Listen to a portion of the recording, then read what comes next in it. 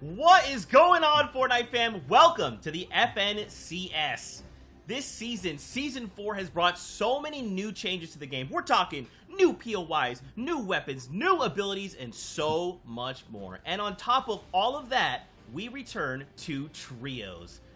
Which team will hold their Acts of Champions high at the end of the 4 weeks of competition? Well, that's what we're here to find out together. What's going on, everybody? Welcome to the show. I'm your host, Zeke. Joining us here on the analyst desk, we've got Shyawager, and making his official broadcast debut, we've got Reese here as well. Gentlemen, how are you both doing today? Absolutely fantastic, Zeke. Right now, it's trios. The action's been hot already through the opens and the semis for Europe and multiple other regions, and I'm just really excited to be here today. Me too. First time on the broadcast, happy to be here. We've had solo FNCS about a month ago. Then there's been a little break. There's been the warm-up cup that kind of got us all a little bit excited, gave us a little taste of what we're going to see today. And just very, very excited to get into this day one and see how things unfold. That's right. This is going to be so much different than what we're used to seeing. Trios is there's just so many layers to it, and there's a lot of things that we will be talking about over the next 4 weeks of competition and daily. There's so much. But first, let's talk about the show itself. Don't forget, we're tuning into EU right now. There will be an hour break later on, and then we'll dive into NA East. Now, with that being said, let's take a look at the tournament format. We are hopping into round number 3, where there'll be 2 sessions. We've got 6 games today and 6 games tomorrow. After that, the top 15 teams will move on to heats. And Shy, that's where things are going to get a little bit interesting. Yeah, the heats are also 6 matches each, and the top 8 advance all the way towards the grand finals. Past that, though, there's only 32 trios qualifying from that process. There's a wildcard match with 1 match, and the top 1, the winner of that match, advancing. The 9th to 16th place teams from the heats will move on to there, and that will be something really interesting to watch right before the grand finals. Oh, man. Indeed. One final shot. One last chance to make it to grand finals. It's going to be pretty sick. I can't wait. Now, let's keep the ball rolling. We got that format. 25 points for the Victory Royale, and placing 17th as a trio will at least get you 1 point, and every elim is a point. Now, Reese, this is pretty heavily favored toward placements, right? This is a very, very placement format. There's 25 eliminations you need to get equal to that Victory Royale. And if you notice, the first and second slot gives you a lot of placement. So it's also kind of top heavy in that placement too. So you're going to see players be a little bit more passive in that early and mid game, and then just play out for that end game to try and secure as much placement points as they possibly can. Of course, there's going to be a little bit of reward for placing high. Here's your qualifier prize breakdown for every single region there on the board. Guys, I'm so amped. There's so many things that I want to talk to you guys about, and obviously, like, it's so cool to have you both here. Some of the smartest minds in all of the Fortnite scene. So there's going to be a lot of things that we're going to be talking about, a lot of ways that you're going to help us level up our gameplay and help those who might be watching for the first time understand what we're seeing. There's a lot to talk about. Now, we did see some of those regions on that last qualifier prize breakdown, so let's actually take a look at OCE and Asia. Now, the big thing to take away from this is it's only the top 8 teams for OCE, Asia, and ME that will be moving on. First place Indeed. right there, Jinx, Alec, Worthy. Reese, I'm going to toss it to you. In first, they came with 2 Victory Royales, which is really, really big. 137 points. You can see the first and second teams are way far ahead of third right now. That doesn't mean that the first place slot is not attainable by the third team right now. However, they are very far ahead. And we see in first, Jinx, Alec, and Worthy both dropped Sweaty Sands. They were uncontested. They had a really, really good early and mid game, and they just played out that end game, like I said earlier. Muzz, Radius, and Speedy did exactly the same thing, but landing at Lazy Lake instead. And you got to remember, with Oceania, with Asia, we'll be tuning into in just a little minute, it's the top 8 you have to focus on, not the top 15 that move on towards the heat. So for this one, 200 Pump, Lil Tarp, and Ecan Sauce, their trio, getting that Victory Royale with a difference of just 1 point to push them forward for that qualification. 72 in total. I mean, you love to see it. You hate to see it for, some of the teams that might not make it through there, but you got to remember, series points are there for those guys. So all the work these guys are doing, it's all going to matter. It's all going to count, and it's just really good competition so far for the trio season. Indeed, indeed. And you got the Asia standings from day one so far. Remember, there's still 6 games left tomorrow as well to play. And in first place, there's Noobmaster and his trio, who have picked up 2 victory royales and have a total of 114 points. They were landing the west side of Misty, and clearly they've kind of dominated this spot. So it'll be interesting to see tomorrow if this same kind of play style works out for them at all. In second, you've got QJack and his trio, who again, was someone we've seen a lot from the FNCS Invitational. In particular, his solo play is very, very strong. So clearly he's performing on a trio baseline as well. Yeah, at the same time, again, remember the top 8 for Asia. This time, Lettuce and his trio, once again, a 1-point differential. The Elam's actually lesser, so we were talking about that placement. Reese mentioned it. It's so much more important this season. They had a better overall average placement, and because of that, they're the ones that actually end up qualifying off of this first week, or just playing better in this first day. Indeed, one elimination could mean the difference between qualifying for these players in 9th all the way up to 8th. Single point. Bro, I'm not even lying. That's literally what I was going to say. Like, this is how intense and, like, this competition, we've seen this happen before, right? It's like these single digits, a single battle happens and one team is eliminated. Or maybe they don't get the elimination because someone else third party. It's these single digits that are going to separate these leaderboards like this and actually put teams through to qualifying. Now, we're going to switch gears a little bit, guys. We're doing something a little bit fun. We're actually doing predictions from the casters in the region and our analyst here on the desk. Now, the way this is basically going to work is wherever the teams they predict place on the leaderboard, that is the amount of points that they themselves will earn. And at the end of the competition, whoever has the most points will win something special. So, Shai, I'm going to kick it over to you for your first prediction. My first prediction, I've been obsessed with the past couple of days, just watching him, especially Benji's clutches. It's Benji, Savage, and Lecce, BSL, LSB, whatever you want to put it out with. These guys, for the first 2 qualifier weeks and almost every season, end up coming first or towards that top 3 sometimes. So if I'm shooting for a high placement, if I want all those points myself with my prediction, I have to pick these 3. That's right. Now, of course, Sancho and Sundown will be our casters. And they made some predictions. Sancho favoring Flick, Anas, and Thomas HD. Great trio. Sundown, on the other hand, has got Noah Riley, 200 only, who is actually Aqua, and Rezon there as well. Reese, let's wrap up with your predictions. All these predictions have been great so far. I'm not trying to talk everyone else's teams down. Straight up, but they saved the best for last for a reason, right? Kezix, Forziar, and Nate dropping Sweaty Sands, and Andelex's team, who used to contest them, and probably still would, did not qualify today. So these guys may be uncontested at Sweaty Sands, which is extremely, extremely important. These guys have been consistent. Nate is an ex-FNCS duo champion from Season 2. These team has the potential, and I'm seeing through it. I like that. I like that a lot. And I like the fact that you said uncontested. Yes, my pick might have a big fight to take early on in their little Doom's Domain drop spot, but Sancho's, Flick, Anas, and Thomas HD all the way over at Dirty Docks are looking pretty free in terms of having no one at their spot. You know how good these guys are at navigating mid-game, taking shots, and really just dropping down a lot of damage, staying ahead of Surge and just playing really well. He has a really nice pick there. Indeed. And Noah Riley, Aqua, and Rezon, completely dominant team. However, they didn't qualify for the FNCS finals of the warm-ups in 2 weeks ago that we had, so I was a little bit disappointed to see that. However, they've come through with a huge amount of importance this week. First place, completely dominant in that performance. So are they going to be able to carry that over the finals?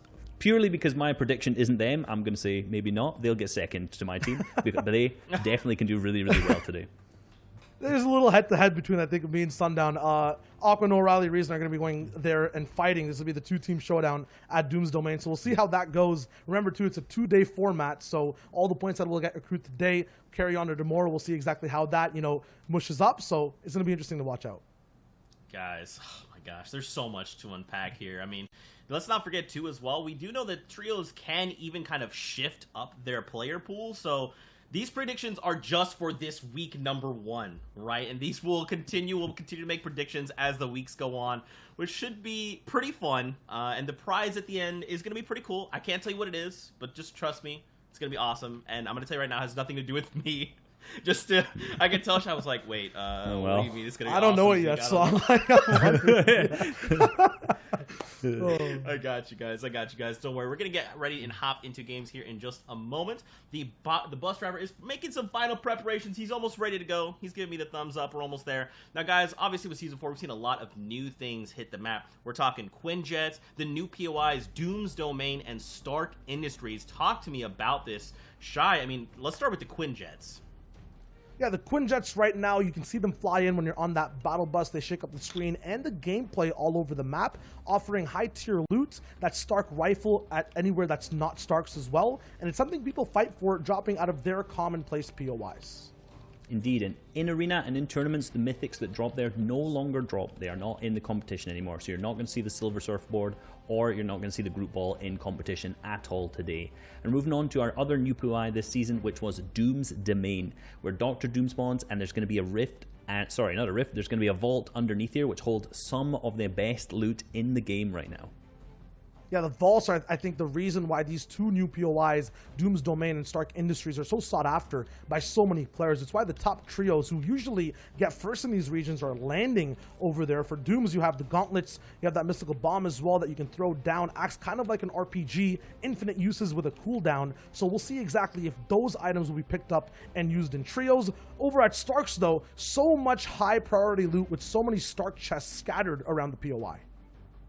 Indeed, and if you notice, one of our trios that is consistently talked about, Mongrel, Mitro, and Tayson, landed here every single day since it's been released, because they know how powerful this POI is. They know just how good it is to land here, grab that loot, and then have that great advantage over the other players. But we'll see today if someone wants to contest them and also go for that loot too. It's so good. Can they leave it uncontested? They had it uncontested in the warm-up, but potentially not today. I would highly doubt it.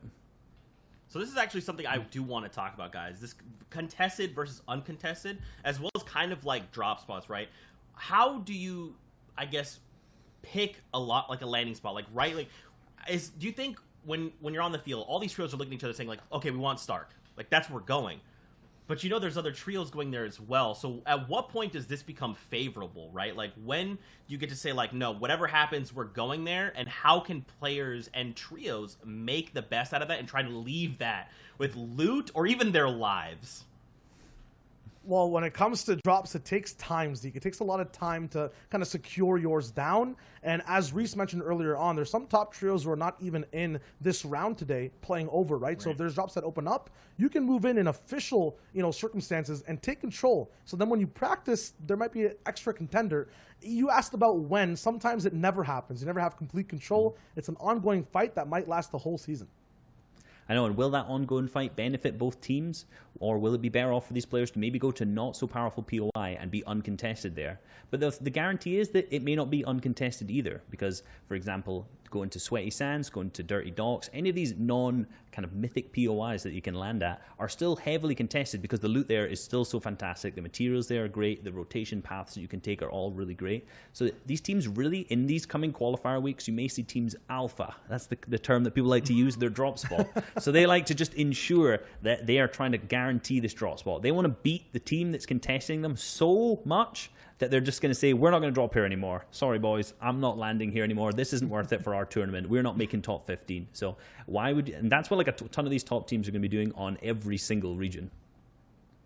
And then where's the backup plan, right? It's like, let's say someone opts into Doom, right? And you've got this top 3 trio that's just constantly landing there, constantly just knocking you out before you can get the ball rolling. What does that look like? What do you think, like, how do players make that switch? It's kind of it's worrying, it's troublesome sometimes, but it's about pivoting, right? It's just like in basketball, you have one foot down inside Doom's domain, right? Let's take that POI. Your other foot can still move, right? You can, if you're taken out early on in games, you can use that foot. You can use your eyes to look at replays. Where are some places people aren't landing, right? Is Coral Cove contested? You're right beside there. Some options you can land on the same side of the map, so your rotations are the same, but you're not really at that power spot. You don't have to deal with a powered team. So that's an option, but it's different depending on how you actually play your game out, how your trio likes to attack Fortnite. Indeed, and obviously having a backup plan, that's the straight up first option. If you guys are going to really contested POI, such as Doom's Domain, you're just going to have to think, sometimes there may be 4 teams landing here in an open semis or finals. So you're just going to have to think, maybe we're not going to be the team that's going to drop here. Maybe there's this top #1 team like Noah Riley, Rezon, Aqua, Benji, Mr. Savage, Lechi, all these players who are landing here, and honestly, sometimes it's just not worth to try and fight some of these guys at all. So you have your backup plan. Say we have this drop in case these players qualify. Maybe we don't go to this big POI, and we try to just be as consistent as we can in every single game. Man, there's so much to unpack. Now, very quickly, the next thing I want to talk about is like what we can expect from the trios themselves. Do you guys think we're going to see a lot of trios kind of break things down? Like, okay, one person is like that medic who's only holding, you know, all of our meds. We've got a Slayer. Like, how do you guys think a lot of these trios are kind of going to lay themselves out? I think sometimes it's a little bit different per trio. Reese, I know you've been watching a lot of how these trios break it down. What do you think the roles are this season? I mean, the roles are pretty standard, right? When I talk about roles, they're not necessarily something that's rock solid, hard. You can't kind of differentiate from these things, right? But you normally always have an IGL, which is an in-game leader, someone who's going to be that guy who's leading the pack, leading the trio, usually the guy who's the brains of the operation. This guy is going to be able to tell you where to rotate, what fights to take, what fights not to take, all these kind of things. This is your IGL, your leader. Then you have your support player, usually the guy who's in the middle. He's just trying to help out either the guy at the front or the guy at the back. Then the guy at the back, who's often critiqued as the most important player, be that true or not, he's the Slayer. He's the guy who's going to be consistently popping off, consistently picking up high amounts of eliminations, and really getting these guys the loot that they need. Well, guys, I want to keep talking about this, but I'm getting word games are ready, so let's send it over to Sancho and Sundown to get us into the first game on the day here in EU. Thank you so much, Zeke, and it is time, ladies and gentlemen, boys and girls, for Chapter 2, Season 4 of FNCS Trios. It's going to be an exciting time. Sundown, it's going to be awesome to have this to you. We got 6 games here for day 1. Let's just get to it. I'm sure the bus is in flight. The bus is in flight and the trios are ready. Don't forget the semifinal round wrapped up just before this, so they'll have all the momentum rolling through, and that was a big part behind my prediction, particularly.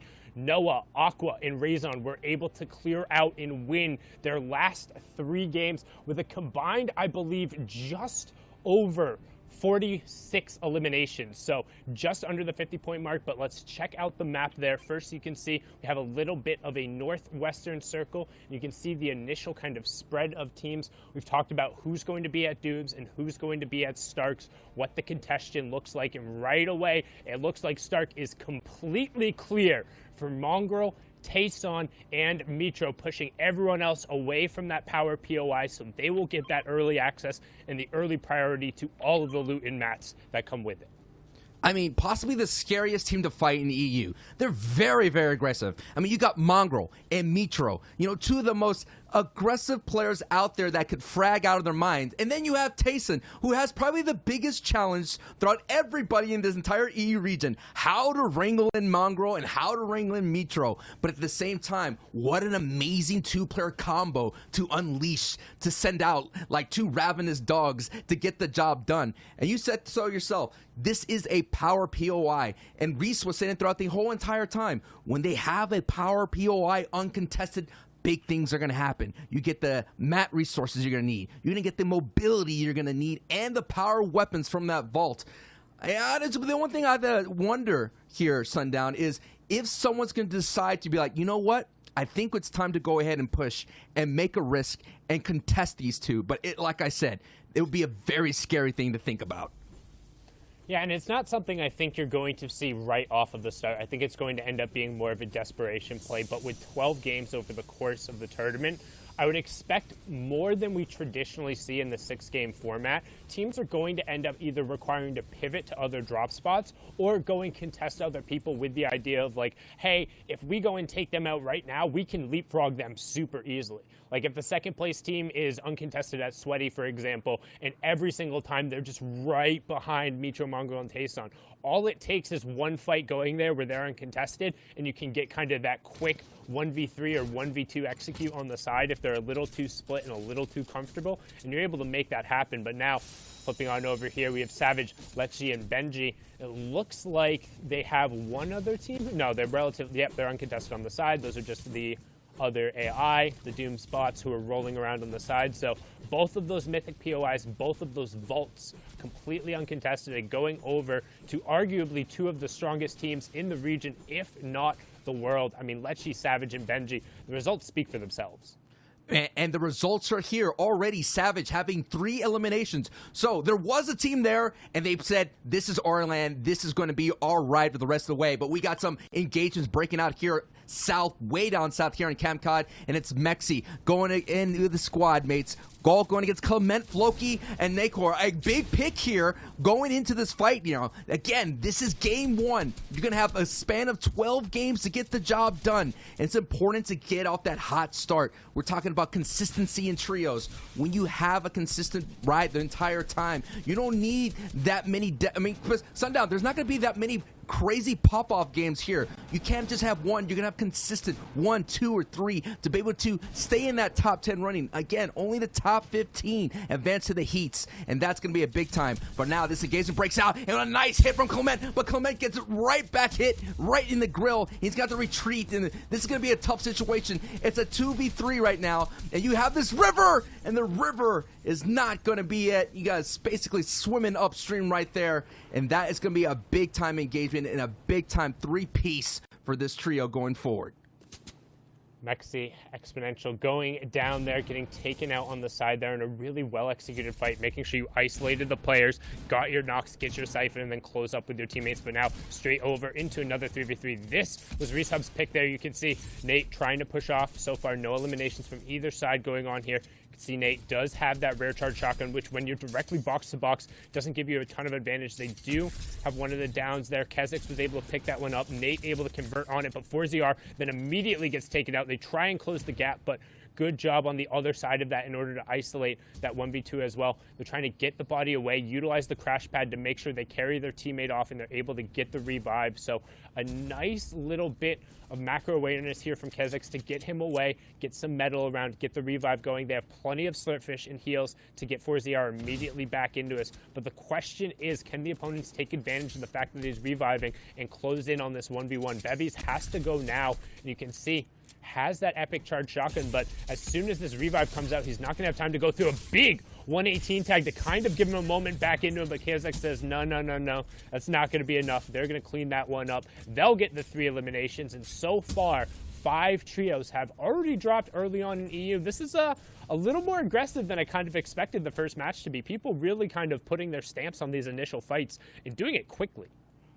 Absolutely. Reese's pick survives on. And you see what was so important about that. Fighting over the Quinjet, you have the ability to upgrade your kit and get in that Stark Energy Rifle, which is going to be a phenomenal weapon to have to get those storm tags. And this is my pick. We go from Reese's pick to my pick. Anas, Thomas HT, and Flick. Such a strong team. Usually landing in the Steamy Stacks area, but switching their drop spot just a couple of days ago on Twitter. Flick went ahead and tweeted out there dropping in Dirty Docks. So from the people from our NA audience, that's a place where Miro, Reverse 2K like to drop. But as you can see here, the pressure from Tayson, Mitro, and Mongrel. This is what Mongrel and the squad do. After they loot, they go ahead and perch up on these high elevated areas to get their storm tags that you desperately need. When it comes to this trios fight, if this is your first time watching FNCS trios at a high level, Storm Surge will be a factor. So our trios are going to have to solve that issue and find the tags. So early engagements like in this will be a big factor going on to the mid game, where things are going to get a little bit spicy, and of course the end game to avoid that dreaded roving Storm Surge circle. But now Rotary picking up one, Stormy Right picking one, the Russian squad who are not landing in Doom's domain, going all the way down to Fortilla, going to have a big time fight, and they have a new squad mate in Karachi, and Karachi's such a dangerous fragger, but Stormy Right has a dangerous presence right now, but down goes Rotary, down low. Dezu gets it, Stormy Right does get a siphon right there, gets the knock, big time knock, and I think that's about to wrap this up as he's going to go ahead and push down further down. Karachi, yes, he got it right there, gets Day. That's a big time 3-piece right there. It's going to be huge because you're down way into the storm and you having that siphon and you having it all free, Sundown. But what a great start for Karachi, Rotary, and Stormy Right. Yeah, good job closing out that fight there and being able to close it. Like we said, taking it quickly, especially when you're so far away. But now we're going to check out what that early Doom's domain fight was. I know we peeked in. I missed the fact that 3 eliminations were already out, but Savage made it happen quickly. They closed out, and that was Aqua, Noah, and Raison being taken out right away there off of the Doom's domain fight.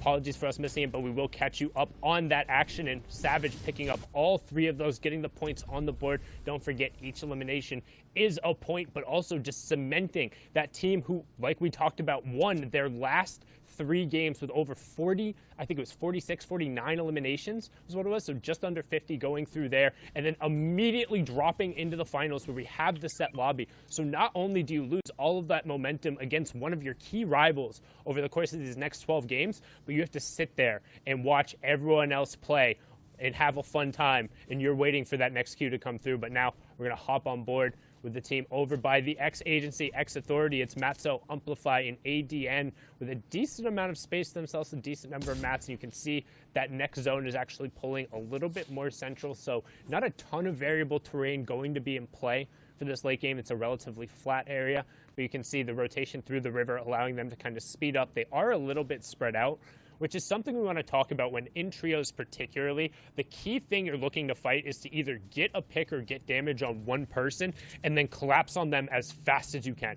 It's really difficult to fight another trio just straight up. However, if you're able to isolate one person and take them out, you can usually get an advantage, and right now, that's what Fortventi is trying to do, and he gets the player who initially had the revive, so the other player who is coming through and just got that reboot card off is only going to have 100 wood and that gray pistol, so it's really key to kind of make this 3v1 that much more difficult. Rotary on the side there, you can see, was just able to kind of sneak over and pick up that pump, but that's about it. It's largely going to be on the back of Kiriachi to make the plays here. However, they aren't in threat of Storm Surge. Everything else, though, is pretty much against them. They have the Storm at their back. They have a team looking to pin them who knows they're there, which is the most important part. They're not going to let them go at every point in time, and they're going to scavenge everything on the rest of this rotation as we move further central. And you're seeing the butterfly effect, Sundown, of this entire engagement that happened at Fortilla. Yes, you won that opening engagement. Yes, you're kind of trying to alpha your way as reset on your POI, but that can cost you later down the road. And Kiriachi and Rotary have a long way to go to get back into zone. And yes, they have some gatekeepers that are stop them. But here we are with Mona, Mahure, and Rock Bottom Crinky. And they have a really strong position. They don't have to worry about Storm Surge at all. They got 247 above. They're vibing, and this is the thing that we're talking about, the difference of opens going into these set lobbies. You're going to see these kinds of bases here with a nice overview look where people are going to open up edits, take pot shots as much as possible, and that is the danger of doing that. If you open up a window, you get popped right back in the face, and that was built by Legend Slicks right there with an important thing, and that's the green light that some people get, Sundown, where you're talking about when one of them goes down. But the kind of like the sigh of relief, I would say, if your teammate goes down from a long-range snipe like that, at least you have the ability to get them back on their feet and heal back up. Yeah, there's no way that the Become Legend squad was going to be able to convert on that. Just Rifla, Larice, and Slicks there are going to be satisfied with the 262 storm damage they get. But right now, back on board here, Kezix, Nate, and 4ZR. No elimination since that first scrap that we saw, but currently have this team pinned against the side there. It's Dovin, Tez, and I believe Tiltern trying to get out of the side, just barely on the edge of zone. And it looks like the French squad is going to commit to a push here. 4ZR ramping up, Nate on the other side. They're going to work together to try and maintain the high ground. They're going to take it away almost immediately. Tiltern goes down right away. They're going to box him up, shake him down, and then most importantly, they're going to make sure they get a max damage headshot to get that Storm Surge. So now they know where Tez and Dovin are, and they're going to close the gap and take this fight. Summoner moment right now. The HP is being squeezed out of these boxes, and Dovin and Tez are going to have to do their best to survive, but you only got a minute, and then Storm's going to keep pushing. Down goes Tez, so it's up to Dovin. Can he clutch? No, he doesn't.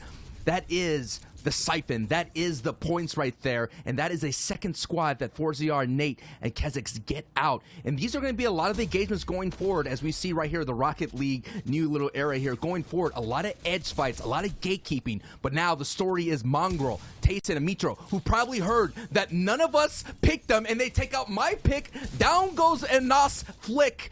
and Thomas HD, and they go down to the furious buzzsaw of Tayson, Mitro, and Mongrel. Unbelievable, Sundown. I can't, it's kind of like a disservice for them not to pick. I'm sure chat was going crazy and spamming Mongrel over and over again, and now they're making us look foolish. And actually, Thomas HD is still up. He still has an opportunity. He has to get away because he knows who's knocking on that door, Sundown.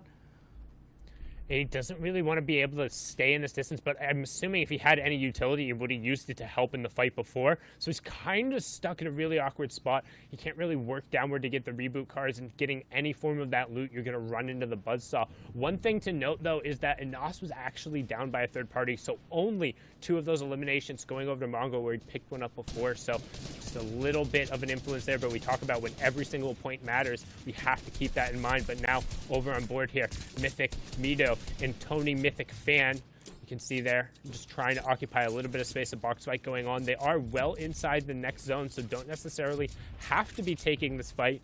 You see 25 trios, 66 players still remaining, but first player will go down there, and a good job pushing into the box. Can they execute and close the fight out? That's Florini of M10 going down in the first case. No shakedown coming through, so not necessarily too worried about where the rest of the opponents are. They're just going to get whatever mats, whatever damage they can from them, back up and then reset, which is probably a good call.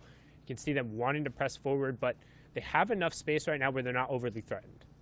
I'm surprised, that trios are using the crash pads. You see that more only in solo type competition, Sundown, where they're kind of using the crash pads to get in. But it's kind of showing you that how every point matters. And on recent, the analyst kind of broke that down and saying, it's necessarily not about elimination. It's about placements. All throughout these high-level play and set lobbies, the elims come towards the end game. We're talking about zones 7, 8, and 9. And when it comes to trios, placements don't get dull out till top 17. So we are ways away from that right now. So you're seeing every point getting picked up. But I gotta wonder, Sundown, is using mobility worth it at this stage, considering it is so vital, especially going for those, avoiding those max pulls and circles that you're seeing how we got a whole trio set up with this nice 3. You got Borciar, Kazix, and Nate. But I gotta wonder, is it worth using mobility so early, before mid-game? I would generally argue no. I'd prioritize getting through and getting over to the center of zone as fast as possible and using kind of this type of gatekeeping tactic you can see coming out from the French squad right now, who are able to convert on now their 8th elimination. However, the benefit of if you're able to use mobility and then convert successfully, in most circumstances, the people you're able to then eliminate will have some form of refresher. So you're kind of banking on the fact that they either have a shockwave or have a crash pad there. Then the flip side of that is somebody will spitefully start burning that utility when they realize it's like, well, I'm probably going to get eliminated anyway. Might as well create as much distance as possible. But right now we're going to flip on board here. We have Floki, Nakors, and Clement, another one of those French trios. And you can see the zone pulling even further centrally. So again, almost all excess terrain that's on the map that would be a problem is completely out of play. It's going to be largely the player-built issues on these rotations, so we can expect to see a little bit more tunneling and a little bit more kind of calculated use of utility rather than forced use. But right now you can see Nakors trying to worry about the box-to-box. You can see Storm Surge coming through on the side there. 12 players will have to go down. 50 players in that top left-hand corner is what you will see when Storm Surge turns off. That will activate when the zone closes, and then it will do 25 damage every 10 seconds to the players who have done the least amount of damage to their opponent. So that's what we're talking about when we say you're looking for Storm Surge tags. You're looking to get damage and resolve early fights and make sure you're maximizing your damage on downed opponents. And zones 1 through 4 have all been kind of going closer to the center of them. But now we're about to get to the 5th zone, which is what we like to call the half in, half out. It's going to be half in the safe side and half in the storm. And once it pulls, you're going to see a lot of scramble and mad dash rotations. A lot of people using those crash pads. A lot of people using the shockwaves. As you've seen, a lot of picks are happening right here from this French squad. And then after that, zone 6, 7, 8, and 9 are going to be rotations. And 9 is going to be closing time, where it's going to completely close. So here's the chaos. As you see, Clement, Floki, Nakor have a full pool. They got to go all the way across, and look at how much they have to navigate through. There's not a lot of like builds or anything to hide. There's a lot of open field, as you pointed out, Sundown, and this is all going to come down to players' builds and their tunnels and their IGLs. Their in-game leaders are going to have to lead them into the safe side. So everyone that you're seeing right here, ladies and gentlemen, on this screen are not safe. They're soon going to have to move to the other side, to the northwest side as much as possible. And you're seeing this team right here, as everyone's going to make a rotation, but that's the team, Benji, Lecce, and Savage. That is the team that's going to be the most dangerous, because you know, Sundown, they got Doom's Mystical Bomb. And that mystical bomb, just being able to wail it down on opponents, not only will it destroy a certain builds in an AoE, but anything that is able to be caught on fire. So those wooden builds will immediately go up. It makes it just that much more difficult, and it puts that much more pressure. Right now you can see Tenzin, Melee, and Nako trying to set up a decent form of bouncer shockwave combo here, but not quite able to get it. Now going to be forced to tunnel in, and they're heading kind of into that meat grinder of players. Storm Surge is still on for one poor individual who'll be taking that tick of damage. Everyone else will be clear of it right now. And Melee, Nako, and Tenzin getting the excess mats there from another player who was eliminated. They weren't able to convert on that one themselves, but just being the benefactor of kind of riding around on the lower end. You can see Savage gets a knock there on Paco, so if he's able to convert on that. Yep, Tomsy actually goes down from Tenzin. That was another point from them, so good job going through there. Storm Surge will turn off, and we're closing in almost on kind of that first placement threshold. So we talk about just how painful it is to go down before this circumstance. Well, you're going to be missing out on all those opportunities, not only for eliminations, but also picking up key placement points, as we see the French trio picking up the other French trio. Nate gets Clement. Nazor is also going down at the hand of 4ZR, so good job picking that one up. And we're getting really now into the moving circles. It signifies the transition from mid into late game, and it really is about execution here. And we talk about execution, you see a cheeky little gas can there in Mongo's inventory. Oh man, those gas cans, things are about to say quote-unquote explosive, and things are going to pop off as Mongrel, Tayson, and Mitro are popping off right at the moment here. And this is going to be a big-time factor, ladies and gentlemen, because this is where, yes, placements do get doled out, and if you were kind of playing passive and trying to get to in-game as much as possible, you're going to have to frag out right here, because it's going to be all for naught. So right now, there's going to be really, really strong teams in this tournament who walk away with 0 points because they just so happen to fall right in this moment. But now, we're getting to placement times. It's top 17. Moraine gets a pickup on Savage. Benji returns the favor and gets the elim on Moraine. And here you go, the rotation into the safe zone. You're seeing the shockwaves, which is a very rare mobility item. So a lot of players, you're going to have to hold on to that. That shockwave is a grenade that allows you to vault through builds and gives you immunity to fall damage. So it's such a strong thing as the chaos unfolds. You're going to see multiple layers here built here, folks. You're going to see bottom layer, mid layer, and of course the ultimate height layer. As we're on board with Jatsu and Bison Paco. Paco already gone. Jatsu picking up 1.2 elims right now, and the squad together has 6 points as placements are being doled out. Nate is still up getting an elim, and you're seeing the zone is going to move back to the west. And like you said, Sundown, this is going to be a very chaotic bottom layer because it's all going to be player builds, and players are going to have to keep their head on the swivel to avoid those edit eliminations. Yeah, and we're into the top third of the lobby now, 33 players remaining. You saw that explosion. That was the gas can thrown out from Mongrel. But up on the high ground right now, you have Just Spray and Lanouf. You can see the Become Legends players on the side. Tayson does get picked up there. We saw Jamside pick up Mitro on the side, which means it could just be Mongrel left. And here it is on board with him. He has the one knock, popping the minis now to try and find the side. Only 8 points to their name so far with such a successful start. It's going to be all on the back of the young English player to see what he can do. Some great tunneling coming out, making sure he's on the side of the zone. Lecce picking up Amplify, also signifying that trio is still in the game. The Doom's domain area not on height where you typically see them because of the excess shockwaves that come from landing at that vault in that POI. Mongrel now setting up the ramp for a crash pad, but poorly executed because the player on top ended up blocking it. Going to look for his own layer now with 2 crash pads left and just staying alongside the side. We've noticed 5 players have gone down, but not a single full trio going down, so no points going through. Mongrel actually going to go all the way to the front side of the zone with a brilliantly executed crash pad. It cost him 2 ticks to the zone, but now he has priority on all the players who are going to rotate through him. This is the spot where the young player looks to make plays, but while he's looking for plays, Lecce continues racking up elim after elim after elim. He's been the entirety of that top left feed so far.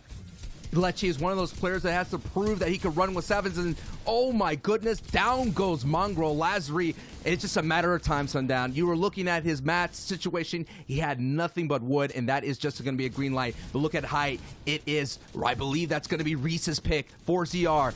Kezix and Nate, they have the strong hand, and I can't believe the team from Doom of Benji loses height, but they're still in the mix right now as they get a split. 4ZR at the ultimate high. Look at the left side. 4ZR is really high up there, so no one could take height with him with the shockwave. And then down below is Nate and Kezix are kind of disrupting everything down below, and that is what's called a split. And that split's going to be a big time factor right now. Now we're on board with the top of the split as Benji goes down, Lecce goes down, so it's just going to be a matter of time. It is Reese's pick all in the riding right now as they have the advantage here, Sundown. It's become legends on the low ground against Grizzy and Rams, the French against this squad here. And one thing, Larice, the converted, I believe, mobile or console player coming over and having a great showing so far. Rifle and Slicks, the team we saw beforehand, are now going to deal with the crash pads being down. It should be an execution from the top, cleaning this up. They're already on 14 eliminations. Can they make it 17? Or can the Become Legends trio do something from the low ground? Larice goes down first to Force the Hour, up on the high ground. Kezix finds Rifle, and then right at the end, he catches Slicks in the face. He says, nah, we take all of those 17 eliminations and the victory royale for match number 1 in the EU FNCS. Zeke, Shio, Reese, what an unbelievable start here at the EU region. Break it all down for us as the French team walk away with the first victory royale.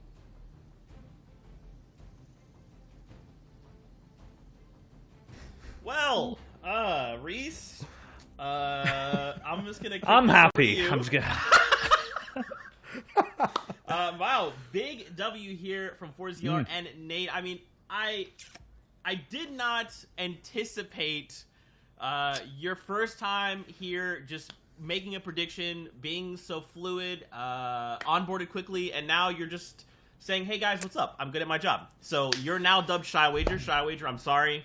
You're no longer Shy Wager. We'll figure out your name, but yeah, great game from this trio. What'd you guys think after that?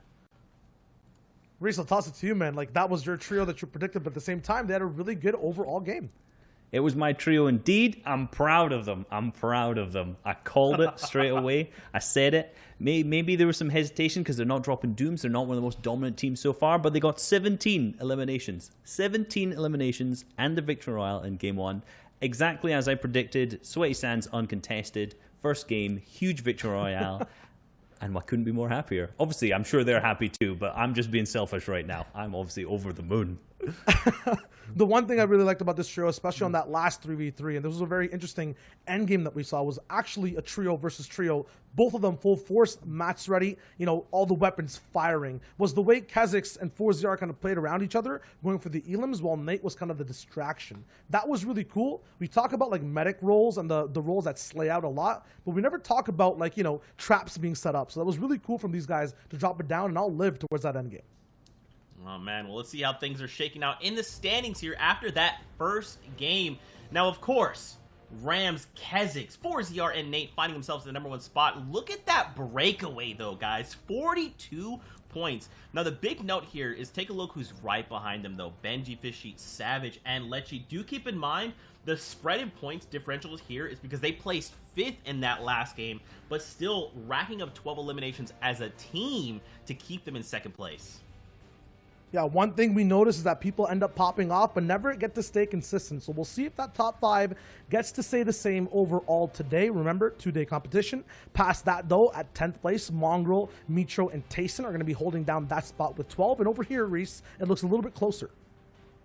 It does. Between 6th and 10th, there's only 3 points difference. It's obviously just game 1 so far, but that's only 3 points. 3 eliminations would put you up 5 slots in total.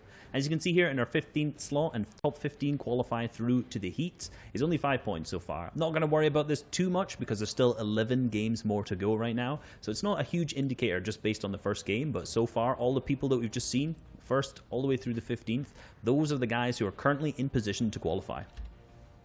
Absolutely. And guys, I just gotta like, it's almost like a breath of fresh air to see this trios competition, right? Like, we've seen so much solos, and when we're approaching the overall gameplay, it's like, when we jump to trios, everything that's happening on screen, you have to multiply by 3. Am I rotating? Okay, cool. Well, I have 2 friends. How are we going to do that? Am I going to take a shot at that guy who's trying to walk in through the storm to be safe? Well, there's 3 of his friends. And I have, you know, I've got 2 of my boys here. Right? Like, even these end games are absolutely hectic. You know, we're still seeing these massive pools of players. Right there at the end, it was like 50 players, but you have to break that into 3, right? All these trios are running around, watching these end games, navigating these fights. It's ridiculous.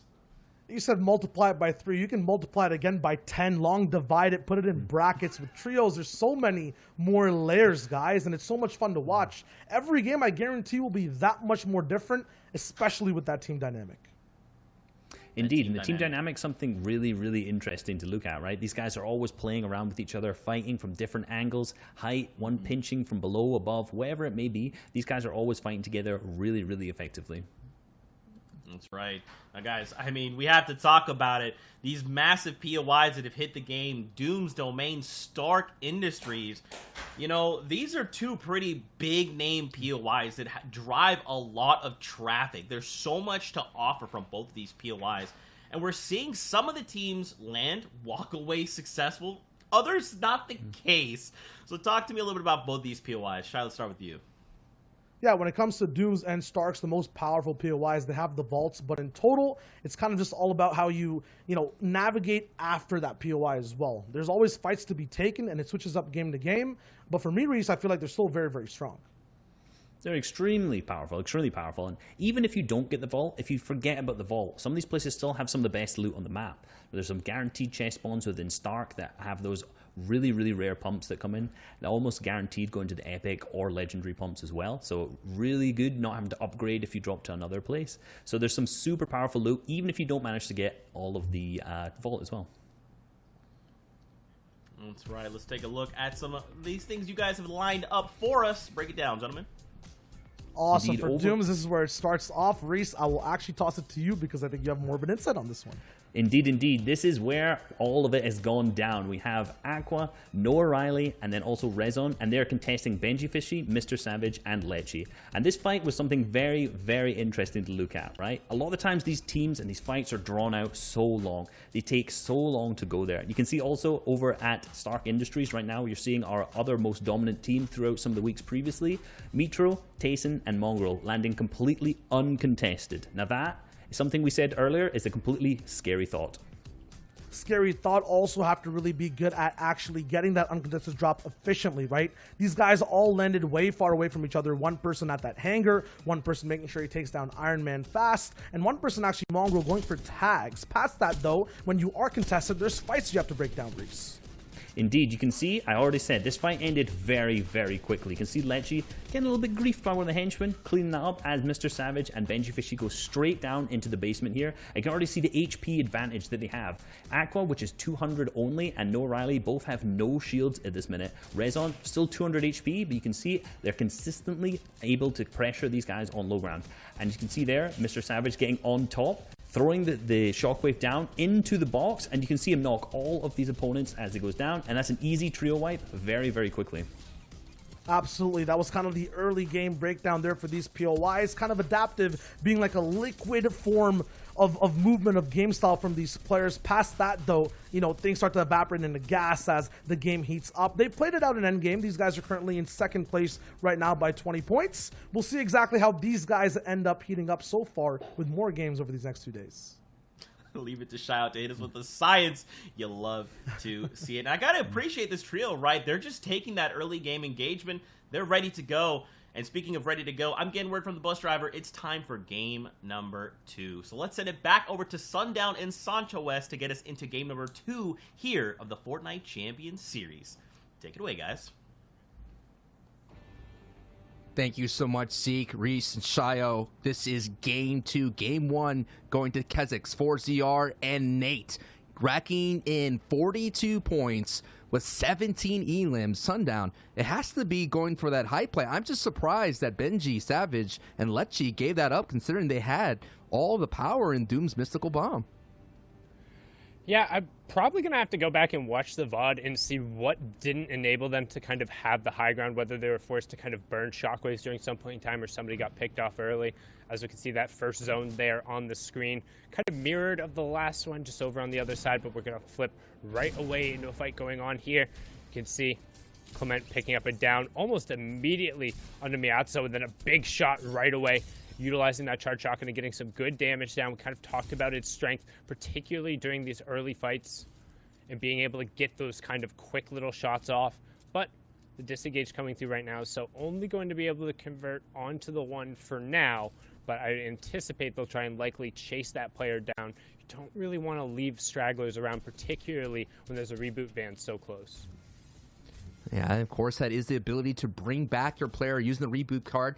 The team has to recover the card. Once you get eliminated, you turn into this nice, kind of like a hard drive disc, and you jam it right into the reboot, and that brings you back. And after the reboot is used, it takes some time. There is a cooldown. Here is the format. Victory Royale gets you 25 points. Second place, 20. Third, 16. Fourth through 17 is going to get you essentially 14, like 1 point, and then each elim's 1 point, as Sammy picks up a nice elim from a distance. And those are the kind of things that you kind of almost feel bummed out about, that you get eliminated from so far away. I think that was the straggler that there was coming out, and Sammy was able to pick off the pickings right then and there.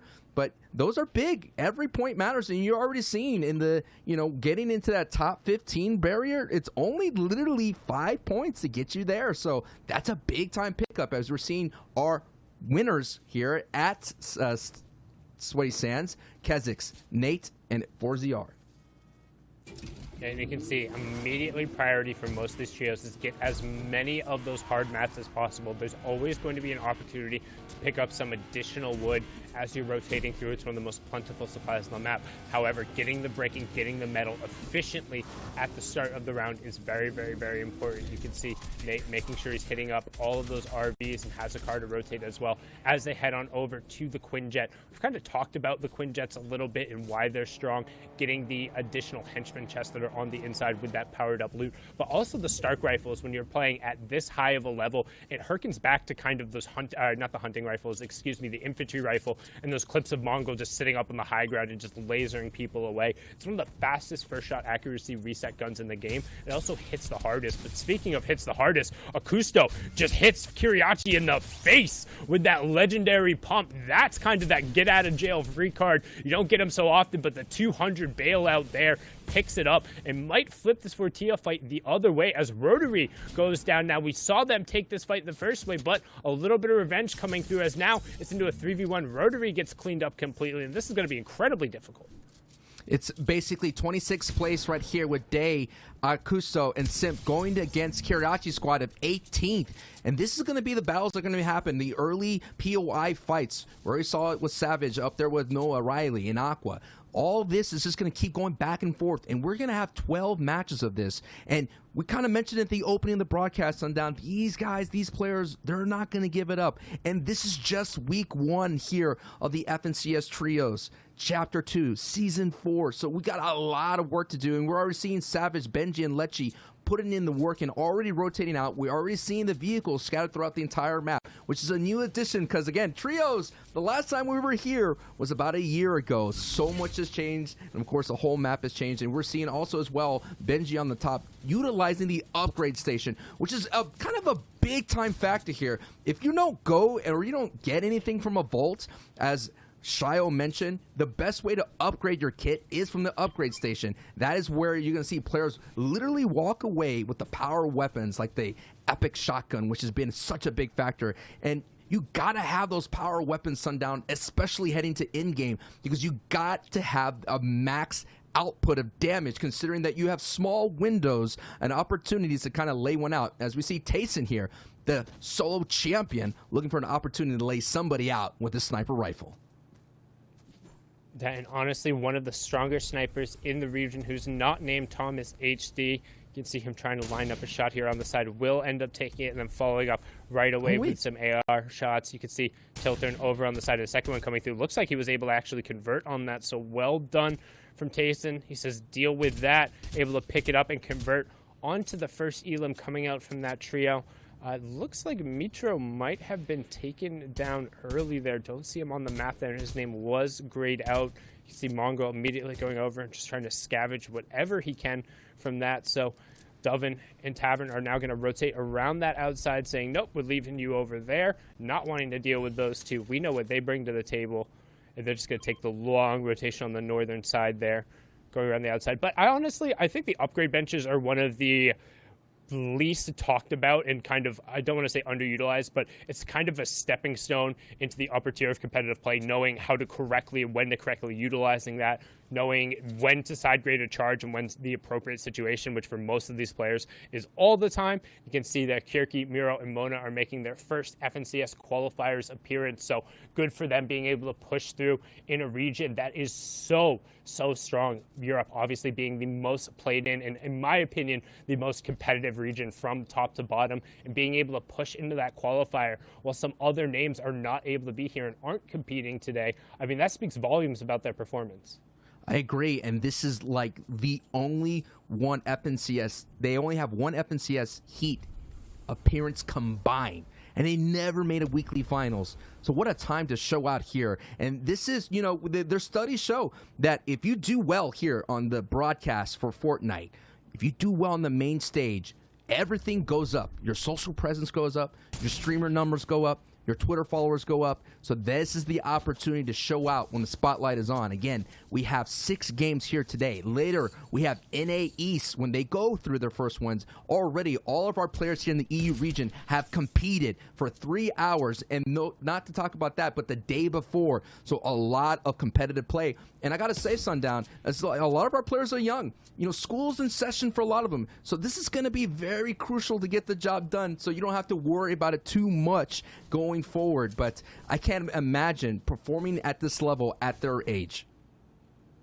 Oh, it's just absolutely nuts. I mean, I am floored every single day by the mechanical ability of, I want to say kids, but in all honesty, it's these teenagers and young adults now at this point in time who are really able to kind of push forward and just do this at such a consistent level day in and day out. The discipline it takes and the ability to hit shots like that. And that's Savage, our second place trio, being picked up by the M10 trio and Cartoon, trying to put some pressure on them right now. That's Mesu Ozil's org, but they're under pressure now. You can see trying to disengage immediately away from that. They left Savage down, saying, sorry, can't get you out, can't kind of get the carry and the throwaway that you look for those immediate snipes, because this team gets the pick from the high ground going down. And this abandoned ghost base and rotating out of it is a perfect spot to kind of set these quick little ambushes. There's a lot of real sharp verticality. We're able to break that line of sight. And I don't think you noticed, but creeping above the hill right now and setting up another ambush for this team is a third team. So we have a fourth party looking to potentially get involved, and I'm not sure if the M10 trio knows they're there. So let's swing on board. We've seen our second place trio get a little bit scarred, and I believe Forzi Arenco are actually rotating now along the same line, so they'll be heading towards this battle of 3 other trios right now.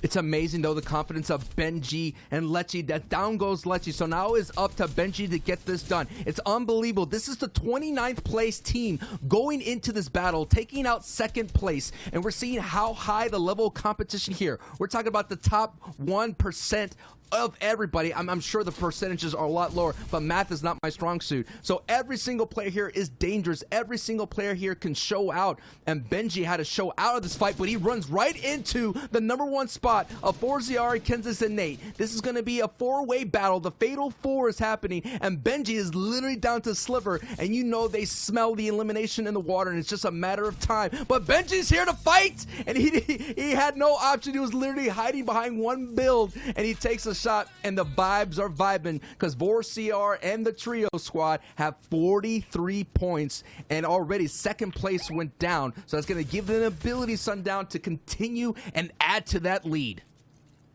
Yeah, they're going to be able to open up a lead here. And one thing that's really important to note, while it is a benefit to be uncontested, it can also put you in a slightly awkward spot where you need to go fish for tags, because if you don't see and don't interact with anyone, then that first Storm Surge zone, it's like, yeah, I have all this shield and all this awesome stuff, but I haven't seen a player, which means I'm going to be threatened from that mighty purple hammer coming from the sky, just like Anto, Yoda, and Abuelo Jack are going to be right now. You can see Storm Surge threshold there, 41 below. So not only are they outside outside of the zone, and they have a team directly gatekeeping them on the other side, trying to prevent them from rotating in. But they need to be aggressive here and seek some tags out. The question is, will they utilize the tools and the utility they have right now? 2 shockwaves and a gas can should be more than enough to get at least 79 damage, if not convert on elimination. And here it is. Gas can set up first. Gonna shoot it. Pop comes through. They use the crash pad right afterward to try and see if they can't get an explosion through, but no damage is gonna seek through. So now it's a race against the storm at their back and the storm surge in front, which is gonna activate right now. And on top of that, they have a pretty far rotate, pretty much the farthest possible. But they say, doesn't matter about the rotate, doesn't matter about the team in front of us. We're just going to go right around the side. Leroy Jenkins it. No problem. Just straight through the storm and straight into Prago's box. Pick up the Elim, pick up the mats, a much-needed refresh, a much-needed siphon. They get the bandage cannon as well, and that's about as good as that push could have gone. Absolutely. The bucket of chicken was consumed and they pushed right into it. You kind of have to put caution to the wind when the storm surge is at your door. Essentially, not only that, the storm surge sends a big beacon of light for everybody to know I'm getting hit by a lot. Now, Antu and the squad, Abuelo, Yoda, are not done here. They have 200 above HP and they're still vibing. And this is big because they come in into 17th place and they only pick up 1 placement point. So the Elims are kind of coming in right now, right at the right time for Yoda, Abuelo, and Anto.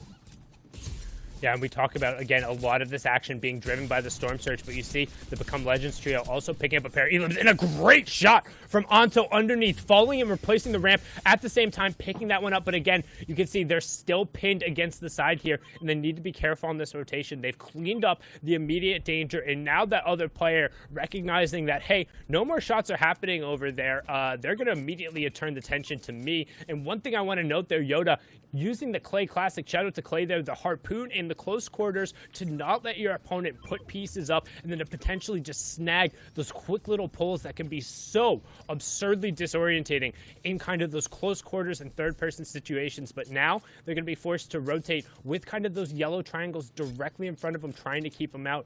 As we say that, Storm Surge still coming through and performing pressure. Mongo coming in, and hello? Somebody just shockwaved over into him. That's Till being taken down, an insta-finish there. So that was actually a solo who was stuck in between. The yellow team will be rotating in as well next to the purple squad. Tayson will knock down Mido, and that will be the last of at least the first Storm Surge. But this crew will have enough heals to be on the outside. It's just, this is going to be one heck of a rotation to kind of execute on. Yeah, and there you're seeing they're using the shockwave to gotta work their way. Flick, Thomas, Anas, no points so far, as we're going to keep on with the story of them making this crazy rotation, and when it gets crazier for them. So now look on the map here, ladies and gentlemen. There's so many triangles or enemy players setting up, and this is now it's time to get lobby focus, and now it's going to be a lot of yikes moment as it's going to go down into the ravine. Abuelo goes down, Yoda goes down. The force was not strong with this one, but hopefully Anto and his force powers could kind of keep him alive, as Thomas HD was able to pick one. Arkin was able to get one on Yoda, but that is the danger of having these late rotations, of fighting so deep into the storm, fighting in your POI so long. I think the story is if you are contested, Sundown, you got to get through that contested so fast, the contestation, right? Get through it so quickly so that you don't have to have that situation of what happened to Abuelo and Yoda. You got to get through it and get it done so you can go ahead and rotate early and have those valuable storm tags to avoid the storm surge. Right now, on board with Noah Riley, Aqua, Rezon, and this is the team that is competing against Benji there at Doom's Domain, and they have the power of Doom's mystical bomb. As you can see, the fire is ablaze, and this is a 3-way fight here, and this is going to be this opportunity here. Do they wrap this up quickly enough so they could rotate in and avoid that gatekeeping action that tends to happen here as we're slowly approaching the 4th zone? Yeah, and you can see they want to put the pressure on this fight. They don't want to make sure their opponents are able to kind of get out and get ahead. Instead, they're going to opt to start that initial rotation, knowing that if they get bogged down here for too long, look at how many other players are on this rotation ahead. And you can see we have the French trio pushing north of now 45 points, I believe, since I saw a number of eliminations there, already directly in front of the rotation path. We have the Become Legends trio also on that lower left-hand corner of your screen there, who have been putting in work in terms of the eliminations. But right now, Anto is stuck between a rock and a hard place, with the rock being the bottom of the ravine and the hard place being the rest of the lobby. Knowing he's a solo who is pinned right there, he utilized his shockwaves to even get in that situation. There's no other boxes around him. That basically is like throwing chum in the water, and all of those loot sharks coming over and just trying to get whatever you can. Anto wants to just try and hang on and look for any opportunity he can to potentially get a pick. He's above Storm Surge threshold for now, but with only 33 damage being above it and 14 players to go down, he's going to get pressured on that at least eventually. He's also just outside the zone, so he needs to find a sneaky way in, and he's going to do it under the gorgeous Gorge Bridge, and Nakesword is going to find him there. Unfortunately, the solo going to get picked up, and Noah Riley finding a down on the Weepow as we move into that fourth zone, closing half in, half out. Will be out after this. But look, the French trio, one of them is down, the second one being pressured under, and this is going to be such a key fight here, Sancho. The key fight that's breakdown already. A lot of people in the top 5 going down here, and we're seeing Aqua getting an Elan, but I think Buster and his squad took down a big one in 4ZR, so down goes 4ZR, and now down goes Nate as he's trying to escape the fight. And this is going to be a very interesting in-game here, because the Sentinels from the Marvel universe of X-Men are here and available. That's going to be a great opportunity for people to use to kind of like vault their way or glide the way if they need to here. So it's going to be interesting to see as that on top of that, Sundown, they got the terrain. Last time we had a pretty clean terrain, not that much elevation, but now we have so many mountains. We have the gorge, we have the river that could be a factor here going in. This is the half in and half out, but Buster and Razid here put a big favor on the rest of the lobby, trying to catch up to our top 2 who are so far ahead, and already one is down, and we already saw Benji and Savage and Lechi go down, so that's going to open up the door for a lot of the teams to bolt their say up into the top 5 and possibly into the top 3.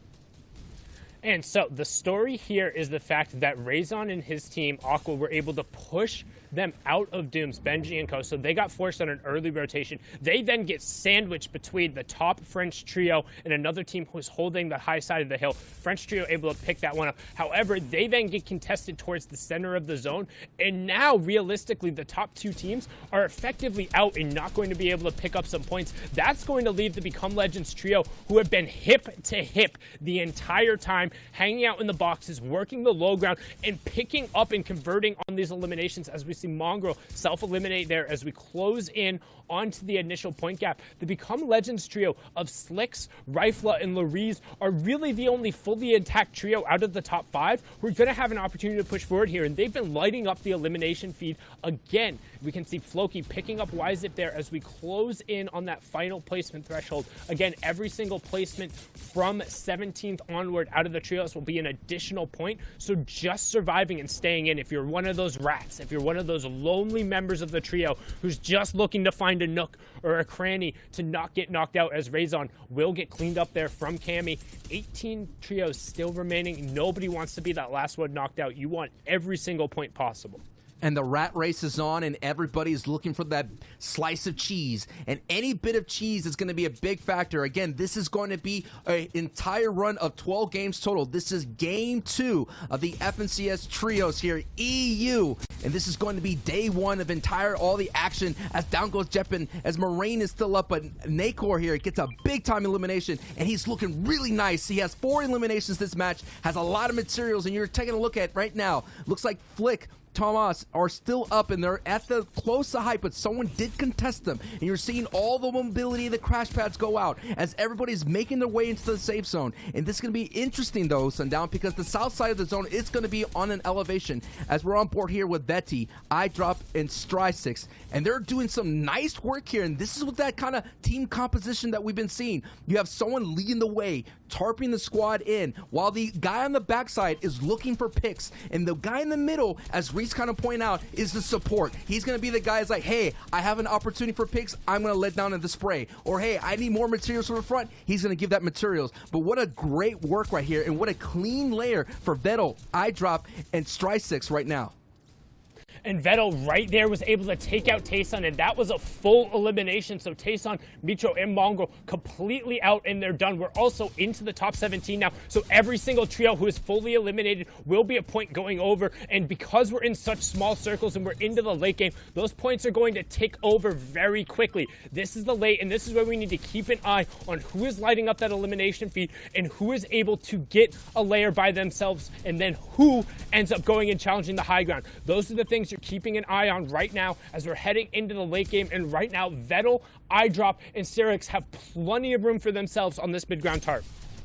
Yeah, and the great benefit is it's going back a little bit off to the side here. Taking a look on height is Moraine and Lunef, and they're putting some strong pressure down on Flick. Flick is the only one, I believe, in the squad that's alive. And if you're alive and you're on your feet, you're getting placement points. So we're talking your top right of the screen, it's Lunef laying down the pressure here, and he has a lot of opportunities because he has shockwaves to defend himself. Taking a look at the low ground right now is being built by Aircoon. Aircoon is there, and Flick is now, and Flick is out. Flick gets taken out, but also, look, we saw these guys on height the end of last game. However, they're starting to run low on mats. But look at the middle tarp we talk about, that Become Legends trio, and how they've been hip to hip the entire time, while everyone else is bleeding over placements. Top 20 players left, top 8 going down. They're uncontested. They've been going through, they've been sharing mats, and they're the only ones left. And now Moraine and Lanouf are going to be forced down eventually. Keep an eye on what happens on the low ground when they're forced down, and who's able to go over and who's able to benefit, because the Become Legends trio is in a prime spot to take advantage of it if they don't get knocked down and they don't get contested right here. Single tarps from the high ground signifies they're completely out of their stuff. Low ground continues getting run through right now. You have Lanouf in the top right, but he's down to his last 3 mats. ADN, Amplify, and Matzo being the ones on the ultimate low ground trying to work through, but the Become Legends crew is dropping down now, and this is their chance to shine. It's their chance to shine right now as we're getting into the top 6. Moraine, Lanouf right now out of mats. And you're right, Sundown. It has become Legends time as they are coming into this match in 4th place. An opportunity to overtake the top 3. There goes a shockwave for height. And no doubt that's going to be a big factor here as we're on board here with SoFi, Amplify. They're the last 2 remaining members. And it is a top 3 situation. And Moraine is still holding on height and fighting off the Become Legends. Slicks and Rifle. Oh no, my goodness. What a big time cut down from SoFi. And it's going to be a nice opportunity. Was that a harpoon for the victory royale? Oh my goodness. Game 2 goes down to Amplify and Matzo. Woo! What a crazy finish there, Sundown. That was so flashy and so well executed from them, knowing the moment was going to happen, and instead of panicking, able to stay together and capitalize on it. I mean, just so well done. 2 matches down out of 12 so far. Both of them, we've seen incredible opportunities from trios. We've seen top trios get taken down early and then have their revenge. The question is, who's going to be able to keep it up over this absolute marathon in slog of a first qualifier?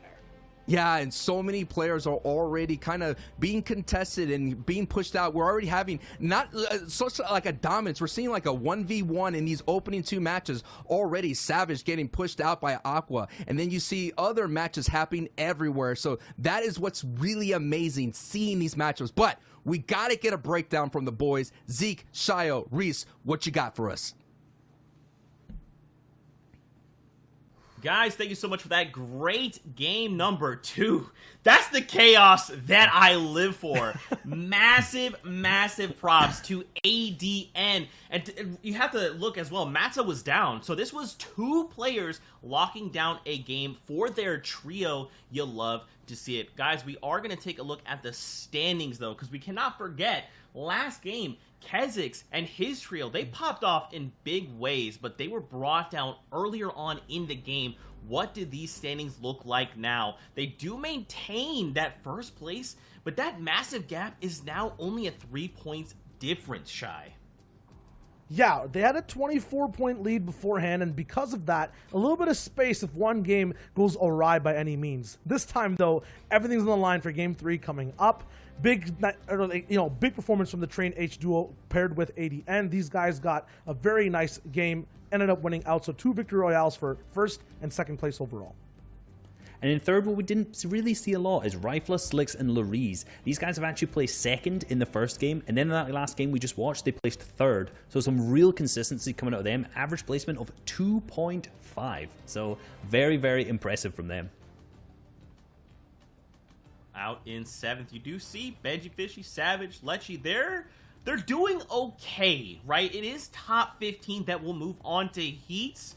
So they're doing okay, but now we're starting to look at what that top 15 threshold is. 14 points so far. But again, we're only 2 games down. We have 4 more today and another 6 tomorrow. So there's still room to improve there. Yeah, no, this game, we saw it in game number 1, was about 5 points when you were over here. Now it's all the way up to 10. This one is the one where we were kind of near that 1 to 0 point threshold, but for the 20th place overall, now it's doubled to 9, and it's a tie between Anas, Thomas, and Flick, who are uncontested at 19th, so we'll see if they can get that power all the way over there towards the leaderboard, not just the drop. We'll see if it's possible. But that last game was basically like a boxing match, up on height, the BL boys on the ropes, throw a punch, but then what was that in the background? You heard it. Chugga, chugga, chugga, chugga, chugga, chugga, a train all the way down below with the Train H duo, and they picked that up. It was just beautiful to see. You know, Reese, if you haven't watched before, this is what we have to do with, my friend. Yeah, no, that game was absolutely incredible. EU is just ramping up so hard. You know, I thought after that first game, we watched Kezix, Forziar, and Nate.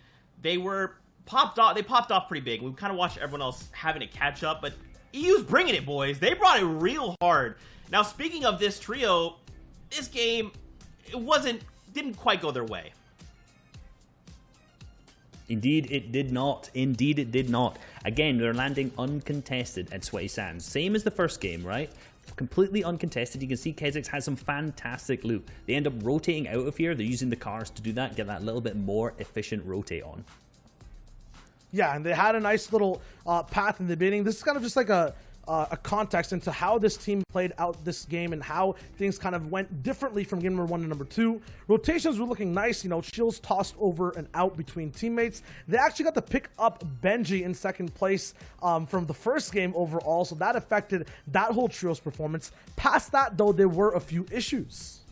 Indeed, if you notice that last clip, they were a little bit behind on zone, and you can see here that catches up to them because they haven't been able to get a good spot for Storm Surge tags, meaning Nate is going to have to go in and make a really psycho play to get these Storm Surge tags, or they're going to be eliminated. Forziar does exactly the same thing and then gets eliminated himself. Yeah, sometimes big plays crash hard. That's what happens. And then Kezix past that had to try to solo clutch. Was playing really well. Got into a few boxes. He was kind of the solo now. No more teammates to really deal with to help him or even hinder him in any moments at all in this endgame. Picks up 1 elimination at some point, but then right after that gets taken out. To get there, though, sick bouncer plays all the way from height down below. He has a nice double bouncer combination, a lock in, gets a box in, gets one person inside his box or close beside, lands a pump, but then gets taken out. Yeah, this is that chaos we were talking about, right? And the last game, we talked about how things kind of go, right? This adaptability factor. What happens when things go right? What happens when things go wrong? For Kezix, he dropped 2 teammates, right? And at that point, it's all about survival. What can I do? At this point, with those placement points are so valuable, I have to keep myself moving forward. It didn't quite work out for them, but again, this is just game number 2. It's okay, Reese, you know, there was still hope for your trio. I didn't mention it. I didn't mention it today. Okay? It's all good. I talked about it game now. 1, but not game 2. We'll see, guys. It is time to get into the next game, game number 3. So let's send it back over to Sancho and Sundown to take us in. Thank you, Zeke. It is game 3 out of the 6 here in the first day here of round 3 of FNCS Trios. Shouts to everybody watching around the world. We're getting into the midpoint of the day. We're taking a look at it, and it's going to be another zone, and it's going to heavily favor Stark Industries. And Sundown, that's going to be very interesting considering there is high levels of elevation. But the good thing is our players do have some rifts to be able to make their way around. Yeah, you don't want to end up kind of being on the south side of that Stark Industry rotation if the zone ends up pulling there. Kind of that, I believe it's a concave or convex. I don't know. I always get those two mixed up. But that inverted wall that you're not able to kind of build against if you fall off of it makes it real difficult. But right off of the start, heading on over to Doom's Domain, we talk about this. 2 of our powerhouse teams looking to fight each other, and off of the start here on board with Raison. Just going to clean up as many of those little kind of AI bots as he can. Just make sure they aren't pestering him towards the side. We can see already at maximum shields here. And this is one of the key fights. I mean, we've talked about it time and time again, just how important these mythic areas are in Aqua, Noah, and Raison versus Benji, Savage, and Lecce. I mean, those are just 6 of the best players in the world, period. Now you put them all in one drop spot, and it comes down to how well can you execute. And Raison right now looks like he's trying to make a move onto Lecce, has the sniper and a charged shotgun, so has some playmaking ability, but what will he do with it? You can see over on the side, he's actually going to throw a shield out into the open, play a little bit of a bait game, see if he can't get somebody to go over and path towards it. First shot, not quite going to connect, so might prove a little bit necessary there, but you can see Benji will pick up the first elimination there onto Aqua, so first 1v1 going in favor of Benji and crew. You can see Raison looking to find a shot, looking to try and even it up if he can, and right now not necessarily going to find it. Shockwave's coming out, first shot comes through, Raison whiffing, and he really needed to hit that shot because now it's going to be just a straight up 1v2. You can see Noah has already disengaged with the Shockwave here, and honestly, the onus is going to be on Raison to make a play here. He has that kind of green charge shotgun and the LMG, so if he can get wall-to-wall, he can make a play, and now it's all on him as Noah Riley goes down. The first one, it will be traded out by Raison. Good job picking up Lecce, getting the Siphon right away to put the pressure on his opponents, but still, it's a 1v2 against Savage and Benji, but Savage is hurting. Just one shot from Raison will be able to put him over. You see the Chug Splash used right away to try and equalize that. And this is going to be a Titan versus Titan right now. Raison, he is 1v3 in this entire squad, and now he has one more left. As Sundown mentioned, it is Mr. Savage, who was really low, and it's going to be one time of shot with that charged shotgun, and Raison has to be feeling it right now, knowing that he has this trio on the ropes. Raison, can he go for another haymaker and get the big-time knockout and send waves throughout the Twitter universe? The Twitterverse right now is probably buzzing. The chat is buzzing right now as Savage is trying to do his best to salvage this, and it doesn't matter. What a big time hit from Raison, and the clutch is real, and the L dance is real. What a big time show right now. Oh my goodness, Sundown. Woo!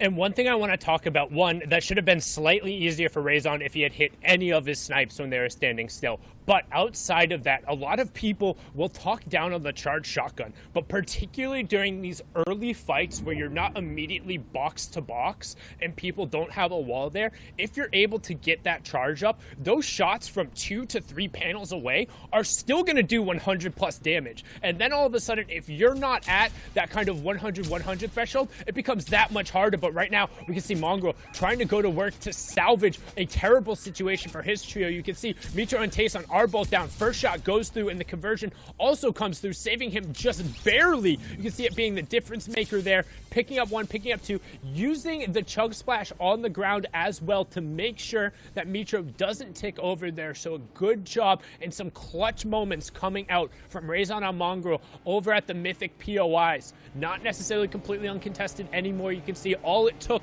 was 2 matches for some players to come over there and say, no, we're going to show up. We need a little bit more leeway, as now we hop on board with the French trio, Forziar, Kezix, and Nate coming out there and trying to put whatever pressure they can on the side. And that was big. That was Moraine, Jaspe, and Lunef there, who were coming into 4th place going into that match. So I don't know if that was the time to make a risk right there. If things were working for you, you know, sometimes when the bus flies over a certain POI, you kind of get tempted.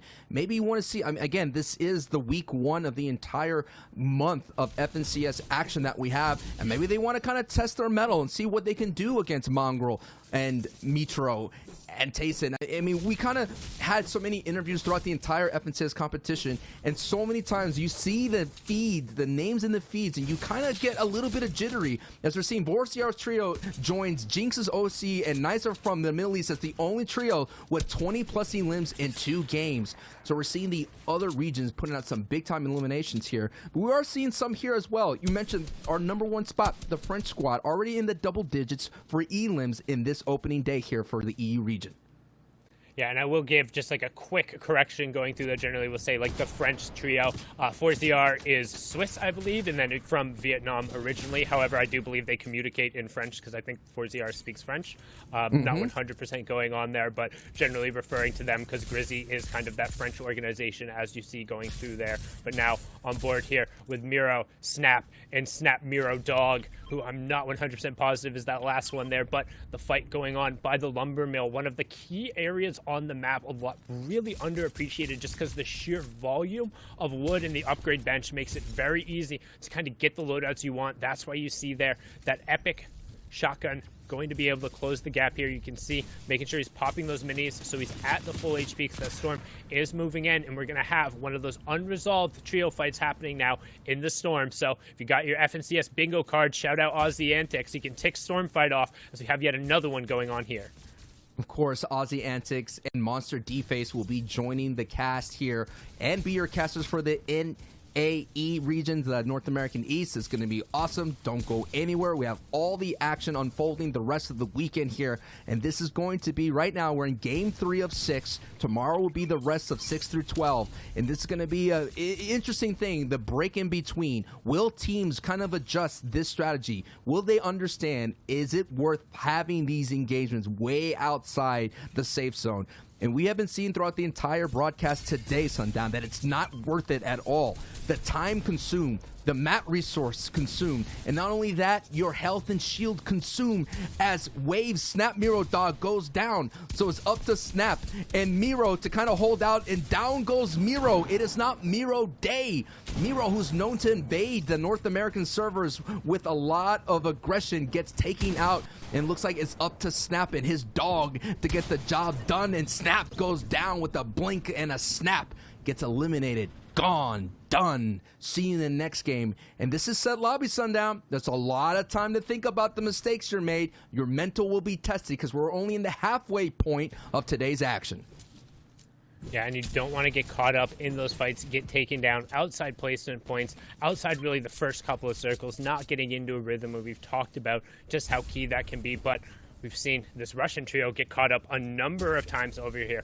Rotary, Stormy Right, and Kiriachi trying to disengage from this fight. They do have a Shockwave, so they might look to either team go in. Yes, that's what they're going to do. They're going to team Shockwave into the box. He finds a 152 onto the first one. Can he follow it up? Instead, he goes, nope, finding somebody else. That's Cartoon going down on the other side. Good job to make sure he got the maximum damage headshot on the ground as well. Need everything for it. And the other part of this M10 trio is going to go down as well. You can see Keenix going down there, and I think it's only a matter of time. Yep, Florini finding the other end of that legendary shotgun. Well done from Stormy Right and Rotary there to clean up that fight. A really good job using the horizontal shockwave to get in there.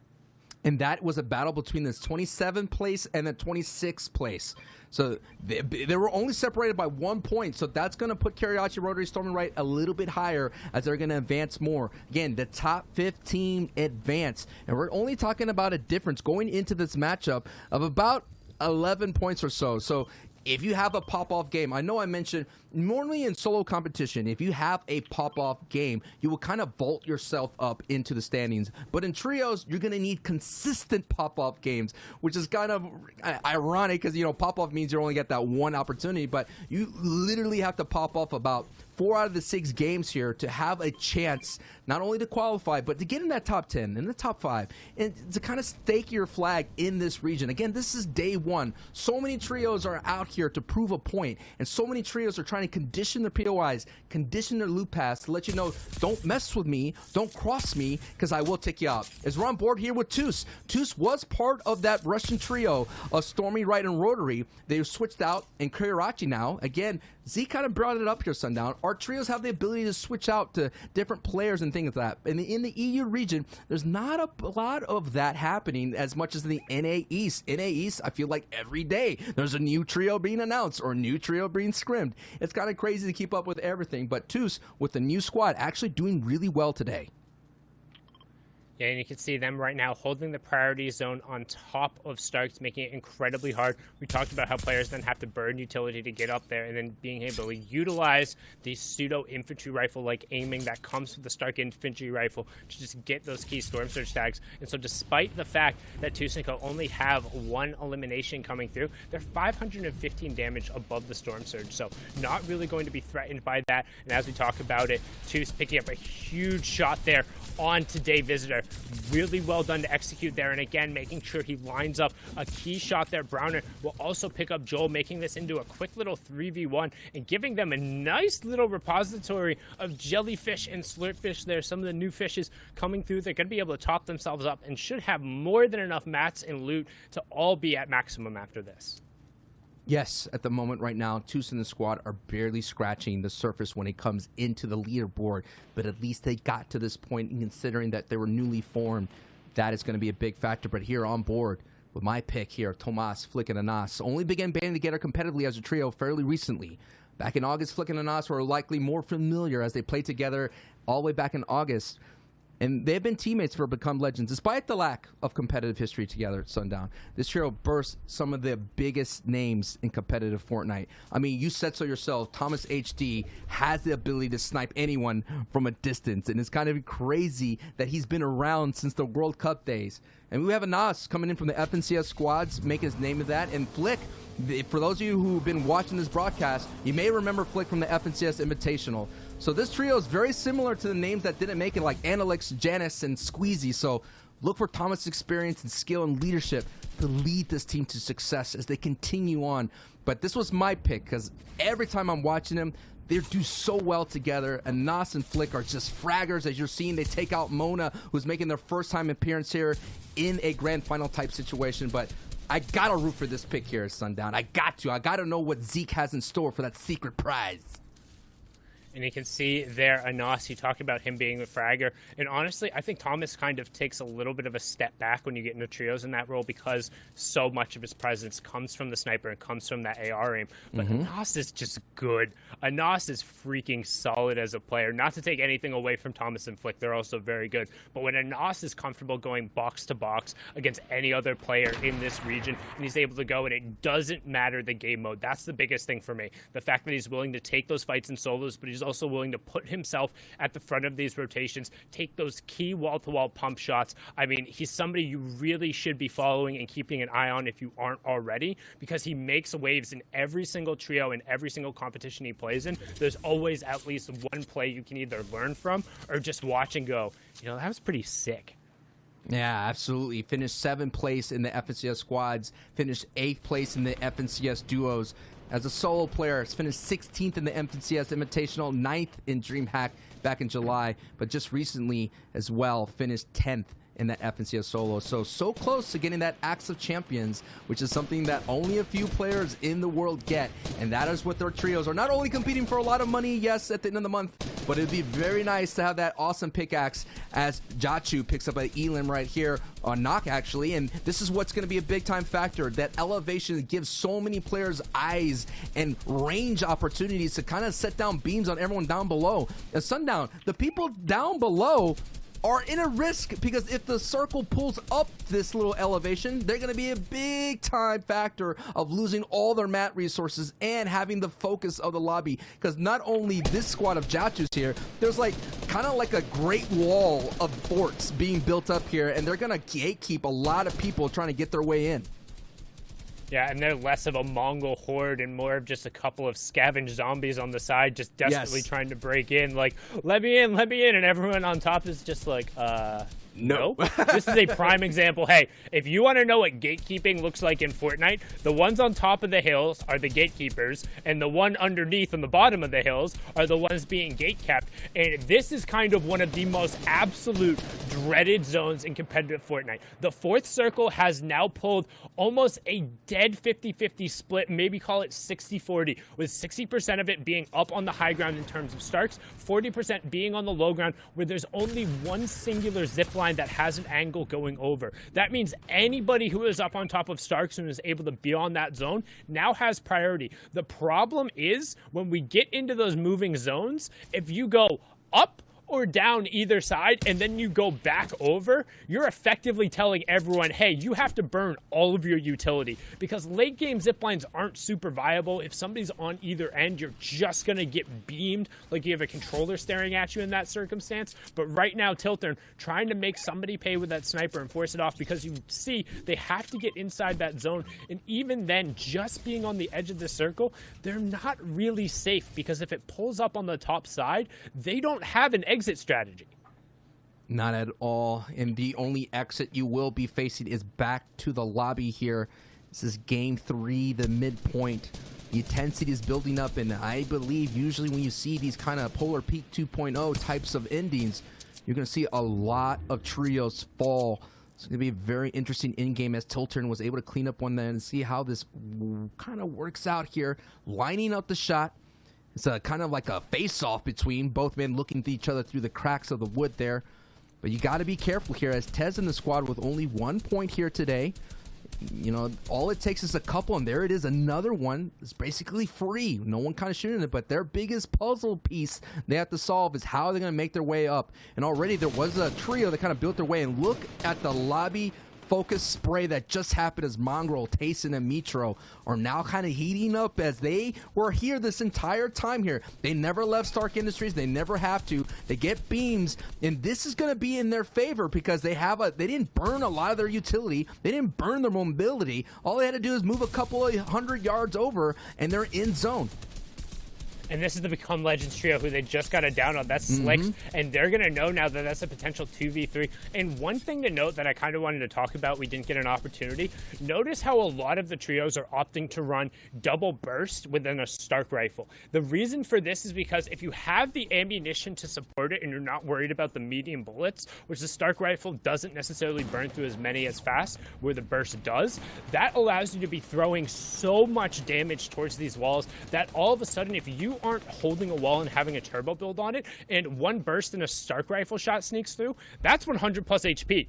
Guaranteed, even if it's just body, body, body, with all 3 of those shots, you're losing the entirety of your shield, and right there it ends up turning into a key down on what has so far been the most consistent trio. We've talked about how good they're being hip to hip and not getting picked off, well, immediately insert open mouth put in foot right there, getting taken down in Slicks, picked off by Tayson, Mongrel, and co. And a really good job for them rotating. But we talk about seeing where that 5th zone is. It's pulling down and away, which means a number of players are going to have to rotate off. So the key now is, where does 6th zone go? Does it come back up on that edge? And who is able to get that immediate priority? Because everyone who's in Stark is going to be trying to pile into this tiny little corner, whereas the one team who's down below is really just hoping that they remain unnoticed. And we did see in DreamHack a Liege holding on down south and able to walk away as a champion as the zone did pull their way. But it's another great point there, Sundown, as Stark Industry does have a lot of medium ammo. So that is what's going to be the benefit here as Mongrel gets a nice knock right through in there. And already this team that's been coming in 9th place has the ability to get up higher and higher as Rotary picks up in lane and Stormy right. So they are still going, they're still cooking, they're still vibing. But right now, it is the solving of this problem of this big piece on top. And look at it already. Toos, Browner, and Tomsy are setting up for height. There's a 2 connection there as they were able to connect to this team right here that we're zooming into of Mexi, Astro, and Exponential. And so now, as you see, it actually pulls completely off. So that high ground that you just built, nullified.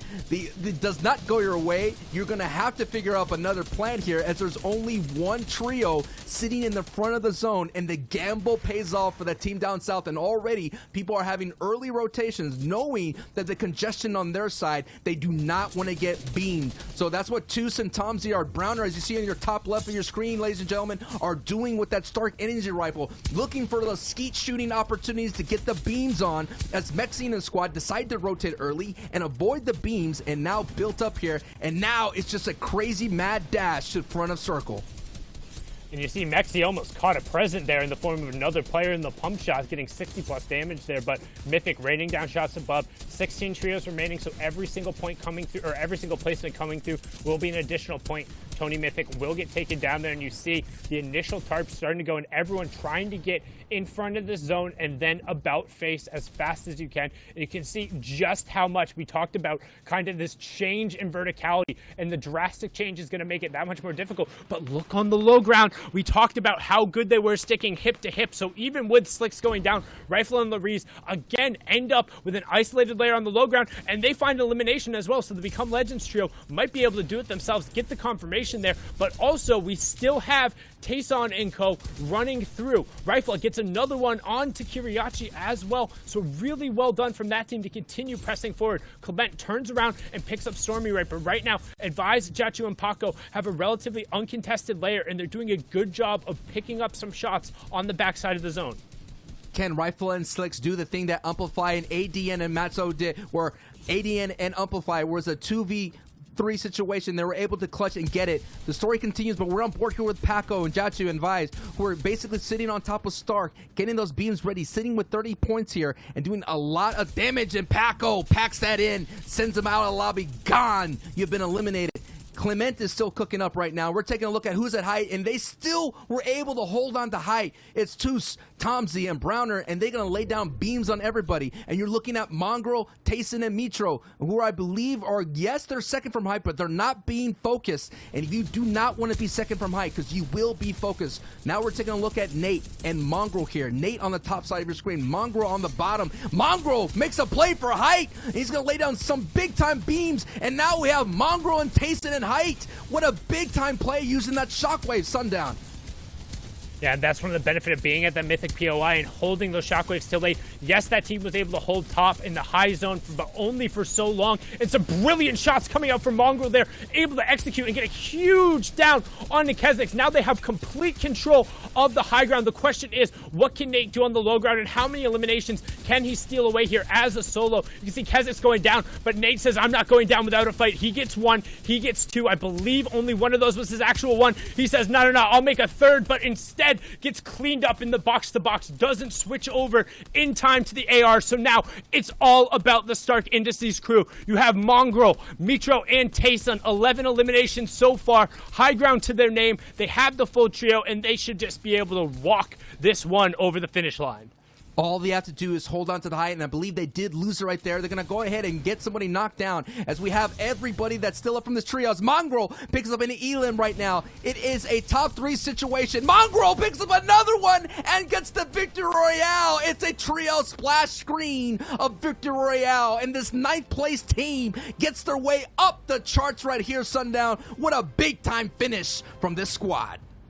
You talk about those pop-off games, 25 points for the Victory Royale, but when you have a trio as good as theirs, you're just pouring on the points with those 15 eliminations. We're going to throw it on back to the desk. Shio, Reese, Zeke, take it away, gents.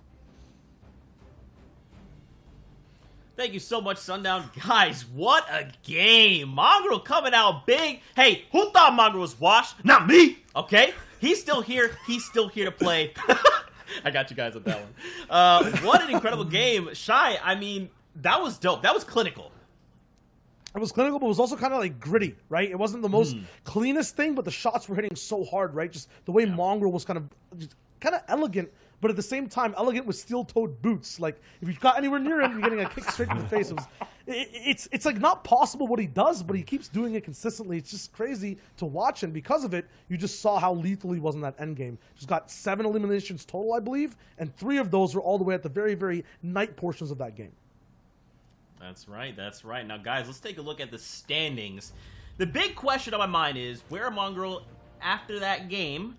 And, of course, the next one was Reese's prediction. Kesnix, Forziar, and Nate, they're still holding down. They said, Reese, we will not disappoint you, my friend. However, Mongrel, I believe this is Mitro, F1 through F4, and Tayson are coming up big. But look at this, guys. This point differential here from 1st to 5th, not that big of a spread, huh, Shy?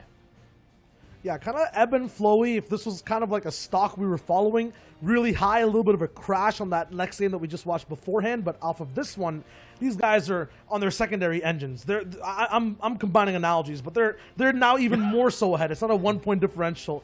Past on the second page, though, that spread is also evening out even more, 43 to 32. It's getting wide here, Reese. I know a bit of a difference between 6th and 10th, but one of the teams that I want to look at is in 9th place, Flick, Anas, and Thomas HD. Didn't perform too well in their first 2 games. However, that game, we probably didn't see is them picking up 11 eliminations and placing 4th. So a huge game for them, and that's really shot them up the leaderboards into that 9th place slot. Yeah, and past that too, from 15th, we're going to be going on, I think, maybe to the next page as well. 25 is the points to be at for top 15. Hellraiser, Jamside, and Letwork are holding that one down. These guys are scary if you ever see them in an endgame beside you box to box. Over here towards the back half, looking at people who want to get into that top 15, points are going up by 5 per game. So we're seeing that maybe by the end of the 2 days, we have 60 points to be able to get towards that, top slot to be able to qualify for heats. We'll see if that is the case. So far, though, good games overall. Yeah, man. And we're only 3 games in, right? Again, we can't stress this enough. We've got 6 games today, another 6 games tomorrow. Now, boys, we got to run that game back. We got to understand how Mongrel and his trio led themselves to victory. So, guys, break this down for us. Indeed, we shall. I think Mongrel, the way that he went with Endgame, was all kind of about his movement and the pumps that he, kind of led with all throughout. But it started off in the early game, Reese. Yeah, you can see he lands to the side of this chest here, immediately landing on that green pump, and immediately picks up the elimination on Lanouf straight away. He'd already knocked his own teammate Tayson, and you can see all of the other players land on a single guaranteed chest, right? This ends up in a really scuffed fight, and you guys have to be prepared when this is going to happen. All these pro players, they're the best at fighting in these simple basics. The movement, you can see him ducking, crouching to the right, still picking up that shot there with a fantastic headshot. We can see that movement actually translate all towards the end game, but that was just the first 2 players that Mongrel picked up at Stark Industries. Also, the game these guys win is the first time they're really getting contested today, so that's kind of interesting to see, kind of a reverse pattern. But for Mongrel, the 3rd pickup was going to be coming in just a sec. He starts the revival process for 2 of his teammates. Extra player was there, could hear that, baits him all the way up, blocks him off with the stairs. Past that, once again, staying on the edges of boxes where he has that right-hand peek, pulls out multiple layers between him and Jay, all the way the guy was just trying to get in. And then once that fight actually broke down, it got even more interesting. You can see he just boxed him up. This is his ramp. He doesn't want to flip it. He's going to cause a 50-50, so he goes around the side, edits that window, and gets a fantastic 100 pump off. That finishes the fight for them, so they're now out. They've owned this drop spot. They've won the drop spot, and are this other team going to be contesting? Is Jaspy's team going to be coming back here in the future games? Is it worth it? Because they were doing really well on the leaderboards. They still are, but they ended up getting eliminated because of that questionable drop. Yeah, I mean, Jaspe will be kind of the key to the puzzle, but it was Mongrel who ended up winning off that game once again. Pumps to start it off, pumps to seal that story. So 7 in total for him individually. His teammates also had a few. Good game. Let's see if they can actually catch up to the people, the Grizzly squad, who's in first place. Guys, the mechanical prowess from Mongrel, Mitro, and Tayson. You'll love to see it. Now, guys, we are going to need to cool down after that game, so we're going to do a step away, and when we come back, we'll have the last 3 games from Europe here in the Fortnite Champion Series. Stay tuned. We'll see you guys in just a little bit.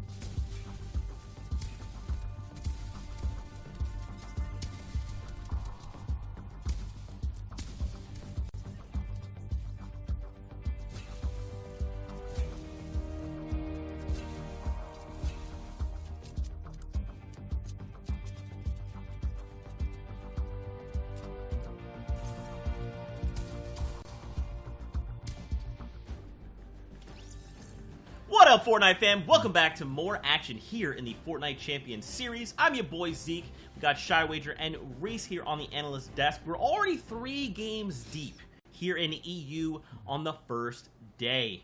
And of course, you know what time it is. That's right, we're getting right back into the action. So let's get ready to send it over to Sancho and Sundown to take us into game number 4. Take it away, boys. Thank you, Zeke, Shio, and Reese, and it is time here for Game 4. I am Sancho West alongside with Sundown, breaking all the action here. We got our first frame of 6. Lunev's Trio is currently in 6th place and was the last team to qualify. Throughout all competitive Fortnite, we've seen these Cinderella stories, these people barely squeaking through, coming all the way from the back of the pack, being number 1. So Lunev trying to do that and getting some nice beams here, and it looks like did they win Stark's Industries, Sundown, or did they just split this? I gotta take a look. Well, it looks like they got at least 2 of the eliminations. We're going to catch a replay real quick. We're over on the side here. You can see Hellraiser with Gemside and Letwick, and Gemside has been doing a really good job of picking off the key members of Trios over the past couple of games. He's gotten key eliminations, but right now he's going to be taken down by Airwalks, who's then immediately going to turn it around and be taken down himself. Hellraiser doing a little bit to his name there, raising as much heck as he can and taking down 2 there, getting a little emote through, and also going to be able to stick the revive before Gemside gets taken all the way down. Now flipping on over, we have Jimpin against some of the N10 players. It's Cartoon and him. It's a 2v1 by the look of the fight. Trying to get it resolved, going to swap over the pickaxe and look to knock him down to their level right now. That'll be the conclusion, but not quite able to find the setup for the alley-oop for the charged shotgun. You can hear the snakes in the grass trying to find that last shot. We talked about just how strong it can be, particularly in these early fights, but you are weak in those box-to-box sides, and Cartoon catches a huge pump shot there, but the 79 going through. They'll clean that one up. Jimpin will go down, and the immediate shakedown to try and find the teammate who doesn't seem to be anywhere even remotely near. No, he definitely dipped, and it seems like Cartoon and Kenzex and Florini have been having battles between, placements near close to each other. That was a battle between 30 and 31st as Jimpin and Miro and Bevies all go down. So one of the things I want to bring up is how important, the opening moments of an engagement are. We were talking about a razor-thin margin of error. At Mongrel, we saw in that replay package that our analyst desk broke down, they literally 50-50 that guaranteed chess, and that 50-50 could have easily gone south. Mongrel could have been easily taken out by Jaspe, a 1-pump shotgun, anything. I mean, Mongrel was down to 60 HP, and to have all that butterfly effect to the end game, that was a huge win right there. But the one thing about it, Sundown, as we're seeing Browner, Toos, and Tomzy, seeming to be the most popular spot in EU and streaming stacks, is that Mongrel and Mitro, they're known to dominate here in these weekly finals. What they do is going to be ultimately measured what they do in the grand finals, and that anything short of a grand finals high placement is going to be, not what they expect. The entire internet is gonna be like, wow, they fell off. You know what I mean? So that pressure is gonna be at an all-time high for such a high-tier squad. But Toos, Tomzy, and Browner, like I mentioned, a newly squad, kind of started off the day really slow, are now beginning to rack up the points here with 22. Yeah, and they got a pair of eliminations on different squads going over, so already 3 eliminations coming through. And I believe this game, at least a portion of that crew went down. We saw the 2 eliminations from Jasper and his team off of the start. You can also see a little bit of action going on Twitter as Tayson is asking Jasper just how he lands oh so well. So you can guess that 50-50 might not have gone their way, but again, we kind of talked about it. If you're as good as Mitro, Tayson, and Mongrel, is it really worth 50-50ing one of those chests off of the start? Is it really worth going down in that circumstance? But Rotary lining up a great shot on Bevies, not worrying about the headshot because he saw that player had just recently been rebooted. And this is something you see a little bit more often in trios and squads when reboots are more common. Players will camp in the storm. They'll wait, and they'll let you get that guaranteed reboot, knowing you're able to then capitalize on it afterward. And Rotary, while going down there, he'll at least be able to eke out 1 extra point. Milo will convert on it, but Jimpin and Bevies have already been down. That reboot van, having been used recently, will be on cooldown as well. So not sure if Milo will be willing to kind of wait out the storm and wait for that to go off. being in Slurpy Swamps gives him the benefit of having that extra health regen and so many fishing spots and so many barrels nearby where you could kind of wait. But, I mean, we've seen the zone pull northwest time and time again so far this game, and it's continuing to kind of pull up and away from them. And I think that's what's hurting Kirachi and Stormy Right and Rotary. I mean, they've been having to make these long rotations, almost coast-to-coast rotations from south all the way up north, and that's affecting their consistent play. It's totally inconsistent. We've been watching them throughout this entire broadcast having these gatekeeping fights, these storm fights, and we're taking a look here at Mongrel, who seems to be all alone. Mongrel, coming out of Stark's Industry, now has this amazing base that's right next to us. I'm trying to take a look here. Yes, it is true. Mongrel, by himself, the second place team here in Game 4 with only 59 points, all by themselves. And again, across all regions, only 4 teams have secured 15 elims in one game. And that was the pop-off games that we've been seeing here at Sundown. Yeah, and we kind of talk about it. It's the potential for trios because so many people funnel into the end. If you are able to have a complete control and either a ton of people drop into that low ground and you're the one who really just capitalizes on all of it, or you're able to execute on a complete high ground take, you can generally be able to do something. Mongrel looking for some tags here on the player who just shockwaved over, knowing it's an opportunity for somebody who can't shoot back at him, but not quite able to find it. And once the player is in that excess of metal that they're building out on the bridge, I don't think you want to get involved. But riding over the hill right here, we have our first place team currently. It's Nate, Kezix, and 4ZR, the French/Swiss trio, climbing in, but currently underneath Storm Surge, and they're the only team who will be pressured by this. So they're going to have to go look for tags and to try and shift that pressure onto somebody else. Again, 70 people is the number you see. So in that top left-hand corner, 73 people are up. These are the 3 who need to get going and need to find some form of damage, and they are more than capable of doing so. Absolutely. These are one of the 2 of the 4 teams that are putting 15 elims. The other squad is Mongrel. So this trio of Nate, 4ZR, and Kezix are doing a lot of it, and Dovin goes down. It's always just a matter of time before the constriction begins and the HP gets doled out. But look on your right, seeing that little mini map. Look at all the arrows looking into this fight, and that's going to be a strong opportunity. I feel that 4ZR squad has been having really clean rotations from Sweaty Sands, making their way up into Salty Springs. You get into some vehicles, and essentially you get almost 2 free POIs. But I'm thinking because other places are becoming contested, other places are being rough, and a lot of other teams looking for an opportunity to find a footing. As you see here, a lot of teams are now in Salty Springs, and because the zone is there, 4ZR squad's not going to have a clean rotation. But here we go, Sundown. We got ourselves a nice replay. Yeah, and we're going to see what happened at that initial spike. And Jaspe, just such a great drop right there into Tayson. I don't know if you saw that. Mitro immediately is taken out by Lenouf. But Jaspe had pretty much the perfect line through the window and just bunny hopped right in front of Tayson and stole away that shotgun. Then they were able to close it out, take the pickaxes, and then Mongrel grabs what he can, grabs the valet and says, nope, out of here, getting in, stealing away that Tony Stark car and saying, I'm just going to rotate, get as much as I can, try and get into the late game. But it's going to be that much more difficult. It's all going to be on his shoulders. We know he's capable of it, but it's that much harder in trios, particularly when you don't get any opportunity to loot. He's going to be forced into a complete scavenger route, which is that much more inefficient this season. So now, over on board with one of the other favorites in Titans, we have Mr. Savage, Lecce, and Benji Fishy just posted up, and they are dead center of this zone.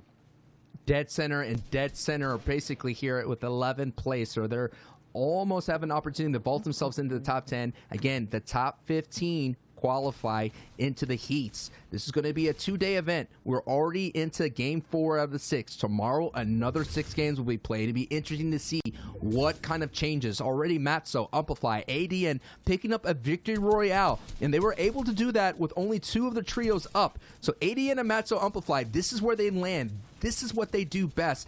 And actually, they did not qualify for the warm-ups. So they're doing really well right now. They just missed warm-ups by 1 point.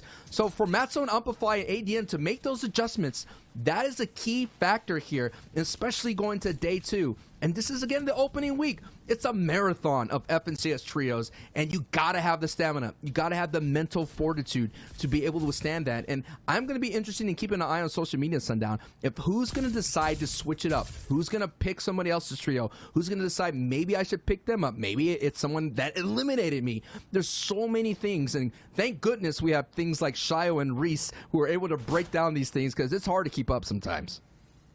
Yeah, things are people like Shio and Reese. They are fantastic analysts and individuals, but now hopping on board here, Sammy, Kluji, and Dennis pinned against the side here. There is one late rotator. You see that blue triangle in the bottom right-hand corner there with 60-second players alive. Oh, they're going to see him right now. And honestly, I probably wouldn't have built it all and just try and kept the storm distance there. That's Milo going down. They've had a tough time.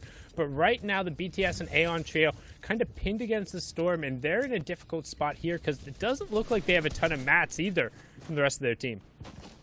Not at all. It feels like anyone coming from the southwest side has been having a bad time today, and that's how the cookie crumbles. We're taking a look again at this trio of Snap and Waves. I think it's Snap, Miro's dog, or Milo's dog, Miro's dog.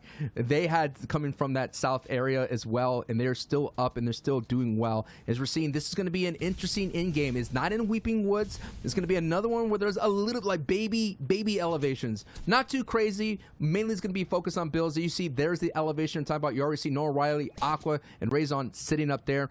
Actually, that squad has a lot to work on as Benji gets taken down by Snap Miro's dog with a bite. And oh my goodness, that's going to be a big-time factor. They have to hope Benji, Savage, and Lechi have to do their best to not draw the gaze of the lobby beams, because that lobby beams will come through and looks like they're going to have that opportunity to get Benji's back on his feet. And already this squad is trying to do their best to get inside that top 10. But man, a sigh of relief has to happen, and that is why you have to build kind of a base to kind of make people, give yourself some breathing room to get up that revive. But oh my goodness, Sundown, that was so close. That could have gone south so quickly considering that they're center. I just don't know where he took the damage from. Like, it seemed like he had been relatively full HP. I didn't see a sniper coming from that team or a bullet going through. So unless he got 3-2 under, he was exposed real quick.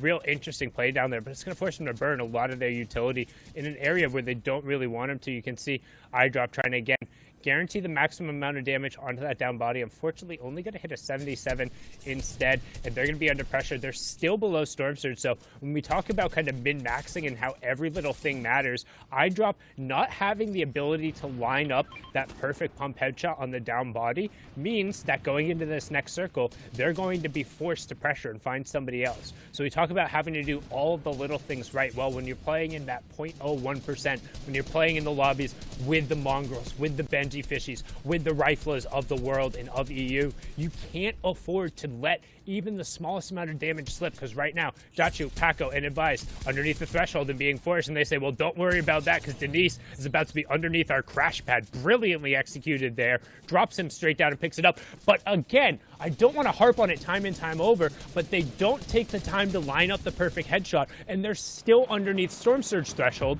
despite picking up that elimination. That's not something you can afford to do when you down somebody and you have them in your box. Take the extra second, line up the shot, and get the bonus damage. Razor thin HP gain is huge. And Benji picks up an Elim, and Floki takes out Thomas HD, as now they clean this up, and they are 107 above. And you know what? Also, another thing I want to mention here, it's scary. Yeah, you can have gas cans, but you got to be careful. A beam goes in there, something happens, a shot, and boom, that whole place is going to be ignited, and that huge explosion is going to do a lot of damage. So the risk factor is there. I don't know if it's worth it, but iDrop and his squad are making their way up their leaderboards. This trio is doing very, very well, and they're using this natural terrain of this basement as a way to protect themselves and kind of save on mats. And we talked about it. Every HP factor, every tag matters, and they're doing a great job of saving their resources. But now, because they get a max pull in this half in and half out, they're going to do what this technique is, a mega bounce situation. Putting down the bounce pad and throwing down a shockwave, and they're going to vault their way across. And with that kind of technique, Sundown, that's going to get them all the way across to the safe zone, because that mega bounce is sweet. Yeah, it maintains the momentum and it builds it up when you're just putting that singular bouncer going through. The shockwave forces you to break the build, but you keep that bounce pad momentum and, of course, have the fall damage immunity going through. Storm Surge, only one more player will need to fall here. These players well above it. And it's Miro picking up Kha'Zix in a full elimination. That's not the trio going down yet because there's still 19 remaining. However, that first place trio will be at least one man down. And they've been relatively quiet this game. So some good opportunities here for some potential leaderboard vaulting or at least closing of the gap, because don't forget, coming into this game, they were 10 points clear of everyone else. But right now, we have Aqua, Noah, and Rezon. And the one thing to note here is very, very, very little white HP on both Noah or Rezon. If any amount of chip damage ends up breaking their shields and they get focused, they will go down to just one singular bullet from an AR. That they have to be wary of the storm right now. It's going to pull back through through Salty Springs towards the Sweaty Sands direction. And one thing you got to mention is this team right now, they're a contestant in Doom's domain, so they didn't have to travel far to the spot. So they do have some mobility with that shockwave, but much importantly, they have front of zone, and they're going to keep moving in as Savage picks up an Elim on Paco. But Storm Surge is a factor here. They're going to have to solve this puzzle really quickly here in about a minute. But all it takes is a couple of tags as Thomas HC picks up one, and actually they're going to go for height. Aqua goes for height with one shockwave, and he has it here as it was two in his trio holding it. This is going to be a big-time factor because if you can hold on to height going into the 6th, the 7th, and 8th zone, you're going to have the ability to do really well and getting some big-time elims. And Toos goes down at the right moment for Aqua, but Noah and Rezon are still looking for that HP that Sundown was mentioning.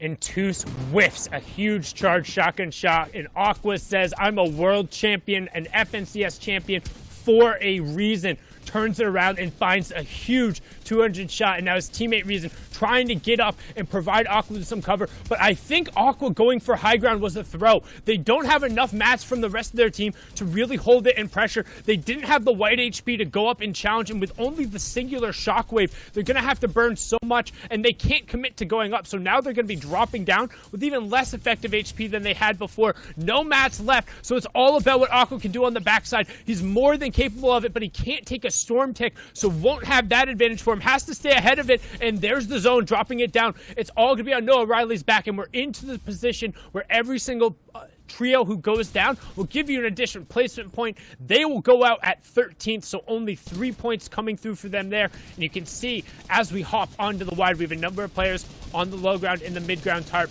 but up on the high ground and just raining down shots right now is the Serenity player. We're going to hop on board here with Wake, Astro SMG, OT Exponential, and Enterprise Mexi, who are currently sitting on one of those mid ground tarps. Browner, Lanouf, and Merchant are still just raining down shots though.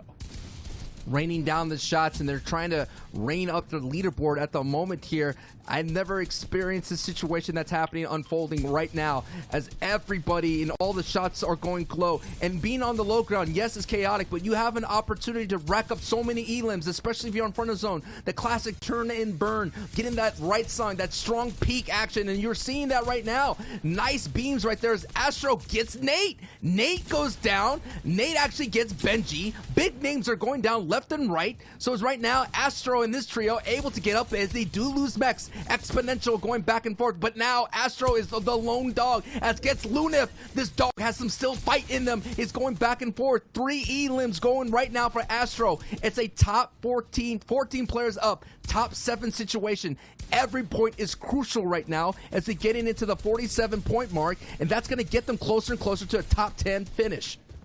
So the only detrimental factor here is he has no builds. He has 3 shockwaves and a bouncer. Just found a legendary shotgun. Uses the shockwave to actually get back into some of his own builds. Now he gets thrown around, have no clue which direction he's pointing. Somehow manages to find 1 elim, which is a huge swing for him. Getting that pushed him forward 1 through. It was a straight elim going through, a nice 2-point swing, pushing him into the top 5. But that high ground is just completely uncontested. They are so far up and above that even the shockwave attempt can't go. All the action is on the low ground, but the team sitting up on high ground completely uncontested, going to just be able to rain down these shots. And as the zone finally moves out and away from these old builds, everyone on the low ground is just going to be free for the picking. Savage does go down here, and we're seeing how it all is unfolding right here. Your top right and bottom right are the low ground. Up at height, is you're taking a look here, is Day and his trio. Serenity players holding it very strong now. It's just a matter of moments as they go down there. You see the harpoons, and what an aggressive play and aggressive push, but it wasn't enough. The Aikido throw, reversal card, throw down by Bettle, and the trio walks away. Eye drop. Oh my goodness, 73 points here, and the Victory Royale in Game 4. I don't know why they did that. That doesn't make sense to me. With that, you had the high ground advantage. It might have been they were out of mats and they didn't really have the opportunity to keep going through, but they'd held high ground and were going back over the builds, and the other team were just single boxing out and hip to hip the entire time. The last thing you want to do is drop down into a box with 3 other players who are waiting for the zone to close, right? It's not like they're looking out and taking peek shots at you. Like, they're eventually going to have to go. Like, that seems like a weird time to kind of force that fight. Absolutely, but we got Zeke, Reese, and Shio to break it all down for us. Intense action here, folks. What you got for us, fellas? You know, sometimes, listen, things happen. People make mistakes. We are all only human, and that's okay. You know, Shy, Reese, how'd you guys feel about that game? Listen, getting to that point with iDrop, right, all the way towards the end, no matter where you are on what layer, it is very difficult. And by that time, you sometimes used up all your resources, and even the resource you can't see, mental energy. So you make mistakes sometimes, or weird things happen. You can never predict how an end game goes. And I want to take it from another point, because I don't know if it was a mistake as well. These guys are on high ground. Maybe they didn't have any materials, right? It's coming close to that 9th zone closing. Maybe no materials. Maybe they didn't have any white heals. They didn't have a bandy cannon, no floppers, and there's 3 players alive. You see the placement points come through, so they know that they're the second last trio alive. 2v3, guys on low ground. Are they going to be able to win it? Going to just have to make that cycle play and go for it. Yeah, Man, on top of those still. Zeke, look at this. Oh, man. Dude, I was going to say, again, Reese, you know, they're still here. They're still holding strong. No. But after that game, Vettel, Drop, and Stursix, they're now in that second place spot. Now, it is the top 15 that will move on. But again, guys, I don't know how they're doing it. Kezix, Forziart, Nate, they're still just pushing that lead they started the day with. Indeed. And you can see over in 10th place, right? Benji Fishy, Mr. Savage, and Lecce. Team who is, like we were talking about earlier, in the first game, dominated off spawn. They absolutely obliterated Aqua, Rezon, and Noah Riley off spawn immediately. But has that been playing out well for them since? You know, this is a team who has the complete potential to be first and is currently sitting in 10th place. Consistency does matter, but you got to remember it's a 2-day overall format. Halfway through is usually game 3 and 4, but we're like technically before half, right? For the grand scheme of things in round 3. So we have to see how these off-spawn fights will look out overall. In first place, though, being that high, having that much of a gap, and being this consistent, that Grizzly trio is looking really, really good, really, really comfortable. Maybe they get someone to contest them. Who knows? Over here, though, on this next page, 16th to 20th, once again, the points are starting to get a little bit slower in getting accrued, because that's because of the fact that there's multiple teams now starting to do well. It's not just the same teams that are kind of rising through the ranks. Indeed, and you can see in 19th place, Raxo, Kami, and Artor. This was actually my second pick, gentlemen, right? Second pick. So okay. These team are guys who are landing uncontested on the right-hand side of the map, doing a large split, right? I've seen them do really, really well in the warm-up cup and previously, so I'm still thinking they can pop off too. My hope is on them. That's right. I think, Shy, the big takeaway here is this is the first game, like you mentioned. We still have 6 games tomorrow, right? We'll have the 6 to put under our belt today. A nice mental reset with tomorrow's games on that. Now, guys, talk to me about what you have pulled for us for the topic of today. Let's check it out. From that 7th, 8th zone, we saw a lot of Astro, what he was doing in his box, but Mr. Savage also had a really nice performance in this specific game, towards the end game. And we're going to talk about how a solo can lead you to get so many points and actually affect your tournament in a very positive way. Indeed, you can see right now they're not in a great position at all, right? Savage low on HP and managed to pick up a fantastic elimination there with a great flick. And at this point, you can see all of his teammates are still alive, right? They're shockwaving through that first moving zone, getting them moving, getting them alive, right? Lecce, you can see in the bottom, taking damage, and he actually goes down, right? So it's just Benji and Mr. Savage left alive at this moment. Yeah, right now it's just Benji and Mr. Savage. They're trying to move together during low ground, trying to make sure that even though they're one teammate down, everything looks good, but then things start to get scary when there's no more mats available. Benji takes a big shot. It's unfortunate, and then right here, Savage has to make a decision. Pause moment. Towards the left, Benji's body about to get eliminated. Towards the right, there's Nate. He could go for a safe shot there, or go straight ahead and go for a free elim. What he chooses to do is wrap around with Nate, go for the free shot, doesn't actually get it, but he finds another body, gets some loot. It's a bandaged bazooka, at the same time gets some bouncers. With these bouncers, he actually clutches up even more placement. Pay attention to the top left. 7 trios left alive. Each time one goes down, Savage gets points. Their trios alive working as 3-man teams who are not doing as much as Savage, getting taken out before he actually does. Here's that moment. Right here, nowhere else to go. He goes for a double bouncer combination way out in the zone and then back in, and I think survives 1 trio takedown. No, not just 1. 2 in total before he goes down and gets free placement points to actually make sure that over this 2-day format, his team stays up top, even though they were down that game. Indeed. And if you took close notice, while Benji Fishy went down, they had 39 points, right?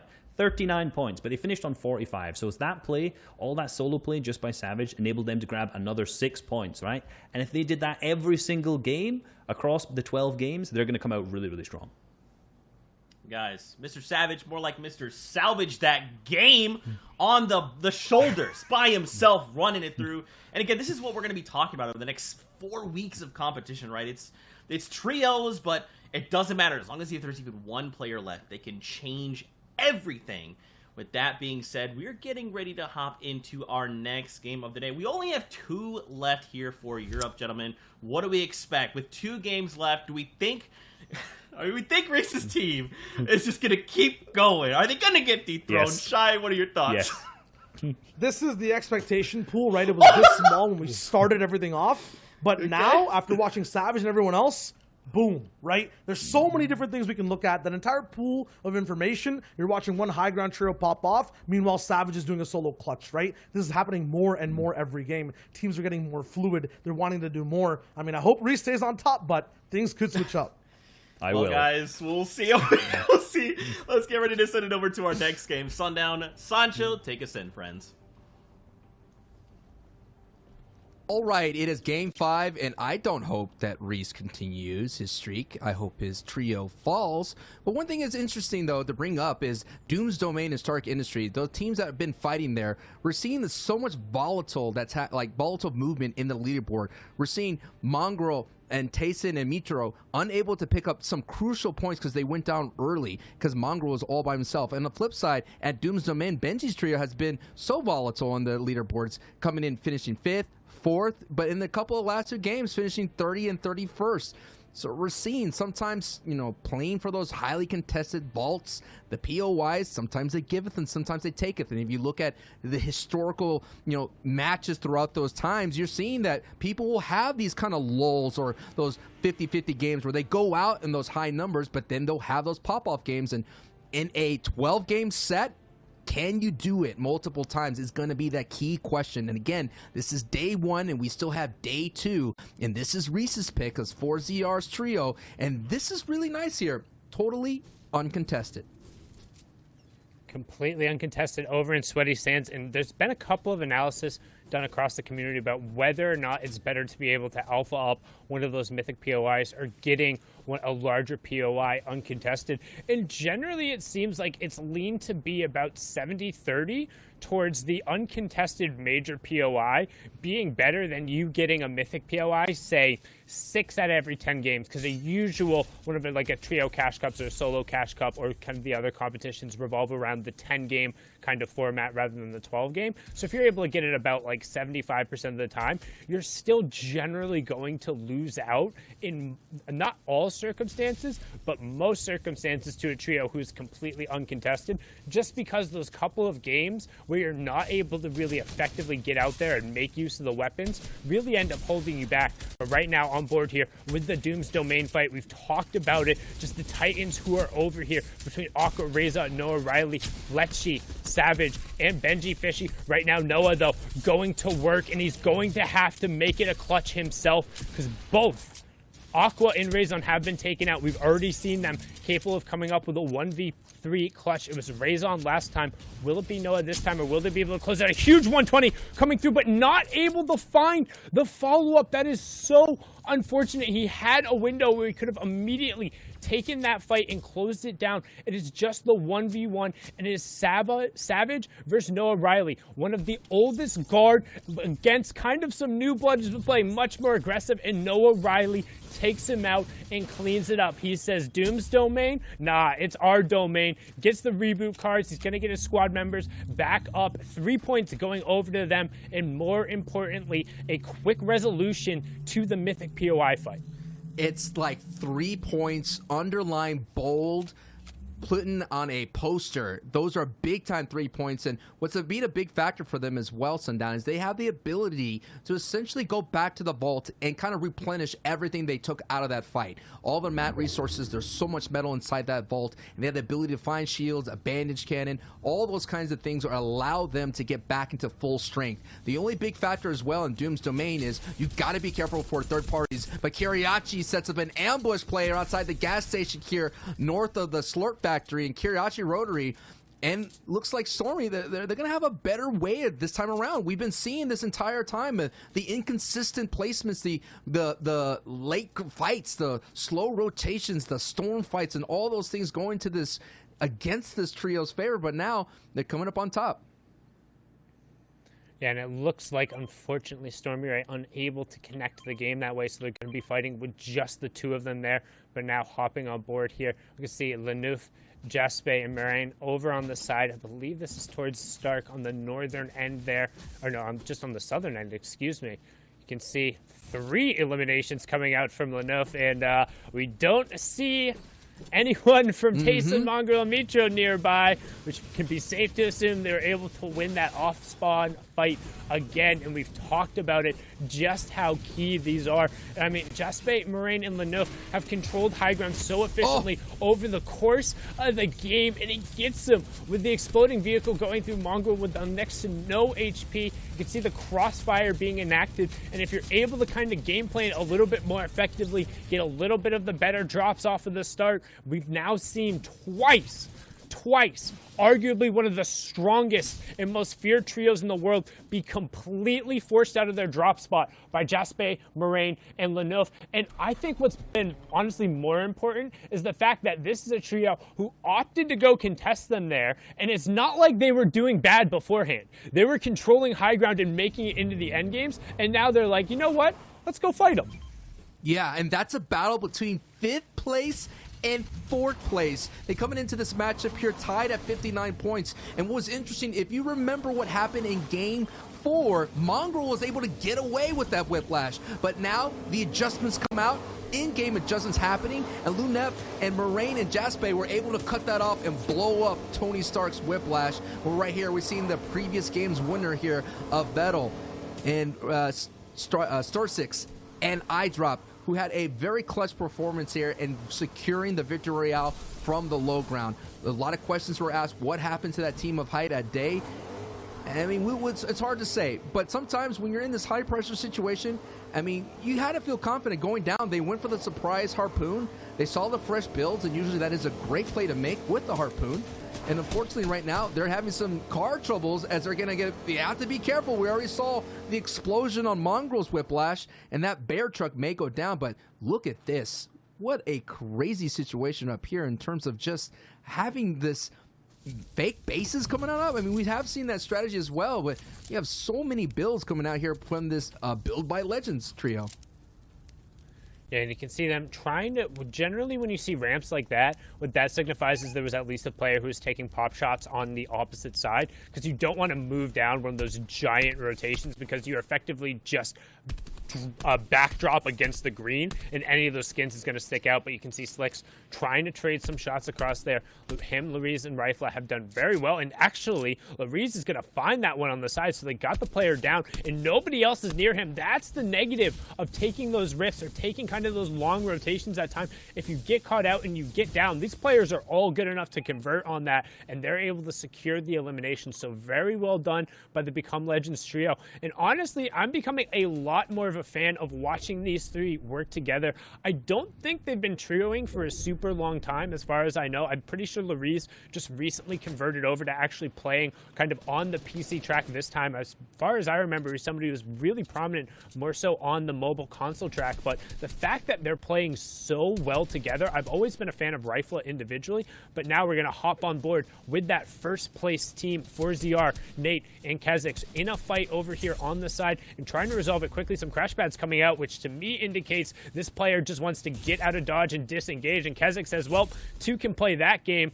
You can try and get away, but I'm going to close that gap. A great shot coming out there from the Epic Pump Shotgun, and they're just going to chase him down. Shakedown coming through as well. A little bit of an obnoxious fire trap there, but that's all it's going to be, is a little bit obnoxious, and a good job also getting the 200 pump there on the bottom. You can see Kezix has won the first game of the FNCS qualifier, 2 FNCS in a row. So, making sure he probably feels pretty good about that, carrying the momentum with him, knowing that he's able to get a little bit of consistency, because he's someone who, I don't want to say he's always been on like the outside looking in, because he has some pretty decent top placements, but he's not someone who immediately pops to mind if you say, hey, who's one of the best players in Europe? You don't generally think, well, oh, obviously Kezix. It's like, no, there's so many other players who come to mind before that, but he's been putting up really good results.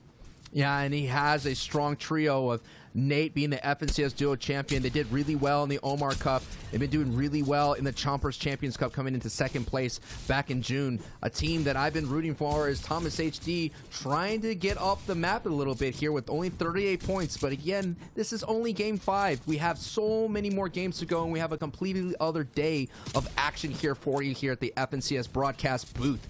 And on Oz Flick and Thomas, we talked about it already. Thomas being someone who has some great shots, who is a fragger in his own right, be sliding into the role of the in-game leader. That is going to be a factor going forward to seeing like how these roles kind of, evolve as time goes on. And sometimes we've been seeing that as well in the NAE side of Booga, going from an in-game leader, going back to fragger. So many people are trying to find that chemistry, and we're seeing some great chemistry right now. Shio talked about all the science, and when it comes down to it, it's about being hot at the right opportunity and maintaining that heat. And that's what it's all about. As you can see, we pan away from the Dutch trio who set up at the Authority and had it basically uncontested the entire time, over to Jimpin, Bevies, and Milo, who honestly we've seen have a really hard end of it so far. They were fought away from both Slurpee and down at the Fortia. They've been caught a number of times on the outside looking in, and right now trying to make one of kind of like the scavenger rotations. It seems like they're just content to get whatever they can off of the sides, but right now a number of players rotating late through Stark, seeing again whatever they can get left over, because sometimes that's one of the few places on the map where there's going to be a couple of good things left over generally. But right now our number 1 team caught in a duel towards the outside, and go ahead, get your bingo cards out, because we got another storm fight going on. But it looks like they're going to take advantage of it. 4ZR getting it down right there. They're going to get the shakedown, reveal where those enemies are, and Cartoon will be the first one to fall, as Nate is going to continue the pressure. The opponent hiding in the cone and just trying to get away from this, honestly. Yeah, absolutely. And the rotations, they're so familiar, and that's why you're seeing so many of these squads trying to consistently alpha or make sure they get that POI that they're so familiar with. And you mentioned teams already trying to scramble and find a different one, and it's only game 5 out of the 12. So you're going to try to figure out, is it worth staying on here, as Amplify, ADN, and Matzo here have themselves a situation as they're looking for the pinch here, setting up on some high ground opportunities here, as Amplify does get one already, a victory royale for this trio, and they're looking a way to climb up the leaderboards, and they're just sitting in the top 3. So this is our top 3 trio right now. A nice 2-piece for Amplify, as he's amplifying the damage output and racking in some nice eliminations for the trio, and that's going to be a 3-pointer right there, and already they're getting closer and closer. Some interesting names at the top 3 as we're going to go on. We have Kenzix, 4ZR, Nate at number 1, iDrop and Vettel and Star 6 at number 2, and of course in 4th place is Mongrel,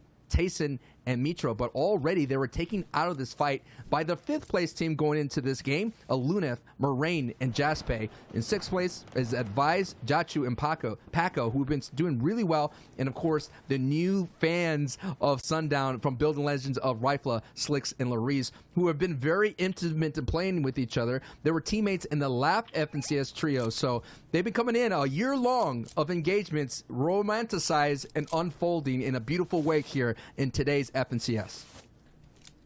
Interesting. I'm trying to figure out which events then, or if I'm thinking of a different player in terms of Larice. But the Become Legends trio has honestly been very impressive, and you can see a nice little 3-2-1 coming out there. Are they able to finally convert on it? The 54 white tag coming through, and that's Prago going down on the opposite side. You're going to try and collapse here. They're doing a good job making sure they close it, and again, line it up. I would have preferred, again, to have seen the pump shotgun shot coming through, but seems like they're not overly worried by that Storm Surge coming out right now. But I mean, honestly, a really good job of making sure you just catch that player unaware. We talk about just not doing the absolute minimum and covering your side when you're rotating. Kind of falls into that regard. They're going to have more than enough materials to just tunnel their way in right to the edge and take whatever surplus from that they want.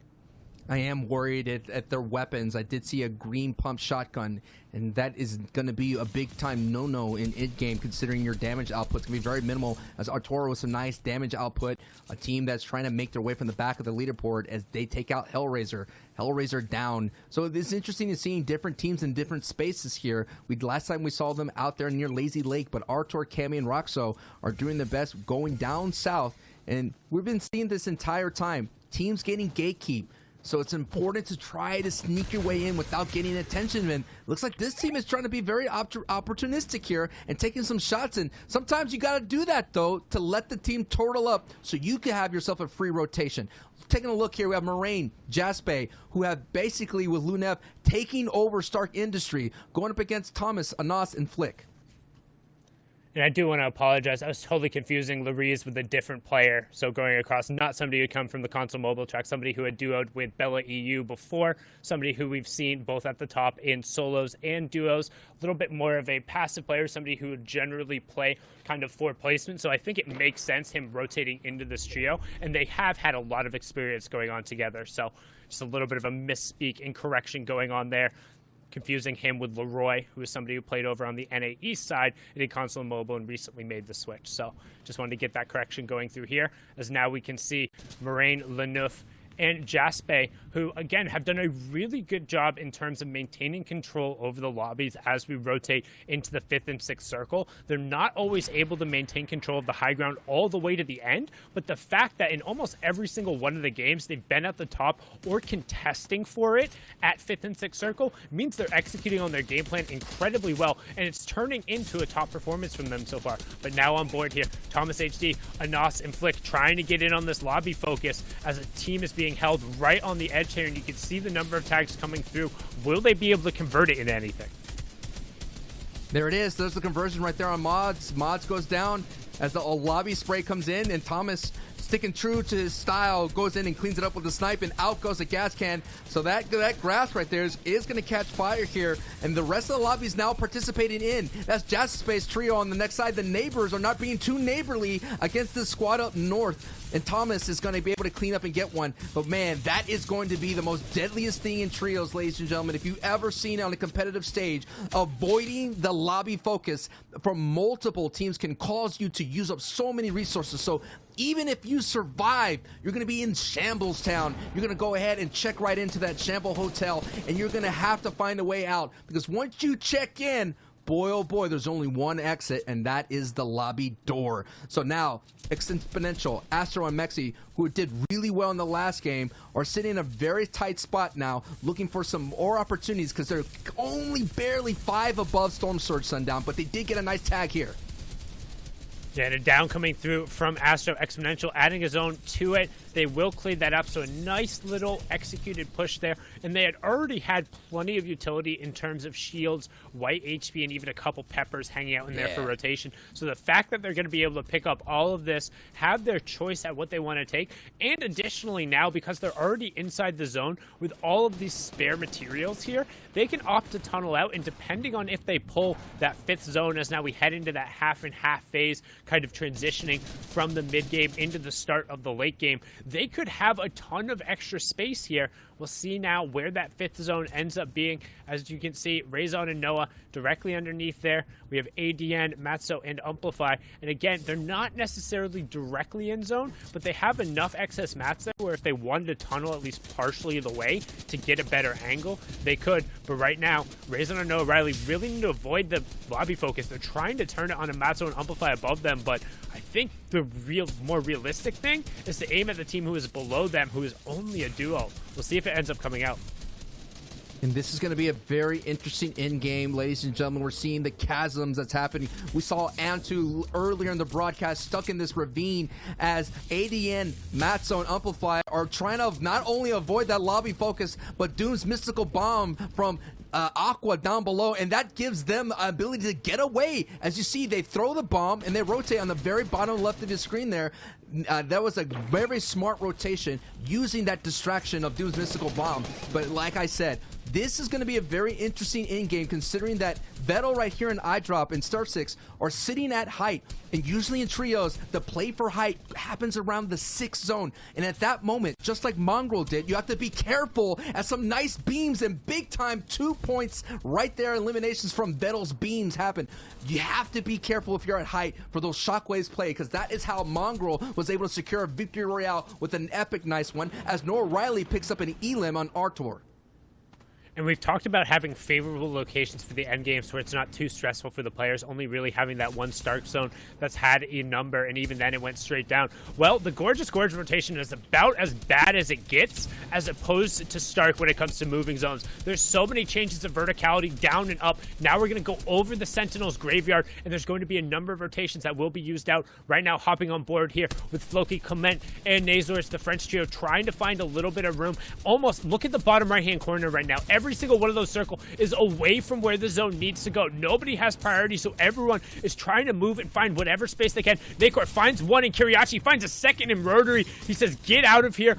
My space, my area. I'm going to get the one who plays for placement. They fall just outside of that top 16 where you're looking for. And right now, every player who goes down, or every full trio who goes down, will then result in an additional placement point coming through. You see Yzips clearing up. That'll be the 17th one falling. Razon also falls there as well, so keep an eye on that, as the high ground is currently belonging to our #1 team on the backside, but the shockwaves are coming out from a contestant, and that's going to be the team who is contesting over at Stark Industries, who forced away Taste on a Mongrel, and Jaspe will go down and bite the dust for ZR, get some revenge, and will also hold the high ground as we switch on over to the low ground, where Noah Riley is the solo running against the Dutch trio. ADN, Matzo, and Amplify doing everything they can, popping those spicy fish and remaining at the front, trying to claw their way up the leaderboard. Doing their best right now. This is in 3rd place. Train Hard squad, the trio, is doing so well together. The peppers is popped, and that's going to give you increased mobility for about a minute or so. So Amplify, you can essentially take height, even though they're low on mats, so that's not going to be an option for them at the moment. So now they're going to stick to the low ground as it's pushes north. So this is going to be interesting. The elevation is going to go down and a little bit up. So it's a little bit of a baby valley right now that to navigate. But look at all the real estate that Amplify and his squad does have. Already they got a victory royale, losing one of their members in a 2v3. So all the chaos is happening, and with a nice tarp here that they're headed in. This is a 3-box tarp. They're only not using the floor here. A nice opportunity. And I'm surprised here, Sundown, that there's no one on their left and right, as a lot of people are either contesting height or stuck on a mid-ground tarp. But now, as I say that, Amplify does get hit right in the face. Is going to go ahead and pop a spicy fish with a spicy elimination on Noah, and things are getting spicy as he gets a second piece on Nate, and he gets the siphon. Amplify, what are you doing? You're popping off. Oh my goodness. He was able to find the siphon just as it ticked over, and the spicy fish being the difference. But now, look, you have Vato and Airwalks up on the high ground, and if there's veterans who can close in this situation when tarped out from the side, they're going to be able to do it. Another French trio we haven't heard enough of, but the Become Legends trio is also down on the low ground. But don't forget, Vettel and crew, Vettel, iDrop, and Cycric have been climbing up the leaderboard just quietly all day, making every single endgame, and he's still sitting on 45+ would. He's in the top right-hand corner. You have Thomas HD in the bottom right-hand corner. His entire trio is still up as we close in on the top 10. 21 players remaining, 9 trios left. The 8th circle is closing. We're now going to the 9th circle with still 9 trios remaining. It all goes to a close in match number 5 here.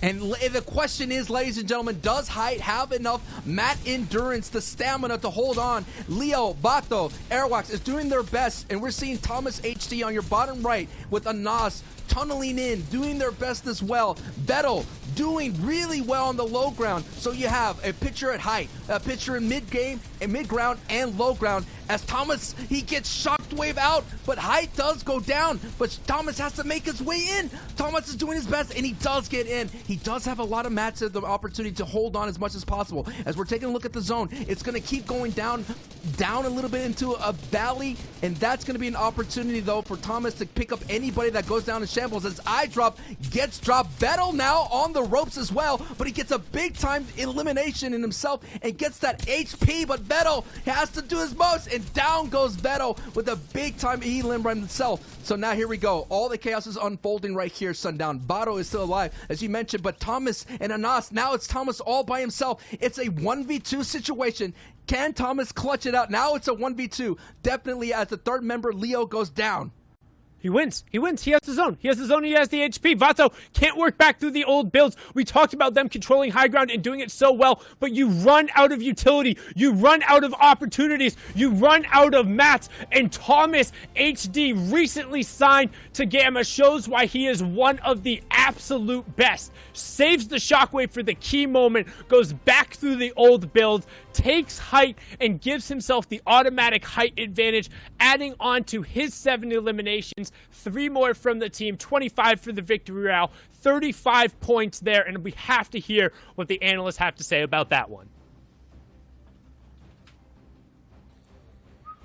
Guys, I'm pretty sure, Sancho, is this your prediction? I'm getting word.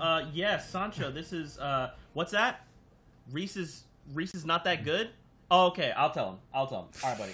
Okay, bye. Hey, guys, Reese, I'm sorry. Apparently Sancho's team picked up the VR. Apparently they picked up VR. What's going on here? They picked up the Victory Royale. They're an amazing team, right? There are a lot of people's top picks to go through, but they're 7th still. There's still time to go up, you know, maybe ruin it. But they're doing great. They're doing great, however. They are not at that first place slot yet. Come on, guys. Come on. Victory Royale and all. Yeah, we have to talk, Sancho. You might actually be not happy about this because you see it's still... I can't. It's Kezix, Forziar, and Nate still holding on. We are game number 5 here, and they have done this for 5 games in a row. We still have 1 left today. We have another 6 tomorrow, and yet they're still holding on to that number 1 spot. Now, again, it is top 15 that will be pushing through, but Shy, I don't know what Reese is on, okay? But maybe we all need a little bit of that. No. Listen, there is trouble in the waters for this trio up top. This is the second time where they're kind of dropping a game and people are catching up. We saw the differential there just being 2 points now instead of 10. So third time might be the charm for someone to overtake them. Still very impressive that they're holding on. The same thing, though, with Lanouf, Moraine, Jaspe. Although these guys are starting to contest people, dropping a few games, they're holding on to that top 10. They're holding on to quals as of right now. Anas, Flick, and Thomas HD obviously coming up over there at 7th place. Indeed, you can see in 11th, Mongrel, Mitro, and Tayson with the Victory Royale, but only placing in the 11th slot right now. Still very, very good, but this was something that they completely dominated over in the FNCS Warm-Up Cup 2 weeks ago, as they had it completely uncontested. And we thought they may have it uncontested, and by it, I mean Stark Industries, uncontested completely, but in Game 2 and onwards, they've been contested every single game. So we'll see if they can clutch up today and the rest of tomorrow to get that first place slot, but they're kind of slowing down a little bit. Yeah, from the outside peeking in, we have a few teams who are on that 30 points overall, the 16th place threshold. Remember, you have to be at the top 15 after the end of these 2 days to be able to qualify for those heats. So far, though, those 15 teams do not want to give it up, Zeke. Dude, they don't. And we saw this the same for this team, right? Flick, Thomas, and Anas, excuse me. They were on the bubble. They were on the edge of being pushed out of top 15. And they say, look, you know what? Our boy Sancho believes... We've got to go full send. We got to walk this back, right? We have to break down what happened for this game. Why have they come out on top? Let's talk about it. It's all about those rotations. From right now, let's look at exactly how things broke down with these guys, where they land. It's over at Dirty Docks. Thomas actually ends up going down, so that star player taken out over at the tower. But there's a free reboot van. It's uncontested. These guys can easily get him back up. They do, and they find some free loot to start the game off with. Indeed, you can see them picking up the reboot ban straight away, and they're uncontested, like Shao said, at Dirty Docks. There's a ton of loot here. If my memory serves me correct, 39 chests. That could not be correct, but I think it does. And that's plenty of loot for 3 people, even rotating a little bit late in this zone, to actually end up picking up and continuing off with the rest of the game. And clearly it works out for them. Yeah, they had a lot of time too, so upgrades were possible. They shared shields with the Chug Splash, which makes them even carry more. And past that, there's cars available at Dirty Docks. So we're using them in a very innovative fashion, putting wood ramps below so they could climb mountains faster. They take away all that extra time it takes to get to these positions, and that's why they get to center super fast. Indeed, and notice Shao said center. I noticed that's what you said, the center of the zone. Look here in the bottom right, you can see exactly where we were, and this gives them 4th zone. Looking back at their other games where they weren't so successful, they actually ended up not being in the center of that 3rd zone, being way too far out in the edge, right? And this makes a lot of players focus you while you try to rotate in, and it also takes a ton of time to rotate into the 4th zone. This uses your materials, this uses your heals, and just ends up scuffs you altogether. This game, they won it, and they based themselves up in center of 3rd zone. Yeah, but when you have center, sometimes you don't get that 5th zone after the 4th. They didn't this time, but they had that utility available from their loot pads. Use one crash pad, base up. Storm Surge is one thing that Reese saw over a few games. That was their issue. So over here is actually where they get it on dynamic rotation. They actually base up beforehand, before everyone else starts moving, and then shoot free bodies out of the sky. Actually, Thomas picks up one on Fort.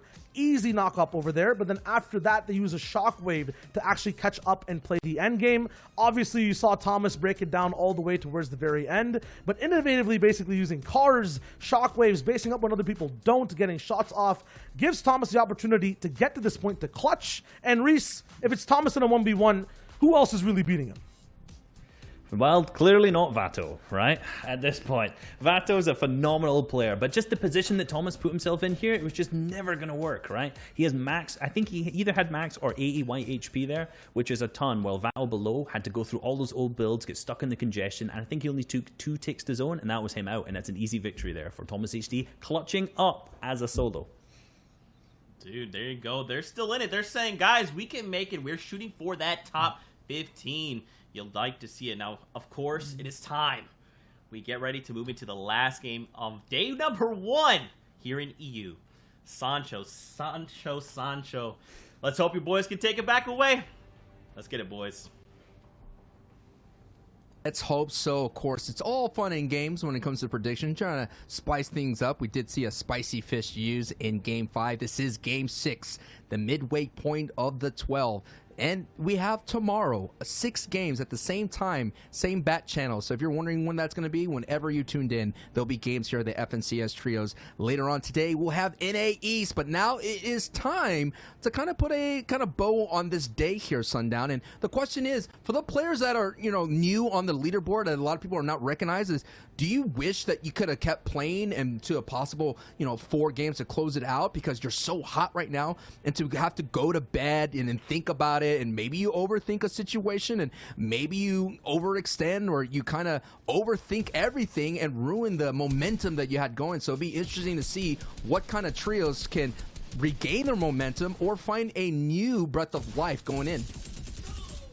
Yeah, I mean, honestly, they already played the semifinal today, so I think with the games from that, plus the 6 games here, that's already a ton of Fortnite being played going through, upwards of 16 games, but brilliant shots coming out from Aqua, just downing Mr. Savage right away. We talk about just that team fire and the pressure that they're able to convert on. Siphon coming over right away as Reason is able to pick that one up. A brilliant wall replace into the arch edit. Will flip it back for the peanut butter edit, and Benji goes down like this was a box fight. No problem there as Aqua gets the final tag as well, and he says 1, 2, 3 strikes, you're out. Not sure what the cricket equivalent is of something about bowling. I'm sure Reese will probably correct me, but Brilliantly done there from Aqua. But it feels like finally his opportunity to really stamp a claim on it. We've seen Reason do it. We've seen Noah Riley do it. But Aqua, he's the dual World Cup champion. We've seen him time and time again. The first FNCS trio champion as well. Really need to put his stamp on this tournament so far, on this week 1 qualifier, and he got it right there. All 3 of them falling to his hands in complete control of Doom's domain in game number 6 going over to this trio. And you got to say, the way their day started sundown with Savages and Benji and Lechi were able to quickly eliminate them so fast. But I would have to say, throughout the day, we've been watching that Titan fight matchup kind of unfold, that the day goes to them, especially winning game 6. It's almost as you're only as good as your last envelope, and that last envelope is going to have a big time clout class right to close it out, and it's going to be interesting to see how does Benji, Lechi, and Savage kind of recover from this. They are very strong players, elite players. They are elite, you know. But do they have that mental fortitude to kind of, or that pride, will that pride, you know, sneak up on them and kind of let them not listen to reason, you know? So it's going to be interesting to see how that unfolds in day 2 for Benji. But their day is done. They're going to have to think about it for another 12. I don't even know if these guys get sleep, 8 hours or so. Who knows? I mean, we've seen just how much some of these guys sleep, but right now on board here, we talked about a Kiriachi, Stormy, right? We've seen them be successful in a number of these fights over at Slurpee, and right now, putting some pressure down, but have already lost Rotary. It isn't even 2v2 as Stormy, right, is sitting on elimination as well, so looking trying to clean up this fight, will be able to convert that knock right away. No shakedown coming through, but a good 160 tag. Again, we talk about making sure you're maximizing the damage, but now, can they close out the 2v1? Players shockwaving in, which seems to me to signal a third party wanting to get involved in this, which could make it dicey. Yes, it is. You can see another team is opting to close the gap right away. So Kiriachi and Stormy, right, rightly so, backing away and being like, no, we're not going to get stuck in this. And they're just going to look to see if they can't catch an advantage. And he does. Insta wall replace into that triangle edit, able to close, and we're going to hop right on over to that Stark Industry initial fight. We talked about Mongrel going at it, and they're all just dropping on his head. They said, nope, we're not going to lose the 50-50 because we're going to bring everyone to the same chest. But unfortunately, that is going to cost them the 50-50 for what is the 3rd time in a row. I believe that's the 3rd time in a row. Yes. They've now gone down over at Stark. So really, really rough for that trio. And I just can't believe that Moraine, Jaspe, and Lunef made that change really late in the game, and they were in the top 10. They weren't in shambles. They weren't struggling throughout the day. I think they just decided, they saw maybe a weakness in the game of Mongrel, Mitro, and Taste, and decided, let's go ahead and test that out. This is the opening week 1. We got so many weeks of action here in the FNCS trios that you could experiment. And you know what's going to be interesting? The top 15, they do qualify, but they're still allowed to continue to compete, and they still allowed to kind of condition their drop spot. And that's going to be a very dangerous trio to deal with throughout the entire time. So we're just seeing the seeds of a rivalry being born. We already seen in the NA East rivalries between Bizzle and Zate. Now we have a rivalry between Jaspe and Mongrel's trio.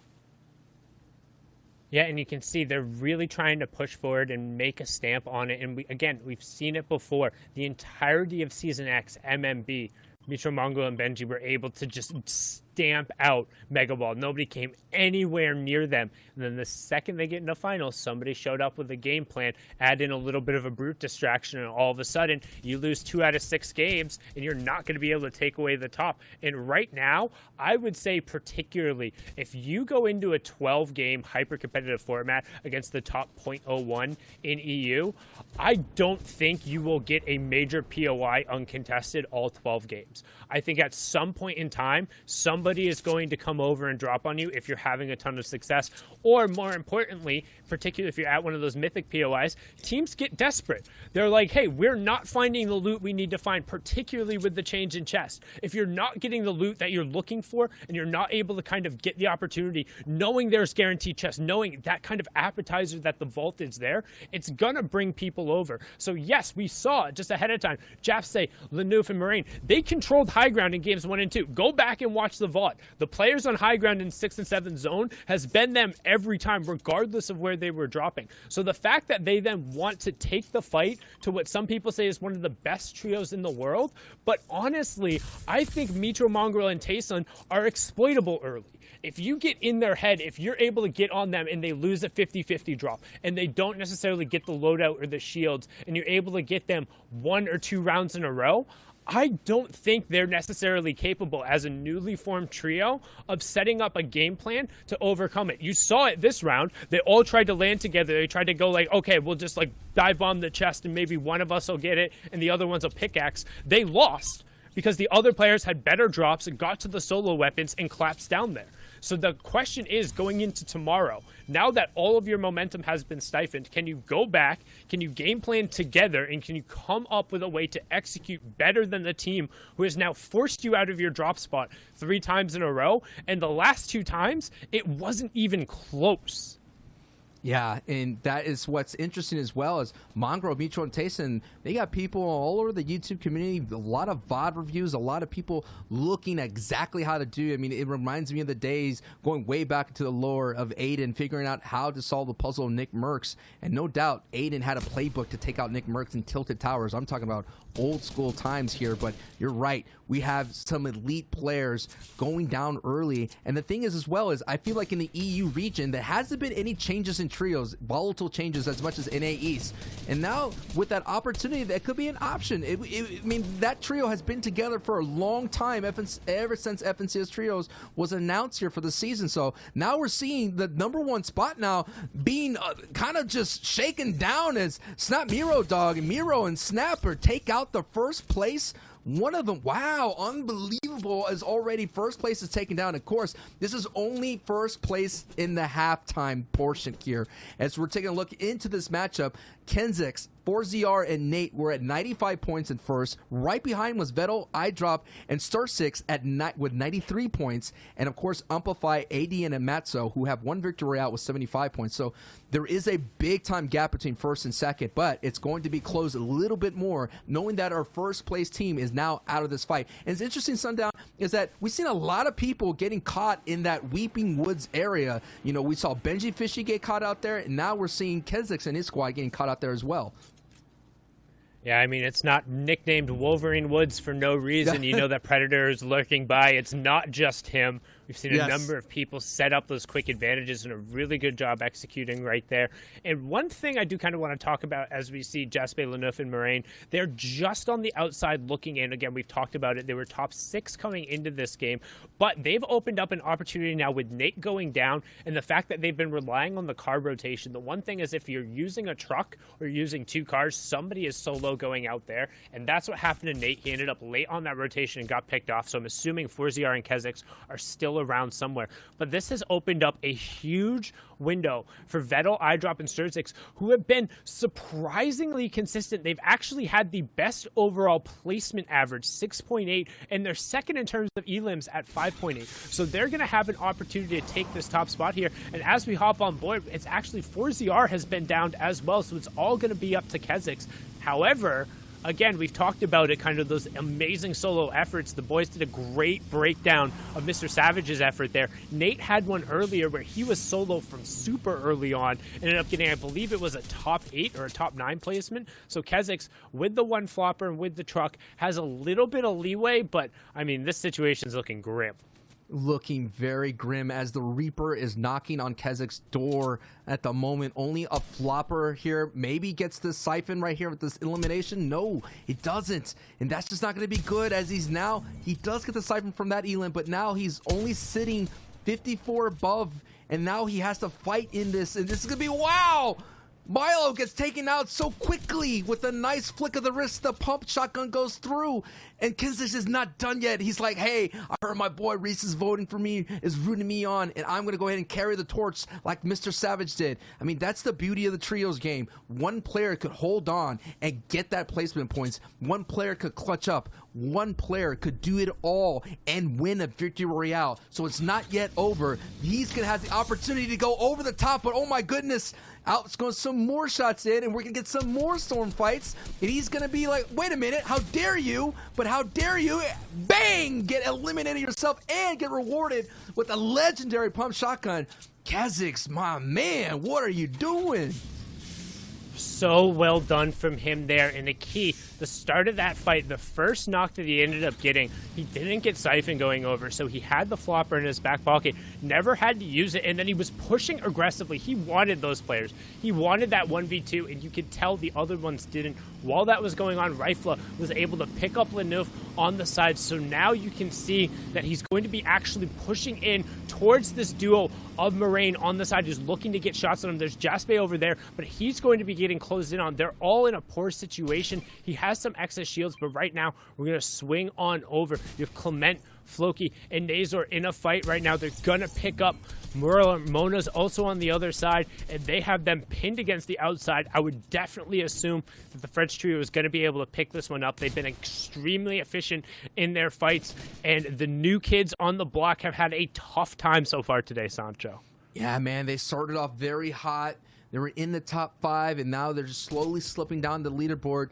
It's just a matter of the adjustments that are coming out, and at the same time, the marathon that it is already, they've already competed in round 2, and round 2 happened just in the early mornings here in the West Coast side here in America, and all that unfolded 3 hours to getting yourself into the top 33, and that in itself is a fight.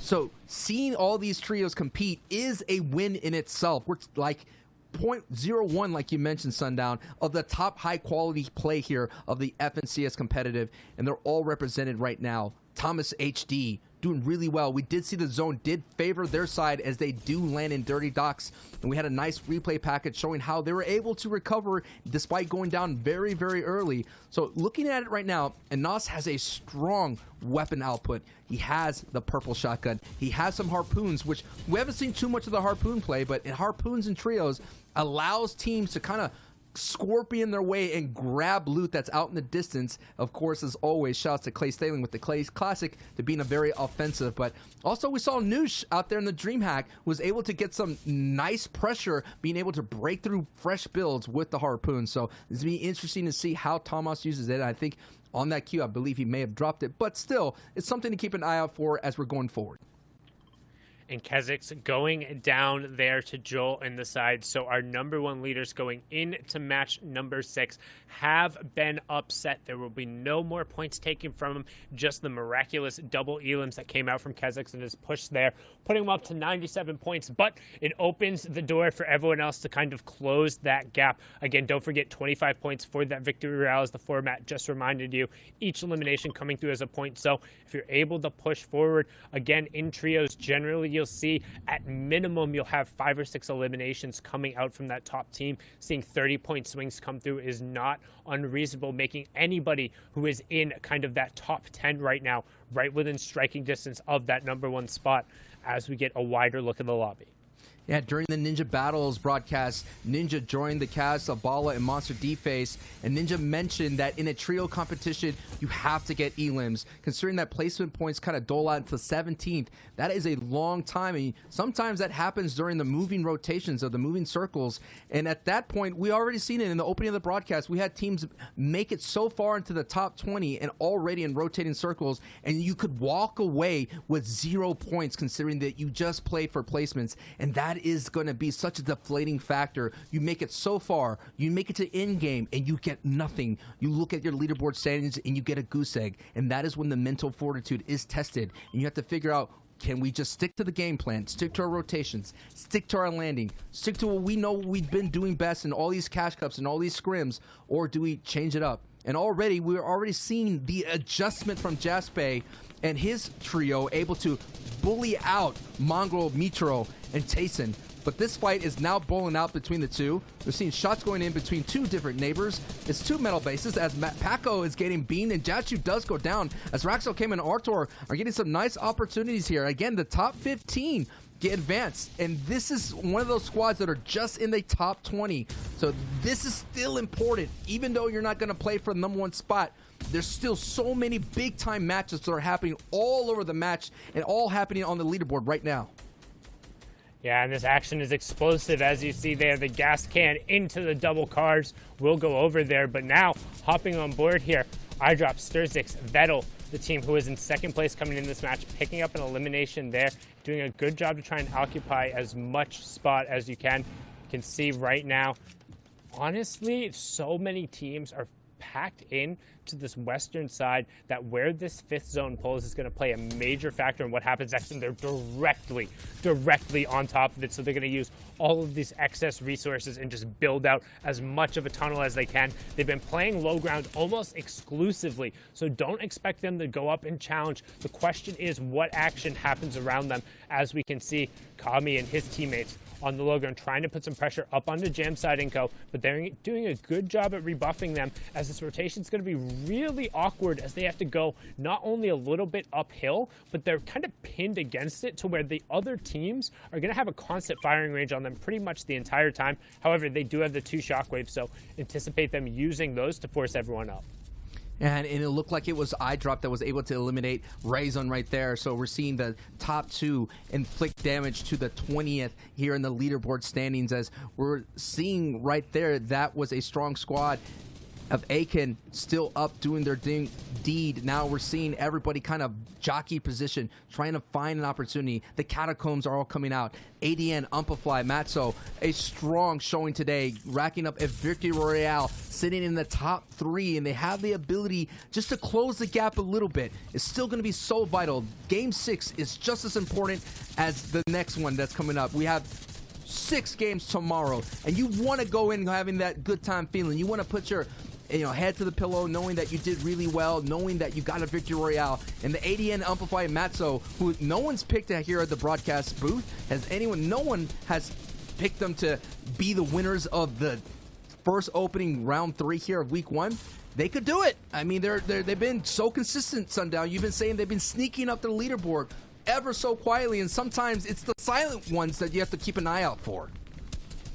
Yeah, and I mean, we've seen Amplify and Matzo for a long time. They've been playing together for a while. I think the addition of ADN really makes sense, and the fact that they've stuck to this same game plan and been able to execute it. However, with that being said, Amplify getting picked off on that rotation there and putting them into this 2v3 situation in most fights, it's going to be a little bit more difficult, but we are also getting into that placement threshold territory. You can see 17 trios remaining, so next one's going through will start resulting in points. 42 players remaining. Slicks picking up Roscoe, Anas going down there, Lariz getting the confirmation as well. 40 players remaining, but still the trio's not quite ticking over. Last game's winner losing another player, as Anas will go down. The pressure continuing to remain on Thomas HC's shoulders, as now we get a wide here in ADN trying to work up the backside of the zone, looking to sneak in and find whatever pumps they can on this layer, and a brilliant pick up there onto Airwalks, but it wasn't his knock, so no points and no siphon coming through, just the excess materials. He's going to be forced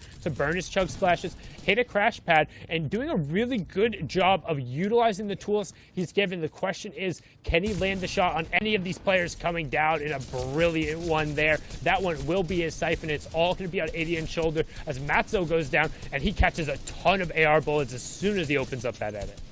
It's so rare to see mobility recycles. Down goes ADN. That ends the run for our 3rd place at the moment. Again, a cumulative leaderboard going into day 2. So as the Storm pushes back inside, as Clement now and Floki are really heating up at the right moment with some nice edit down hits, some strong hits with that pump shotgun. The range on the pump shotgun is very deceiving. Sometimes you got to throw your shot, as Thomas HT finally goes down. So that trio is out, as Vato is now getting a big hit on Floki. So Vato is now chasing Clement and Neko through this build as they're working on the ground low. Let's take an overview look here. We're seeing who's at height.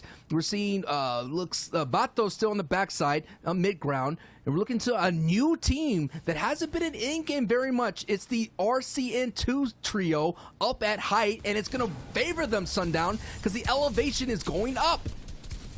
The elevation is going up, but back on board here. They were 2nd place. They're going to be pushing forward that top spot now.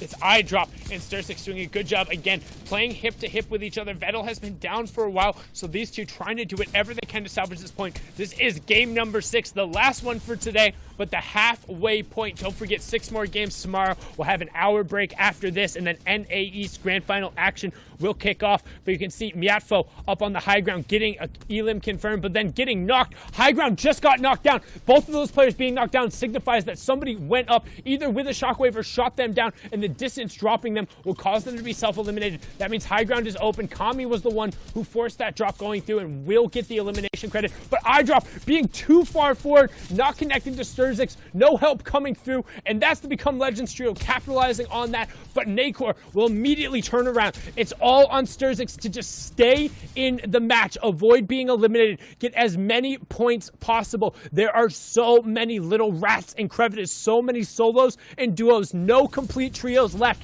as everyone is fighting for their final spot and final opportunity in match number 6. Sturzix in first place currently in your top right. Nacor looking to charge up into the top 10 on your bottom right, and everyone else on the wide on the left as Sturzix picks up a huge elimination, pushing him up to 3, gets a first pump shot, can't find the second. A brilliant job while replacing. He says nope, going forward out into the zone, replaces the layer, turns around, misses a key shot, but he finds the 180, pushes him into the top 4 as well. Sturzix showing why his team should be in first place right now. Sturzix is getting it on at the right moment, heating up for his squad with 112 points. On the bottom right is Nacor. He got a beam on height. So Nacor right now is sitting at height, and you're seeing all the chaos down below as Rifla goes down from Acor. Ator is up, but it is the story of Sturzix, who is all by himself. His squad went down so early. Can he clutch it up in a top 3 situation? Already happy with the points, but the Victory Royale would be that cherry on top. Nacor has everything going his way with a dominant position right now, but Sturzix is not done. He's stirring the pot. He gets a big time. It's a 1v2, and no, it is Nacor. And Sundown applauds the performance seen out here as we close out day 1 here, game 6. Wow, Sundown, wow. And a brilliant effort from them there. I believe that was 13 eliminations coming through, plus the Victory Royale, 38 points from the French trio. But honestly, we have to give just so much credit to Sturzix and all of the other individuals who we've seen really put on for their trios today. If we're going to talk about a story of what day 1 in EU was, it's those individual and those Herculean efforts that are coming out to really put the rest of your trio on the back, say, don't worry, I got this, and they're carrying into key placement and key elimination points in super clutch moments. And that's the beauty of trios, man. Your day is not over if you go down. So that was really awesome to see. I cannot wait to see what the boys bring for us. Zeke, Shio, Reese, what you got for us, man? There you have it. The last game here on day number 1. Don't forget, tomorrow we have 6 more matches. Gentlemen, Vettel, Sturzix, iDrop. They find themselves not the Victory Royale, but they come in second place with an unprecedented 119 points. It's not the VR. At the end of the day, Zeke, it's the VR in our hearts that they won. They had to win at one point, right? It's sick, though. 119, you were mentioning it. 119 points overall on day 1. Very good pedestal going into day number 2, but anything can happen, Reese. Indeed, you can see them in that first place slot now. They've had some really, really consistent games. 119 points. That puts them 21 points ahead of Loki Clement and Nacor. And that's obviously the final game done for today. We still have more going on tomorrow. But right now, that's a big lead. That's a big lead. However, in the warm-up cup, there was an even bigger lead. And it still was really close at the end of the second day. So tomorrow, we really, really could see anything. Absolutely. I mean, my worries are kind of like looking at Kezik's 4ZR and Nate. If they're having very good, off the day performances where the first 3 days or the first 3 games are very nice, I want to see if tomorrow they can make the next 3 even nicer afterwards, right? 6 more games to go. Anas, Thomas, Flick, these guys also had a win. Amplify, ADN, and Matzo also had a Victory Royale. So no one actually here doubled up today, but all the guys who did win games ended up in that top 15. So very good to see getting those wins, still meaning that you can get close to that qualifying range. Indeed, and we can see in 10th all the way down to 15th, we see Mongrel, Mitro, and Tayson again. I've mentioned them a few times. Benji, Savage, and Lecce. We talked in the early game about all of the times that people are landing in these mythic POIs, Doom's Domain and Stark, and how it's going to be really contested, and how, this is my personal opinion, but the players landing there probably won't be as consistent in terms of their placement. And that is exactly what we're seeing here today. We do get to see that drop off. Top 15 is only 45 points. We're looking at a single point difference to break into that. Now, again, tomorrow it could go completely different, right? Tomorrow we can see these top 10 teams just fall off spawn game after game. What's going to be super dope, though, is this we do have this big break, right? You're able to reset your mentals. You're able to look at your games, VOD review, and say, what do we need to change going into tomorrow? Do we change our drop spot? Do we need to figure out what else we have to do? There's so much that can be done coming in. Now, we do actually have the standings from another region that has already wrapped up their games.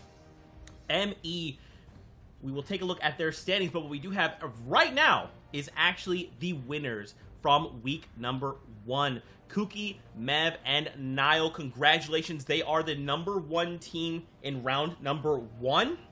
They have concluded both of their days, and they are the ones that came out on top. And they were so consistent as well. It's really interesting. We could call them, I'm not going to put the title on it, but the Kings of Second. In the semifinals, they came second, and then on both days, they came second as well. Obviously, accumulate those points together, and that gives them a first. But how consistent is that? Playing over 2 really stacked tournaments and coming second and then first in the finals. If you add up enough seconds, I guess you can cash them in for a first, especially when it matters. I want to see how this looks, though, when they're moving on towards those heats. It'll be difficult. We have that wildcard match to play afterwards as well. But for Middle East, we're seeing some of the top names still dominate near the top. 6th place overall, Helan Steam, Fantumi, Dio. You have to remember for this region as well, it is the top 8 that go through. So Asian, NMR, and IEX on OWL will be the individuals that do it with 128 points. Demon, Lakubars, and Lord are kind of close by, but we'll see what they bring in the next qualifier week. Indeed, and you can see 128 is the points to qualify this week, right? These players in next week that haven't qualified, Demon, and the players who've come right after that, obviously they're going to be upset. They haven't managed to qualify in week 1, but they still have 2 more weeks to qualify, and now they have this benchmark set, right? 128 points. They know exactly what's going to go on in the next few weeks, and they know exactly how they have to prioritize and win. That's right, guys. You love to see it. Well, that is it for Europe here on the first day of the FNCS. Don't forget, we have 6 more games from them tomorrow. But, Fortnite fam, what we need to do now is go to a break. It's about a 45-minute break, but when we come back, we're going to have action from NA East. We'll have a new set of casters. Our boys here will be joining us. We'll have 6 more games. Till then, Fortnite fam, we'll see you guys in just a little bit.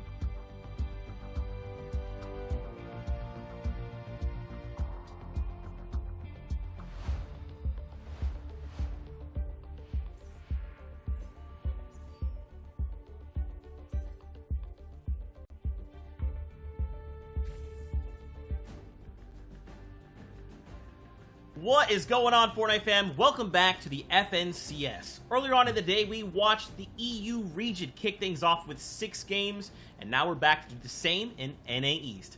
I'm your host, Zeke, and joining us here on the analyst desk, we've got ShyWager, and we've got Reese making his official broadcast debut. Guys, I know you were excited about EU, but how are you feeling now as we're coming into NA East? For me, I just want to see what the leaders are going to look like in NA East because we saw them very early on in EU. And for you, Reese, how are you feeling, man? First weekend, you're killing it already on the analyst desk. It's so nice, man. What's up? I've got to say, it is nice. It is nice. And thank you for saying I'm killing it. I appreciate that. I appreciate it. But it's good. I'm very excited for NA East. EU is an absolute blast. I feel like the packages were really informative and great. The content that we went over, it was obviously fantastic. And I hope that we're going to see the exact same thing today. The guys that are going to be leading, are they going to take that lead early on, like Shio said? I hope they are. Let's see. We will see together. Now, if you guys watch from EU, you guys know what the plan is, but for those of you who are tuning in for the first time, welcome. Hope you've had an incredible day. You're an incredible human. With that being said, let's talk about the show flow that we can expect today. Now, as always, every weekend we'll be back covering EU and then later on NA East. So let's talk about the tournament format itself. This is something we saw kind of similar from last FNCS. We have kind of these rounds 1, 2, and 3. Right now, we're tuning into round number 3. We have 6 matches today, and we'll be back tomorrow for the next 6, for a total of 12. Now, only the top 15 trios after both games' cumulative score will move on to the heats. We also have a very special wild card match that will lead us into grand finals. I mean, you know, Shy, it's been pretty good so far. Yeah, so far, just round 3 has been bringing us like action we usually see in those heats and grand finals. I still am so hyped up for that wild card match, but the one number to remember today is top 15. It'll be those trios that will be moving on after these 2 days, so just keep in mind as to, you know, how things are looking over that, but there's a format that actually get these guys those points. That's right, the Victory Royale worked a gigantic 25 points, second at 20, third at 16, and the list goes on all the way out to 1 point at 17th. And of course, don't forget, every elim is 1 point. I mean, Reese, we saw a lot of these teams playing for those placements. The Victory Royale, that's pretty juicy. It is very, very juicy. You get an extra 5 points from coming second all the way to claim that Victory Royale. Plus, if you got to think, you're also going to get an elimination point, maybe even 2. So that could be 6 or 7 points. Potentially 8 if there's a third still alive and it's a big 3v3 situation, right? So that difference between coming first and coming second is absolutely massive. That's right, and this is what they're playing for, the Qualifier Prizing Breakdown. Don't forget, we're in NA East, pretty big prize pool. You like to see it. Now, we are getting our games prepared. We do have the bus driver. He is loading up our players, making some last-minute tweaks to the battle bus to ensure things go as smoothly as possible. And we'll take you guys in as soon as things are ready to go. Now, gents, of course, in case you didn't watch in EU, we're actually doing something kind of fun for us on the casting side of things, and that is making predictions. So, we have ShyWager and Reese that have both made a prediction for the team to walk away as that number 1 team today, just this week, and then week number 2 we'll do the same thing again. We've also done the same for our casters, who will be Monster D-Face, and of course, Aussie Antics. So let's take a look at our predictions, let's walk through, and make a case for why you guys have chosen these picks. Now, Aussie did choose Knight, Shark, and AV. MDF chose Slacks, Acorn, and Jacques. Now, Reese, tell me about your picks. My pick, Clicks, Illist, and Bizzle. Newly formed trio after all of the pandemic and all the odd stuff that we've seen over the last week in this region. Everyone's been switching teams. There's new teams left, right, and center, and this is a new team that's formed. However, from some huge potential. FNCS warm-up was 2 weeks ago, and Illist on his previous trio actually won that, and it really showed me how great of a fragger he truly is. And before that, we've seen Bizzle and Clicks really, really bond well together in some of the Cash Cups last season and some of the third-party tournaments that they've worked through. These guys have the potential to win it, and they absolutely killed it in the other 2 stages, in the early, in the opens, and in the semi-finals. They've made it here, and I think they're going to do really well, because guess what? They're uncontested at Sweaty Sands. Both my picks have been uncontested at Sweaty Sands. So nice. That's why I see I that hope you they're don't like uncontested. to expand too much, Reese. Hey, you know, use the same formula. I'm going to use facts. I'm going to use just one specific quality of this trio is the fact that the last time we had trios, they won in this region. Zexro, Calc, and Macwood, and they are still trioing together. It's the same. They haven't switched up. There's no crazy business. It's an easy pick. It's the for-sure pick, and the best always picks last, but I'm not picking last. I'm picking the first place trio for today, and dare I even say the grand finals, because they'll get there. Wow, these are mighty words. Now let's circle back a little bit to OCE and MDF. Let's start with MDF's pick, Slacks, Acorn, and Jacques. Why do you guys think MDF picked this? When it comes to Monster D Faces, Slacks, Acorn, and Jacques, these guys have won all these third-party events that are going on time and time again. They're early winners as well for a game, so when it comes to day number 1, playing things out from games 1 to 4, these guys have some sort of buff. I don't know what it is, if they're doing something different to other trios, but they win early on and they win fast. So for the first qualifier, this is a very smart pick. Also have Acorn and Jacques, who've played together since FNCS duos. Slack still in that mix. It's a very smart, nice dynamic that plays height, plays it very well, and just pops off. Okay. Indeed. Now what about OCE? What do we think, Reese? What are we thinking? I like Ozzy's pick. I'm gonna give Ozzy some points for this pick because they were definitely one of my top choices as well. Knight, Shark, and AV are very, very consistent. They came third in the Warren-Up finals. They came Shark and Knight came third in the Chapter 2 Season 2 FNCS duos. So they have proven themselves that they can perform really well in these team games. AV is an incredible solo player and also an incredible team player at the same time. And these guys have just been bonding really, really well. They have that great chemistry going. They land at the rig, uncontested. They have a huge drop spot that covers 49 chests on their looting path. So these guys are really, really set up to do well in this tournament. Oh, okay. Okay, now we'll have to see if these two, once we get there, can defend themselves. I feel like you guys covered them pretty well, right? These are pretty sound and solid arguments. Now, here's the thing. Let me throw like a wrench into this a little bit. Someone very special that most of us know did make it through today by the name of Nick A30. I've known Nick for a while now. We went to Korea together. The guy's incredible. So I think all of those predictions are wrong, and I want to see Nick A30 and his trio win. Thoughts? Okay, I'm with it. I actually like that. Let's talk about Nick 830's trio in total. He has Ops and Glace with him to lead him through the packs, through the charge. Glace has kind of swapped trios time and time again, taking a few breaks here and there. But he knows the drops throughout the whole map properly. He knows how to play that map from any angle, and we saw that in the semifinals. He was picking up eliminations more so than the other two time and time again. His AR beam is so nice. What about Ops, Reese? What do you think about Ops? Well, I just want to take one moment. I want to talk about Ops too. Ops is super, super consistent. Really great player. Great content. He's been doing tons of stuff on Twitch, really blowing up, and a very consistent player for a long, long time. Recently signed to TSM. But I want to talk about Nick for a second. You guys have talked about him too. But I normally take the analytical approach, right? But I'm going to go emotional. I love Nick. I want him to win too. He's amazing. He's the most positive person in the comm right now, and I want his team to do great. There you go. I mean, it's hard not to love Nick. He's just that positive guy who also just does push-ups and makes it look effortless, He's just a funny dude. All that being said. Now, guys, of course, with Season 4, we've seen a lot of changes come to the game. There's a lot of avenues for self-expression as a player, and we see some of this kind of come through in the fish that you guys can actually find in the game. Yeah, lots of new fish, and that changes things up drastically early on. Those floppers and slurpfish are still there for the end game. But here so far, we have the addition of the shield fish that lets you get 50 shield immediately when you pop it. Very similar to a slurp, but only affects your shield. You can pick it up, stack it over. It's really nice. And this is the jellyfish. It actually acts the same as a slurp does, where you can hit it for 20 HP and it'll also heal the players around you as well.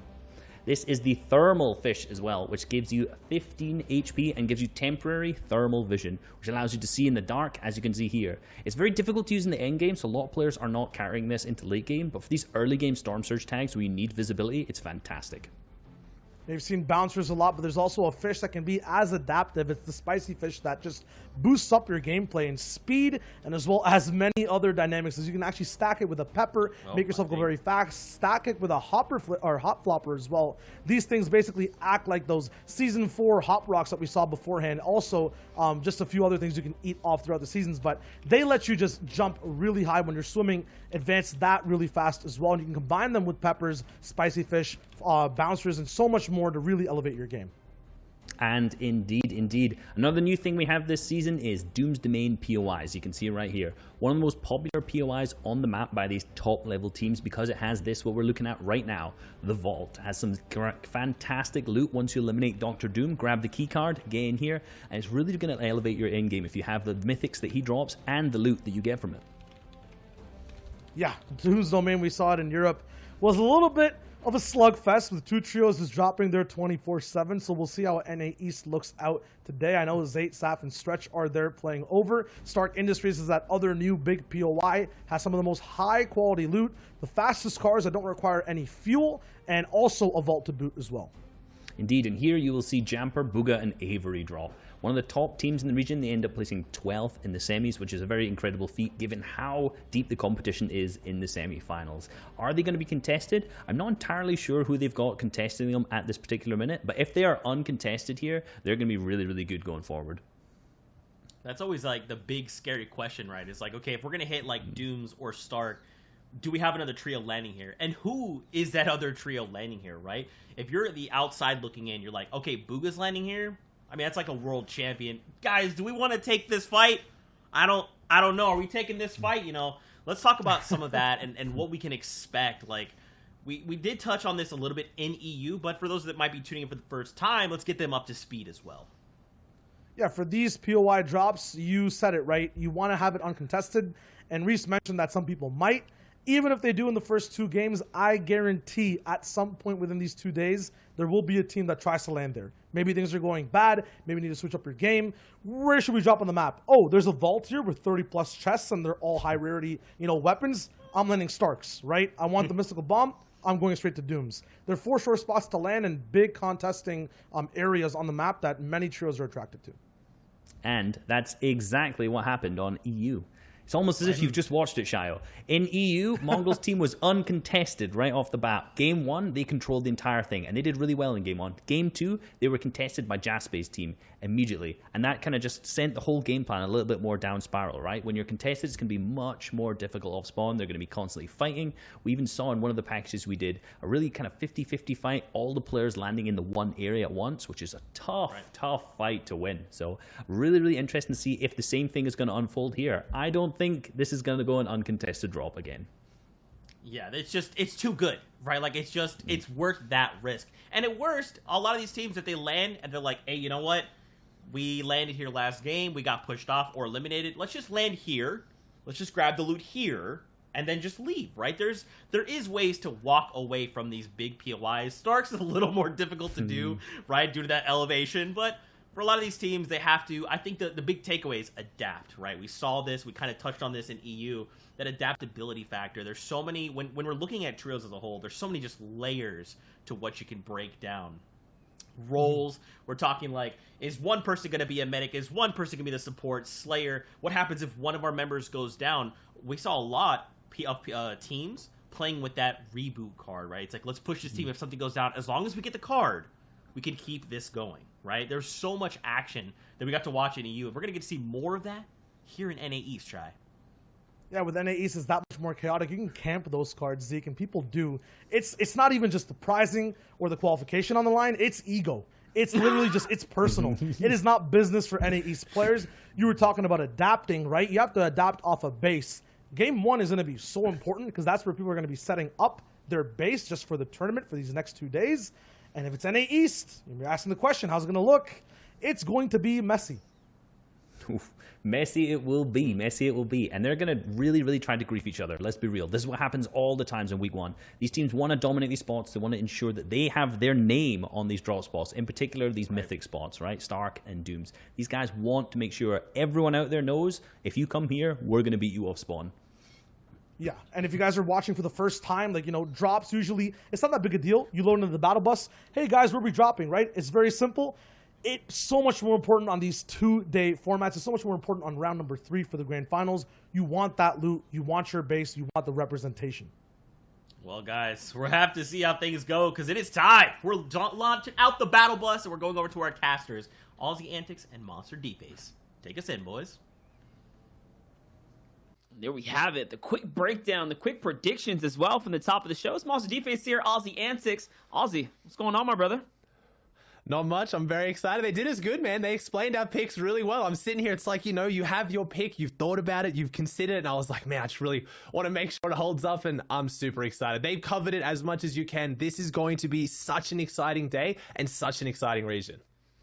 And that's right. And we know that the games are ready. Remember, 6 are underway today for the day one of this whole entire portion. Tomorrow is going to be another big 6, big chunks of money on the line, of course, as we continue to this entire build-up. It's the FNCS. It's Fortnite. And here it is. It's the lay of the land. Game number 1, Aussie Antics, is about to unfold. And I'm so excited. This is what I want to see. I want to see who is dropping where, because we've talked about it so much. Where are the drops and where are they going? All right, here we go, Monster. It's now, I think we have one team. I think we have 2 teams at Dooms. Is there one team at Dooms, one team at Monster? Or is that, I mean, at Stark, or is that just my eyes, Monster? Looking like it's only one team on each of the locations as of right now, which is definitely something we probably couldn't guess, right? We couldn't expect. This is a fight we definitely wouldn't have known or seen coming. It's Threats and Crew versus Nico here, and Nico's the last alive.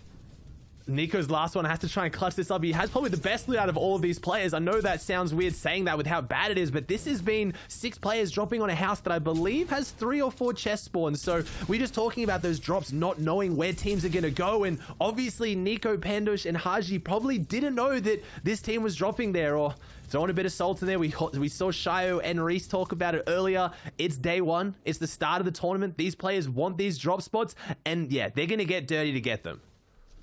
And there it is. Well, you know, they do have opportunity to go ahead and change up their drop spot. Talking about a team that is taking advantage of opportunities. My boy, Nick A30, Gleason Ops here, who have stepped up to the plate, qualifying through with a monstrous 25-game elimination to push their way through.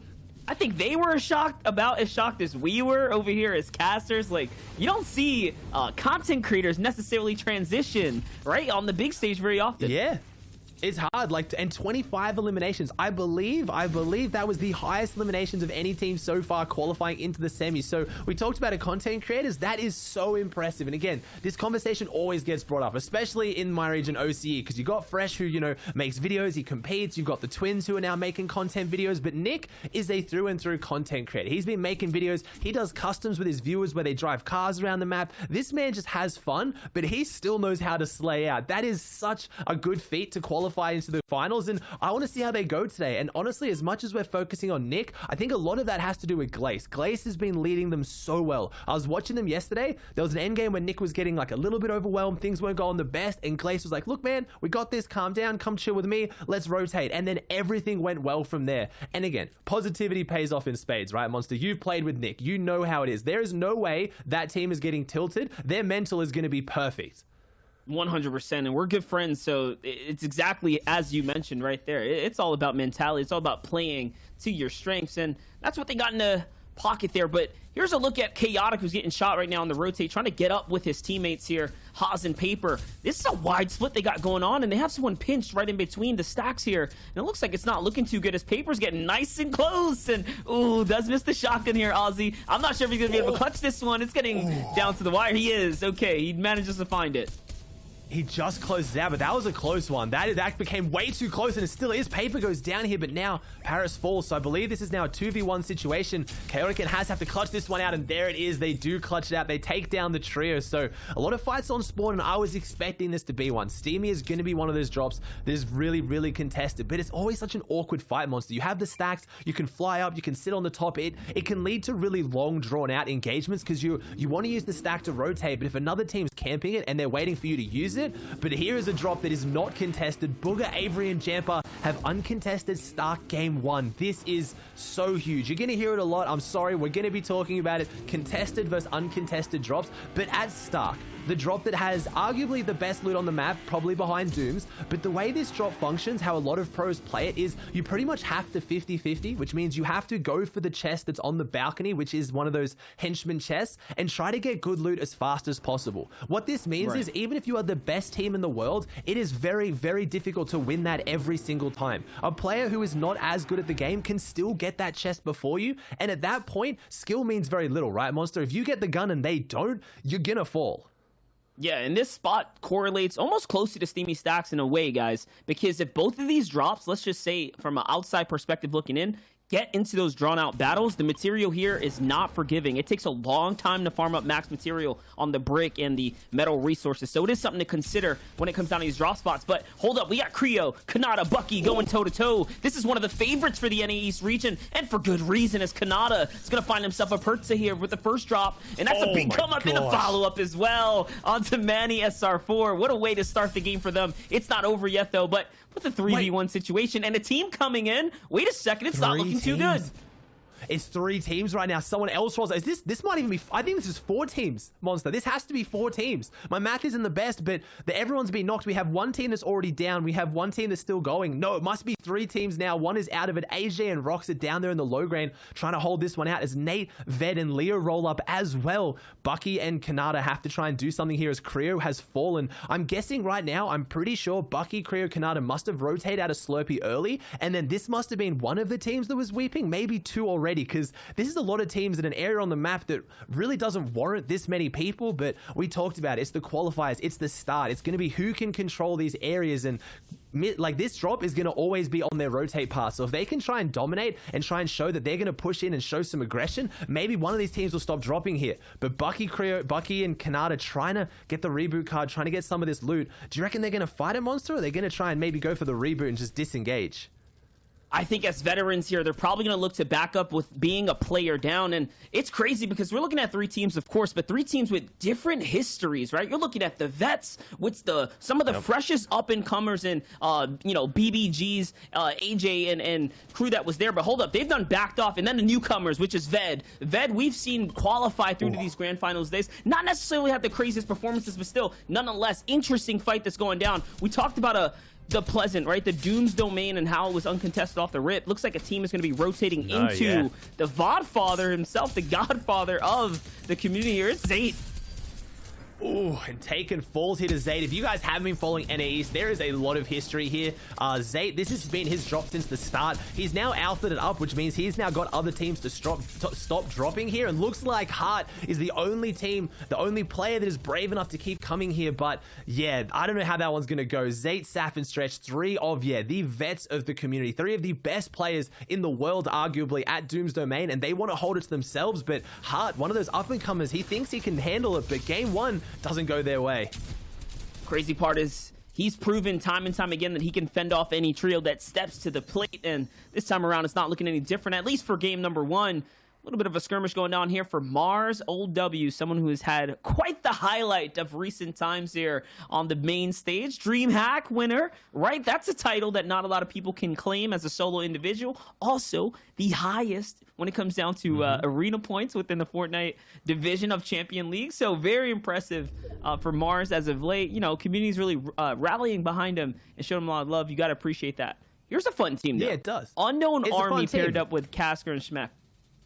This is an interesting team. When you say fun, I mean, like, if you watch them, it's, you'd almost, like I said, obviously Unknown streams all these tournaments. I've been watching him all the time. You'd almost think this team doesn't get along, I guess, just with how quiet they are. But compared to other teams, when I'm thinking, like, Clicks, obviously, you know, shouting every single time, getting hyped, getting excited, this is the team that almost just looks like they're at another day in the office. They play the game, they want to win, they're really calm and collected, and they're so consistent right now. And I think the fact that they do not get emotional, they just kind of take it as it is, and they just take every game as it comes, is leading to their consistency. And I wanted to see how they'd go today, though, because they have been dropping retail, and we did see that the Hispanic team, we had P-God, Jelty, and Elige qualify in 33rd, which throws a bit of a spanner in Unknown's in Unknown's kind of like arsenal, because they have been dropping retail as well. So what you've seen Unknown's team do quite a lot is drop towards the house that's kind of to the west of retail and do this like smaller loot path. But I'm guessing based on that loot, Monster, I think they may have had retail this game, so maybe the Hispanic team's going somewhere else.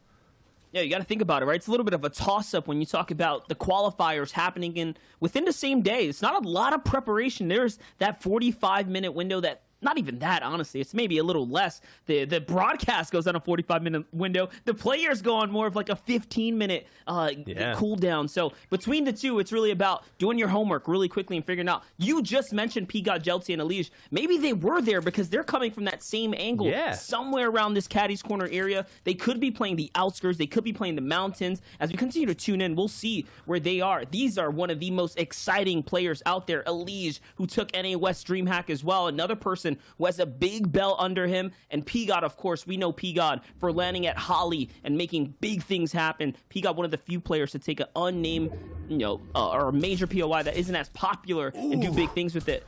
Massive snipe here from Bizzle. Massive snipe from Bizzle taking down Cloud, and perfect timing to talk about it. We have the Storm Surge come up, so that's why that sniper is so big. Bizzle's not going to be able to get that finish. There's no way with the team that far away, and with 81 players alive, is he going to be able to push that? But that is massive damage towards Storm Surge, and if you're tuning in, you don't know what Storm Surge is, it's essentially a threshold where the team that has done the least amount of damage, if there's too many players alive at a certain zone, which will be pretty soon, they're going to start taking 10 damage every 5 seconds until they either do enough damage to get above that threshold, or enough people in the lobby are eliminated so they go below. So it's really risky. All it means though, if you're just watching, is you can't just sit in a box. You can't just run away. You've got to do exactly what Calc Zexo here are doing, is get some damage and get in some fights. You have to be active as they get another knock right now. This is Shio's pick right now. If they go down here, that would be really bad for Shio's prediction. Calc here on the back foot only has about 20 health to his name, trying to pop some minis now, but Macwood and Zexo are down. But then again, Calc, insanely mechanical. If someone's going to pull this off with those crash pads and that blue pump, it's probably going to be Calc, but it looks like the other team might be disengaging, or they don't know he's there, Monster. He's getting the revive off in the bush. And the weight of the clutch is now on Calc's shoulders. He is going to have to give up the revive here as another team's going to step into battle. It's Reverse 2K, Miro, and Day, who have been having quite the last 2 days, really, and today specifically, popping off. We're talking 3 Victory Royales coming out of the first session of today. And now, they're on a track. They're on a tear right now, but Day's down. So a little bit of an opportunity here. And we're talking about people that are on fire. It's Aspect, NPen, and Zuni's, the same, literally rivaling that level of consistency, that momentum. They have that in their favor right now, Ozzy. And I mean, Aspect is pushing. It's like a new Aspect we haven't seen before. It's like he's back. He's back in a big way. Just came off the back of winning NA West DreamHack as a solo. So if someone's going to clutch up here in these fights as a solo, it's going to be Aspect. But this is first place and second place from the semifinals fighting right now. Day, Miro, and Reverse finished on 220 points in first. Aspect, Zunis, and NPen finished on 189. So not only do you have the last FNCS winner of Macwood, Calc, and Zexo, they're going toe-to-toe with the new blood, the 2 new trios on the market, which I'm pretty sure did not play together in the last trio FNCS. So that's why NA East is so exciting. You have so many good top tier players that have been a team for so long, since the beginning of competitive Fortnite for some of them. You have Zayt and Saf still playing together, but you have some of these new players who are on the come up who are really upsetting things. I mean, and you talk about new players, they're pairing up with the old, right? Take a look at, or think about teams like Chap teaming up with Coop and Fishy, and even Aspect, right? An OG picking up like Zunis and NPen. Maybe not as decorated players, but these are all the same kind of situations, the gelling coming together. Reverse 2K, Miro, and Data, same exact formula right there. So there is something special about these teams, and that's what makes them so exciting. In the feed, though, I'm noticing Avery is going to be lighting it up, finding Nano and Sebi. Those are some massive drops right there as Ghost Nanolite is going to fall. But hold up, Zayt's going to follow up with the Doobs Bomb, and the fire's ticking. Take a look at the damage. It's going through. There it is. That's going to be 2 elims for them.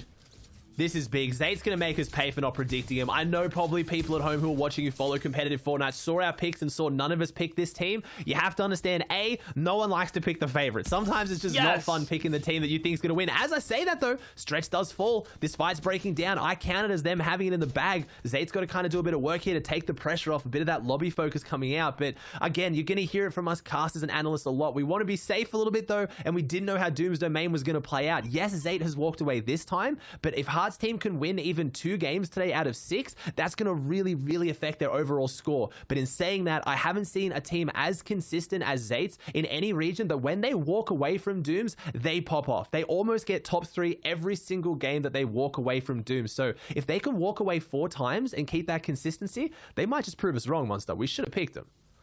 I mean, the only reason we didn't is because, like you said, we want to make it interesting. We want to give people an opportunity. Zayt's my boy. I love the man to death, but, I want to give some new blood to face the opportunity here, and that's why I went with Jack, Acorn, and Slacks. Take a look at this little fly-in right here. The first qualifier winner in every NA East FNCS went on to finish top 10 in the grand final, so that is a very impressive stat so far. Hopefully, now the pressure's on, right? A little bit more weight on their plate to go ahead and keep that stat true. And this is my team right now, my pick, AV, Shark, and Knight. And again, obviously, Reese did it perfectly. He definitely summed up why I picked this team. Insanely consistent. You have Shark and Knight, who are one of the best duos out of NA East, picking up AV, one of the best solo players that's just gelled so well with them, but they have such a good drop spot. They drop the kind of Fortilla and Rig split. Reese talked about it. They get almost 50 chests, and they know it so well, and it's really hard to contest them there. So they were my safe pick as a team that wasn't going to get dropped on. Their biggest issue, though, is finding their Storm Surge. It's how can they get their tags in the mid game, because they are uncontested on a very edge of the map drop. So how do they get their tags? But look at this map right now, Monster. We have this edge is what you would just the definition and just physical representation of a congested side. There is like 10 teams on this edge, and there is next to no one in the next zone. So if they can make this rotate, this is going to be the most dangerous one for these teams.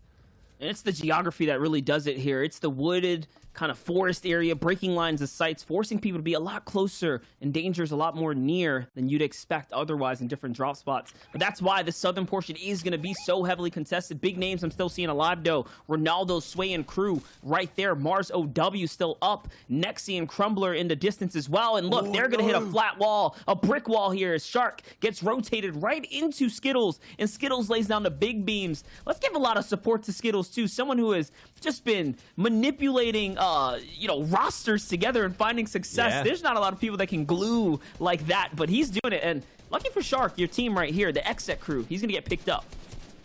Yeah, that we didn't talk about. We talked about Nick A's team, but again, another bit of an upset, or not maybe as big of an upset, but FaZe Sway, obviously one of the best creative players, one of the most popular creative content players there are, has some of the most ridiculous mechanics you've ever seen. If you can ever get the chance to watch his hand cam try and smash out a free build, it is mesmerizing. But he is qualified here today for the finals of the first week with Ronaldo, someone that, again, needs no introduction. NRG's Ronaldo, he kind of took a step back from competitive, did some viewing parties, found a lot of success there, but decided this season, no, I want to compete. I want to be a competitor. He was on the podcast with Baller and Shio, and he was just talking about how he doesn't care about how much fame he gets as a content creator. I want to be a pro. And look at that. He qualifies the first chance he gets. I really want to see that team pop off today. Let's not forget, he just won a little, a pretty big tournament, a community tournament from the Chipotle series as well. So yeah, he's finding his success, and it's crazy. It's one of those double-edged swords. As you grow as a content creator, you can be counted out as a professional player, and that's been his struggle, finding teams that are going to take him seriously, because at the end of the day, he is still a competitor, true and through to the end. Calc Macwood still alive, though, trying to make do with being on the storm line right now. There's a trio right on top of them, and another one looking in. It's a scary one looking in. It's Bugga, Avery, and Jamper here. At 4 eliminations, by the way, doing very, very well in this competition. This is a team that can be hot or cold, but with the Stark's Industry being uncontested, I mean, looks like it's working out for them right now. And I'm seeing 6 shockwaves, and I think that's 5 bounce pads. My eyes aren't quite good enough for that one, so we're talking insane mobility. So this team, and they get the zone, and they take down Bizzle. We have Booger taking down Bizzle, 2 of the biggest names. We now have Clicks and Illest having to do something here, but I don't know what they can do, so this is going to be a little bit difficult here trying to play this one out, because Booger right now has all the firepower in his inventory, and they get half-half zone, one of the most important zones to get. So all those teams on that congested edge we talked about are all making their rotate across. They're using some of those shockwaves, using that kind of solo mobility that's had to be adapted into trios, Monster. You have to try and land a perfect shockwave to launch all 3 of you, because this is the first time we've seen a team game mode with no launch pads. So these half-half zones, when they pull this far away, can make or break your entire game on how you're going to get there. Yeah, right. The last time we saw that was when squads were around, the launch pads weren't in the game. But the action's unfolding. Things are continuing to go down on high ground now. It's Zate, Stretch, and Saf, of course, as this wide shot's putting us right in the moment right now. We're seeing everything unfold here. Here's Acorn, Jack, and Slacks right now, just trying to get into a box fight and do their thing. Because I'm pretty sure we also will have replays as the games continue to keep you guys all caught up, right? Because there's so much going down throughout the course of these games. And, the battles are evolving everywhere in the map. We're talking here, we're talking over there. And now moving into this half in, half out. The first full moving is coming next. Everyone's on the southern portion of the zone right now, Ozzy. This is so scary if you don't have mobility like Acorn and Slacks here do, because they don't have Jack. But that's going to make it easier for them to stick as a pack. There is a silver lining here. There is, and they get that first rotating zone behind them. As I've just seen, unfortunately, Nick A30's team falls there. I saw Glace go down, and then I knew Nick wouldn't be too far behind. Nick falls here as well. 44 players alive, 19 teams alive here, so placement points going to start kicking in really soon, getting more and more of those big end placement points, as Acorn doesn't have the firepower or the best inventory to close this out, but we'll have to see as we tune back in now to Macwood, Calc, and Zexro to see what they did, and looks like they didn't get Zexro back up, but they did have Macwood and Calc here in this fight on the edge, right as half shows. Let's see how they can kind of control this edge and see what they can do with it, as we do again have the second place team, and this is the same team that they ran into at Authority. They haven't got away from them now. We have Zuni's Aspect. They're all trying to get in right now. They're pushing in. Npen goes in, and no way can Macwood do this. No way does Macwood 2v3 this. He does. He goes toe to toe. I almost believe that was a 1v3 towards the end there. Macwood clutches it up, but doesn't mean anything though, Monster. He's now solo trying to go into this end game, but it's 3 points on the board for those eliminations. Hey, it's big 3 points, and now all he has to do is fend for himself. Hopefully, he can stay alive, because it's going to be no easy task. Here's Simple, Tragics, and Snake. They were popping off in the opens rounds. We saw some highlights coming in there where they took out Chat for the victory and literally pushed themselves through a major qualifying run. Tragics was tearing things up in the low ground. This is a team with a lot of fragging power. We talk about the new versus the old. This is one of the new. This is the Nobu team and the Outcast crew. CN here stepping up to the plate, right? This is the new stepping in, trying to make a name for themselves and continue to gain the respect of the community, gain the respect of the other pros. Big frag right there on Segush. And, you know, it's time to keep it rolling here as they now approach 3 eliminations and zone favors them. I'm seeing so many big names in the feed. Booger has picked up an elimination onto Saf. We have Slacks taking down Sway. Lazar P taking down Sway. Someone else we haven't really talked about too much, so they're looking good around there. But this team on low ground's looking in, it's a bit of a rough spot right now, up against the river. He has to swim against the river now, and this is really tough. But if he can keep going under these builds, it could save some mats. But no, Snake falls here. Simple and Tragics kind of following the same little path here. No, Simple falls as well. Tragics not too far behind. They go down, I believe, in 13th now. And we get to see who is it on high ground, Monster. Of course, it is Zayt and Stretch. If they walk away from Dooms, they are gonna control the lobby. They are going to dominate, and that's what Zayt does best. He's up on the high ground, controlling that ultimate high position, so none of these teams can shockwave up and take it. They're playing it so well. They do this better than any other team, and you're probably gonna see that Doom's mythical bombs start coming out now and controlling some of that low ground, but it looks like they have no Saf. Maybe lost Saf on that kind of coming into endgame situation, but Rogue Shark, AV, and Knight looking really good on the low ground. If anyone's gonna be able to dethrone them here in this endgame, it's going to be them from the low ground. You can never count them out. If you want to give a title to who's the king of height, it's always Stretch and crew up above, Zayt and Saf, and you want to give a crown to the low ground, it's the XSET boys. It's Night, Shark, and AV. Oh, and yeah. this is where AV thrives. Literally, you put him in the end game, and he's going to pop off. He's going to connect with the shots. He's leading with 3 eliminations for his team so far, and also, they are owning the low. Look, no one's come down here, and they're not afraid to look up and burn for shots here, and it's going down on both angles, right? Stretch putting the pressure up from above. Knight's down here trying to do his big and his best impression of finding all the frags, following up. They lose one, though. And Shark does. Shark goes down, so it's AV and Knight right now. We also have that split perspective with Stretch and Zayt. Zayt is so high up. He's right up there, and he's probably got some kind of a mobility to stop this fall damage. Maybe a crash pad or something like that as well. So he's looking great up there as Stretch tries to find those eliminations, and that's unfortunately what's going to go against this team here. They're missing Saf. They're missing some of their firepower to pick up these eliminations. There it is. I have to imagine, but no, Booger's coming up. He drops down. Booger and Champa making their way up now. Stretch having to do a little bit here. This is Stretch against Booger, a story we've heard so much before. Old duo mates. Stretch falls below. Booger and Jampa take over the high ground. This was a mythic versus mythic situation here. Starks versus Dooms. Which will come out on top? AV on the low ground has now fallen as well. Zay going for the med kit heal off. This is going to get him just enough health to make it in. They've got 5 eliminations on the board. He timed it He wrong. timed the wrong, Monster. Oh, no, he got it. He does get it off just. Barely there, and look at that, using the gauntlets to his benefit. It was a strategy. He went outwards and using the gauntlets to also mitigate the fall damage, but now it's going down to the wire. Zayt finds the siphon. It's going to give him a little bit more HP. Stretches at 100 as well, TJ. So it looks like it is enough. It is enough for it to be a 2v1 right now, and it's TJ versus Stretch. It's not looking like it's going to be too good here, Ozzy. I think it's all over. There goes the quick edit, and he's going to hold him out to the zone. Pretty easy, pretty straightforward, but still a clutch. Again, we talked about it. I had to preface it. Zayt, Saf, and Stretch making us look silly for not picking him as our prediction. If they walk away from Dooms, they are always going to be so dominant. But the story is going to be, next game, can they do it? Can they beat out hard again? Can they get the consistency they need? We're going to have to see if the analysts think so and get them to break it down and throw it back to the desk. I mean, guys, what can we say? I think it's pretty safe to say that Saf and Zayt, whenever you have both of these players, they're incredible. You add stretch equals W. I mean, I don't. Does more need to be said? That's facts. That actually is facts. But it was in that game. It didn't actually look that facts at the end. It's just Zayt's phenomenal play of taking height with those gauntlets, with the medkit play that really solidified it in. Was so nice to watch. That's right. That's right. Indeed. Now, guys, of course, we did see some stuff we want to keep track of are these big hotspots we've observed here at the beginning of NA East. Right, Reese? Indeed, indeed. You can see exactly the team who just won the game, Zayt, Saf, and Stretch, landing at Doom's Domain, and they're picking up an early game fight against Heart Taken's team. They are extremely aggressive immediately off the bat because they want to ensure that they get this victory for this spot. An amazing shot with the Shockwave and picking up on Taken, knocking him down, which is a fantastic.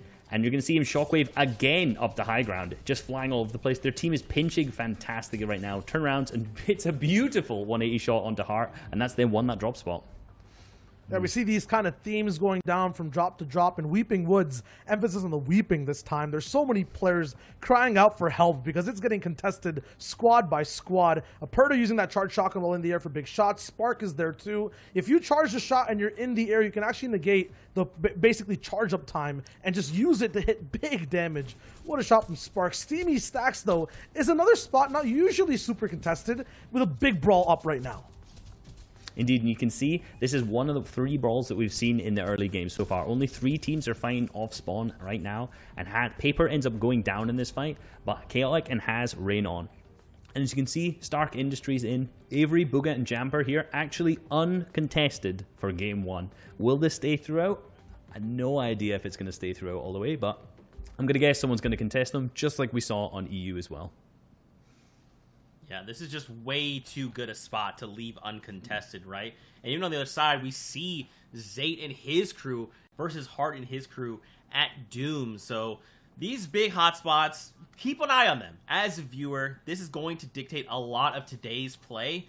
I'm thinking some of these teams that might be hitting these kind of major hotspots, they might want to start considering a backup plan. And we'll see some of that kind of come out in the standings in just a moment, but adaptability, that's the word we're going to continue to throw around. Maybe Zayt's not the fight you want. Just maybe not. I don't know. I don't think the acronym is NAE for today. It might be NAZ, North American Zayt. I'm working on it. It's a work in progress. But we can segue to, his gamer tag is Zayt at Dooms, but it might be Dooms on top overall too at the moment. I feel like in game 2 it'll clap back. Let's look at the standings, though, and see exactly how far ahead these guys are and what that final brawl really meant overall in NA East after game number 1, because I feel like it was actually really, really close. It actually was. So Zayt, Saf, and Stretch fought it out there at the end. Now, the big takeaway here is we're going to take a look at the eliminations because this is going to tell us the story. So look at first and second. Voil, Rokane, and TJ, 9 eliminations, right? Zayt, Saf, and Stretch have 10 in the VR. So basically at the very, very end, these 2 teams clashed, and it was Zayt that came out ahead, right? So now they have the 5 extra points from the VR and the 1 from the elimination, putting them 6 points ahead. And you can see 4th and 5th, Night Shark AV, Slacks, Acorn, and Jack. That is our casters' predictions coming in strong today as well. Clearly their uncontested drops and their really dominant and consistent play has really paid off, getting in that 4th and 5th slot. Yeah, it's not even an uncontested drop for Night Shark and AV.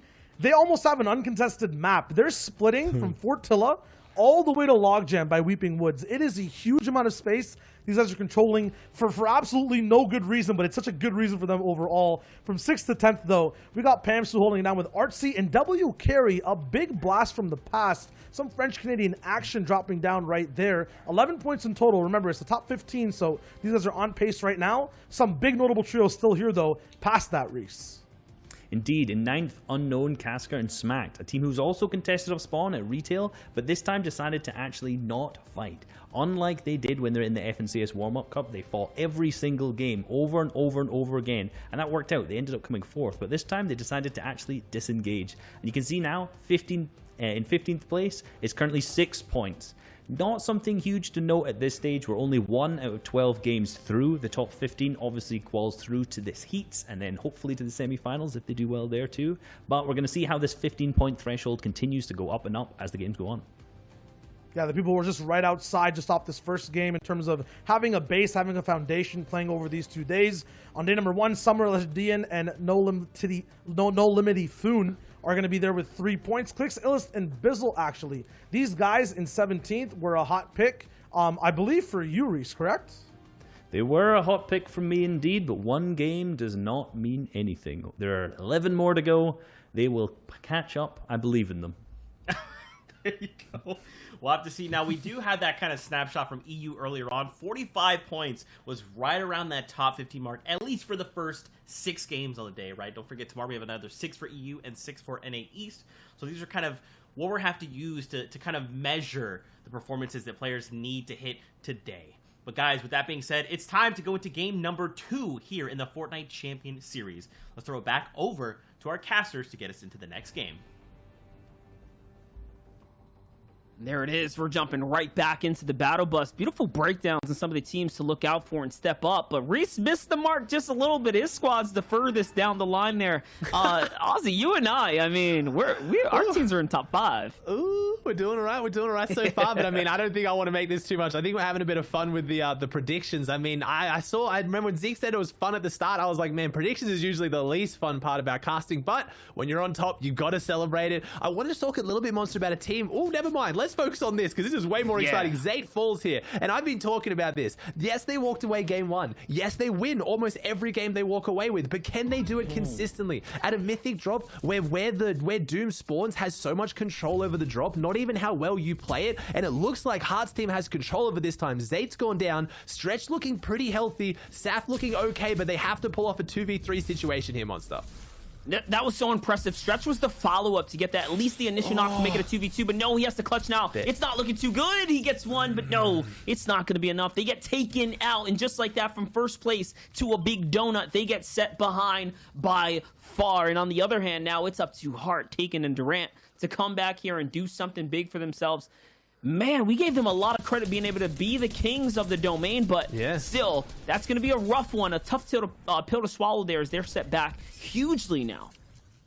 Hey, Hart came up big there in that one for sure. Second game picks it up, but can they have the consistency? That's the hard part. Yes, this is going to massively affect Zate's score, but what can Hart do it? What can they actually do with it now as we see Carey trying to do something here over at Holy Hedges, a drop that doesn't really have an insane amount of loot for trios, so you need to wipe the team there. There is no splitting this drop. There is no taking some of the loot and leaving. You have to fight it out now as Pamstow, the last one standing here, trying to take down what he can here. Maybe he gets the revive off from Carey. He's given up on the revive. I think he knows he has the health advantage, trying to find his way in on this opponent. Has the chance to go for the revive, but the player would probably hear it and maybe break his way up. It's Tabs, a very scary player, but never mind. We also have another player still here. They actually are still to 2v1 situation. He didn't get the revive, or is this another trio here, Monster? There's another team rolling in. Tabs and Joji, they're way off. They didn't even see him, but hold up. Now they might hear the shots, and they might be looking to step into this battle here. It's an even playing field now as Pamstow hits the, he gets hit with a little 1-2 from the shotgun right there, making it a little bit more closer. Tabs and company, Joji there, they are also a duo. They're rotating in late, so they're down a member. They need to come here regardless for the revive. It's going to be one of 2 things. They're going to notice, hey, this fight is in shambles. We can take advantage. Or it's going to be 2, let's just get the revive and see what we can do afterwards. Regardless of what, they're creeping around. This fight has to end soon, Ozzy, and it is. It ends, and like you said there, if Tabs is lurking, he's waiting for this one. They can finish this out and then get all this loot and the reboot, which might be the way to go for it. Tabs and Joji sitting back here, they don't want to make sound. You know what they might even do? They might even camp the reboot card. They might camp the reboot van. If this player doesn't know that they're here, if they don't know they're in Holly, they can sit here knowing he's going to come reboot and ambush them there. You can't build on the reboot van. As we jump over now, we have a little bit of a fight here going out over the weather station, and this is a drop that's now left uncontested as Chap's team didn't qualify. This is a drop that they have had under control since the start of the season. You've had Chap, since he split with Booger, dropping a caddy corner kind of weather station split, and now looks like we have some of these newer teams trying to kind of muscle their way in and take this drop spot. And here his shots come out, and he does. He takes down. Wait, that's Glace. So that means Glace, Nick Air 30 are doing like a, I guess like a Camp Cod mountain split, Monster, and they've lost Glace, which is going to be a big fall, and I don't think they're going to get the card. Yeah, they had that camp called uncontested coming out of game 1. They got a little bit greedier that time around, trying to get a little more for the drop spot, and it's going to pay or not pay off this time around. You got to think about it, right? Teams that drop early are going to look at that map. They have that small window of opportunity to use the replay client to their benefit, and for that reason, I mean, it looks like another team had a game plan in store as well. Let's take a look down here, though. Aspect Hero had 3 wins coming out of round 2, tied for the most in NA East. 3 wins. If I'm not mistaken, those might have come back-to-back, by the way, guys. There was a squad out there that put back-to-back victory royales. You don't see that very often, but still, it's impressive for a finals day. And we're talking about placement. The team that I did want to highlight is Voyal, Rokane, and TJ had an average placement of 3.29 in the semifinals. That was way higher than anyone else. When you think the team that beat them, that was Daymir on reverse, came first, they had an average placement of 7th. They had half the average placements of first, so they don't pick up as many eliminations, but that second place in game 1 of this finals, that's not uncharacteristic for them. They're incredibly smart about how they play their end game, so they're one to keep an eye out for. They've got really good consistency with whatever they're doing these last couple days. Take a look here. The original FNCS trio champs, Macwood, Calculator, and Zexer, of course, rotating in nice and late through the Doom's domain. This is a cheeky spot to be in. Like you said, you never really know who you're going to find here. And just according to the map, it seems like whoever was here is already gone. That was going to be Durant, Hart, and company. They left behind some goodies, though. Calc's going to find the gauntlets. You can see that they can also be very useful. We saw Zate literally win the last game because of the fact he played ridiculous high ground with those. You can negate fall damage if you use that ability. And that's the thing right now. You got to think about respect, right? The teams, those veteran teams that have players' respect, like Zate, Zexer, Calc, and Mac would probably have it in their game plan that if they see Zate win Doom's Domain, they probably won't push in. They don't want to take a fight with them. They don't want to risk it. That's an aggressive team that can really fight and hold their own. Maybe, though, if Calc, Macwood, and Zexer see in the feed that Zate's team falls and it's Heart's team, they're a bit more confident. They can kind of push in here and grab some of these goodies, right? They can kind of rotate in, being a little bit more confident, as we have Miro, Day, and Reverse looking really confident as they kind of hunt down this last elimination. This was your first place team in the semis earlier today, so they're on a hot streak, but they kind of had to cut the brakes in the start of the game in game 1. Yeah, let's not forget, I mean, they come in with that aggression and they can get punished for it. They got punished at the Authority in the last game when Day gets dropped for trying to jump in on Aspect. Aspect, once again, who is on fire lately, so it is definitely one of those things. You just never quite know who's going to be in your warpath per se, but nonetheless, this is a team who does not back down from a battle. Here's a battle that isn't going to get backed out on either. Joji, looks like Tabs and Joji were found out as a 2-man team. You don't typically see Bizzle on the prowl this early into for some aggressive play, but with Clicks, you know, that dynamic's going to change a little bit. Bit of hide and seek right now. Clicks can't see him. He's on top of a floor there, and Joji is kind of hiding beneath it, up against that air conditioning unit. So maybe here, Joji can set up a beam on Clicks. If he sets up here, he can get a good beam on him. I don't know what weapons Joji has, but Clicks is so focused on Tabs, and Joji's just sitting. He's actually playing hide and seek. Clicks didn't see him. He's wearing a bright, fluoro, colorful neon skin that fluctuates the color, and he still stayed hidden from Clicks. Joji has managed to pull something off here. I don't think they've seen him. He's up against... Come on, Illust. Yes, they see him. I was going to tell you, you know, you may not have, like, the traditional, you know, I don't know what kind of bears you have over there in the OCE, but, you know, if you don't move, right, you just stay still, maybe they won't see you, right? Just let them go by. This is the same situation here.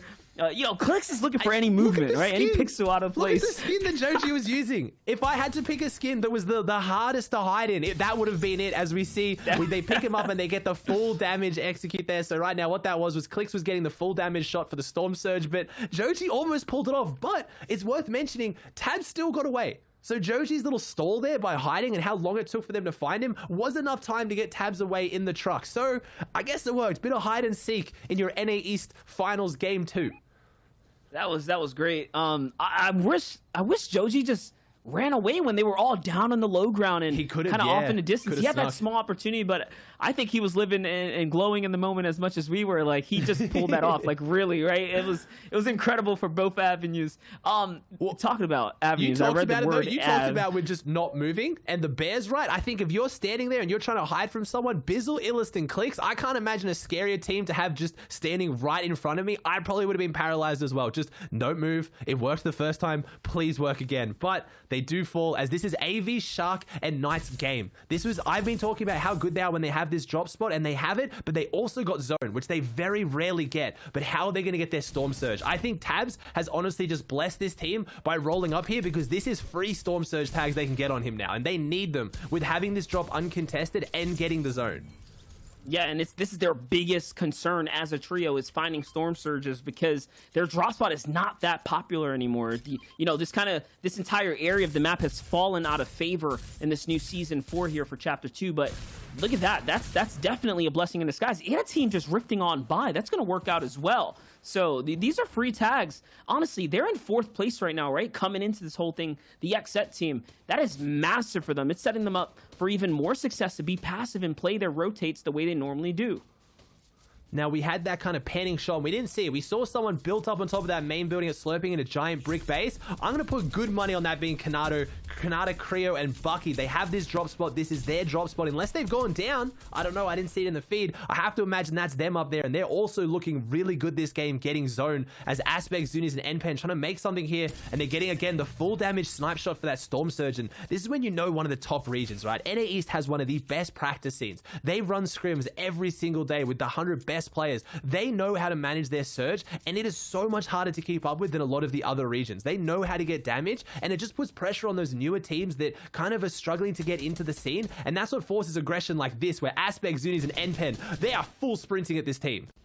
Yeah, and it's like how do I say? It's like muscle memory that kicks in here. They just know, pick the player up, hit the headshot. Let's capitalize now. Let's not lose out on any of this opportunity to optimize their playstyle here. Talk about optimizing. This is a scary fight. This is not an optimal one. Not at all. It's right in the middle, right in between all these sight lines. And it's a dirty 3v3. Like, it's a messy one. It's a box fight. I don't even know who's on what team right now. Okay, now as we catch up, it's Tragic, Simple, and Snake. They're winning. They are winning, and we saw this. You and me, before the game started today, I was watching Chap trying to qualify for the finals, and we saw a few focus skins just go ham on Chap, sprint in, double pumps out, and just win the entire fight. And it is this same team. They definitely have kind of like a full rush, aggressive mentality with these fights, and all three of them still together, trying to find where these last opponents are. They want to get everything out of this, but they are in slopey swamps. They could get some shield off the river here. They have minis, they have big pots, they found it. They're going to try and maybe shake down or get max damage. We'll see. No, it's going to be the max damage, and there it is. We just talked about it. These teams know what they're doing. They're picking up the player so they can't move to ensure they get the sniper headshot, which is the most amount of damage you can possibly deal, because damage on a downed opponent still counts towards Storm Surge. You can't let that go to waste. As we said, a scrappy fight. They might not want to take Monster, but I think they're just that confident. I mean, hey, it worked out. You can't judge it at that point. And like you mentioned, you know, the sniper headshots, the small things that I geek over. You got to love that right there. Here's another setup right now using a crash pad. Talking about geeking over plays. He's going to use the crash pad to break out Leo here and expose him. Just crack him open. Crack the shell open, right? Find the juicy inside. That's going to open up Leo for the shots there. On the other side, though, it's Jack, Acorn, and Slacks. This is a scary, scary team. These are the guys that I've been rooting for. And, you know, as a trio, they're scary. As a duo, Jack and Acorn are notable. As solos, they're also equally scary. Like, Jack was third at the FNCS Invitationals. Just, you can't count them out in literally any game mode. They're scary across Fortnite as a whole. And they're one of the newer names, right? These are the newest to come up, gain respect in the scene, and continue to do so. Right now, they're fighting uphill battle, though. They're just barely above the damage threshold where they need to be. And, yeah, I mean, they're not in the zone yet either.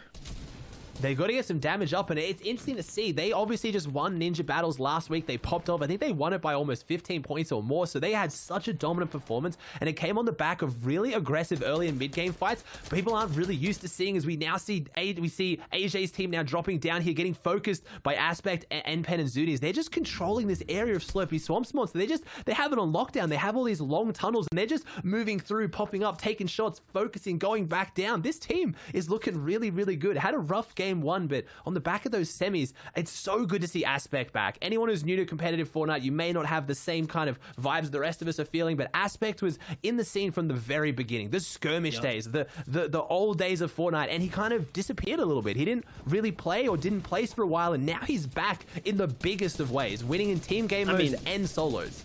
And what I wanted to say is, I mean, he was always glued to the hip of Animal, right? That's like the most notable duo. Aspect and Animal, World Cup qualifier days. Like, they were one of the best teams on the scene back then. I feel like since they split up, as sucky as it is to say, he's finding so much success lately just in his own regard. And I mean, you know, sometimes players grow apart, right? Or fresh perspective can bring in this Chemistry, nice breath of life. It's hard.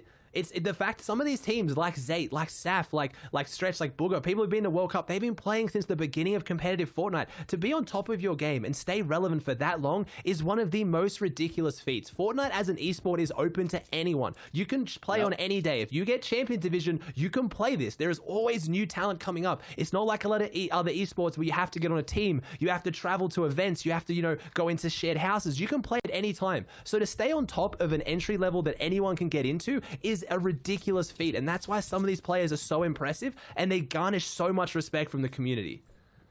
100%. Everyone deserves it, rightfully so. A team that deserves respect, of course, Booga, Jamper, Avery, all of which are notable to each their own. This is a trio right now who are coming off of the hot streak, the starts industry, uncontested out of game one, and you saw what it did for them. It propelled them straight to third place with a comfortable, strong lead and position, and of course, it's the loadout to match it as well. So just judging or bringing your attention to the map, guys, down in that corner, you can see it. They're gonna have to rotate outwards, but it's gonna be easy. It's gonna be a smooth rotate because there's not that many enemies nearby. And what they're doing right now is they're actually breaking the trees with the gunfire right now to give them some lines of sight to hopefully make this rotate for free.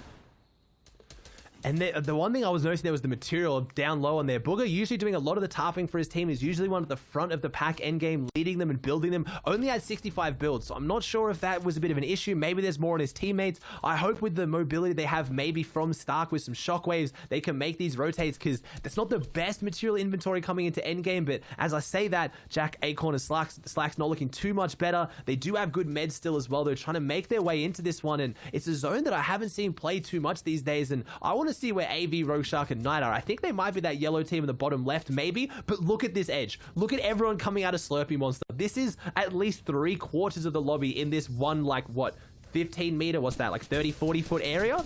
Yeah. It's almost like everyone forgot what a dead side rotate is when it comes down to team-based game modes, because the collapsing is happening on top of one another. It's like an endgame rotate right on top of one another there, and P-God's going to fall here to Jack now. It's going to be a massive come-up for them. They needed this loot material. They needed this refresher, we like to call them here in Fortnite, and that's going to be a big one for him to just pick up what it is that he needs. Slacks is going to fall here, though, so now it's only up to Acorn and Jack, but this is how they operate. They know how to navigate as a two-man team, and I'm sure they can do something big and strong as the game continues to, you know, edge on here. And take a look. Yeah, Macwood and crew have made it in too.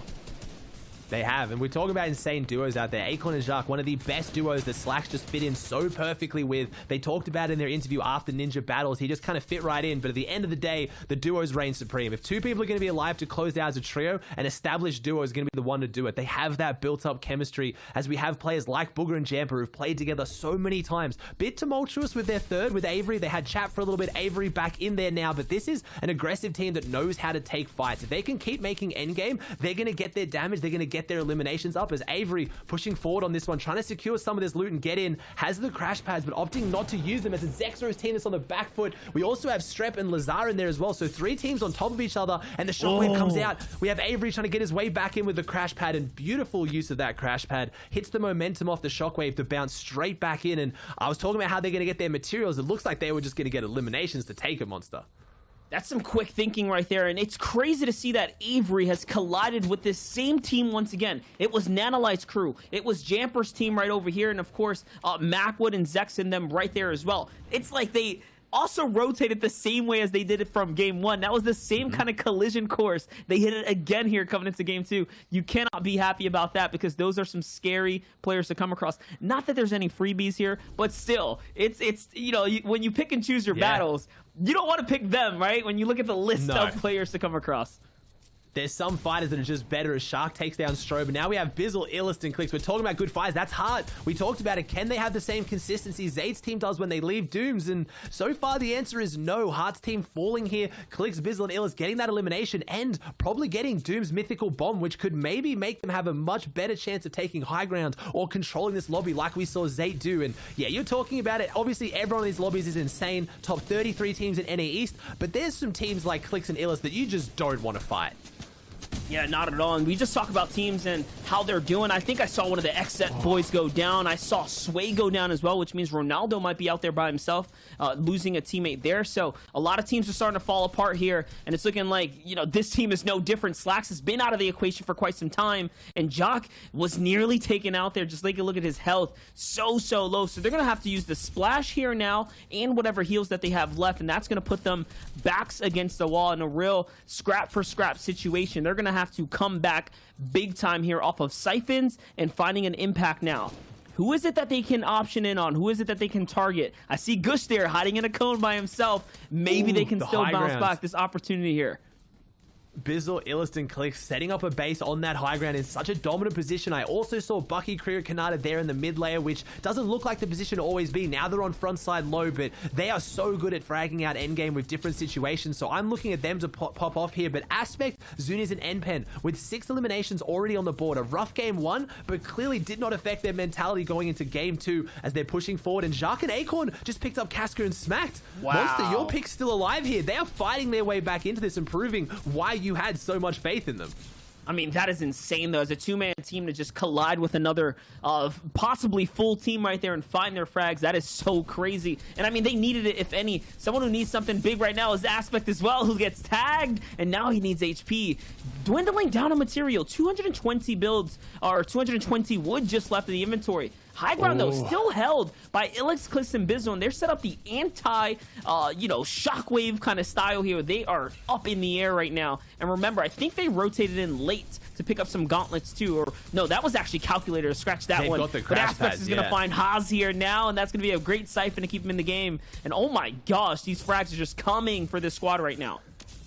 And Clix's team needs to make big on this as Aspect gets cut off right now. He's sitting back in the top, going for those eliminations, gets cut off from Zuni's and NPen. Really, really nice play there from Mira to jump in there. But Clix does. He had the crash pads. I believe they all have enough mobility where if they get knocked out, they won't take the fall damage. Bizzle, the only player here who doesn't, so he's got that Dooms Bomb and he's applying the pressure on a lower layer, while Clix sits up nice and high to block those shockwave retakes. But he has the crash pads as Bizzle gets an elimination. And I was going to say, they need to make something big here, Monster. They're not always going to get their hands on Doom's loot coming into endgame. So as much as this team has a chance of performing well today, this is their game. They need to make a statement. If they can't capitalize on this, they're going to struggle in their other games, but capitalizing, it looks like they're doing. Reese's pick coming back now, coming a big jump up here at the end. The Doom's Bomb just applies so much pressure, Monster.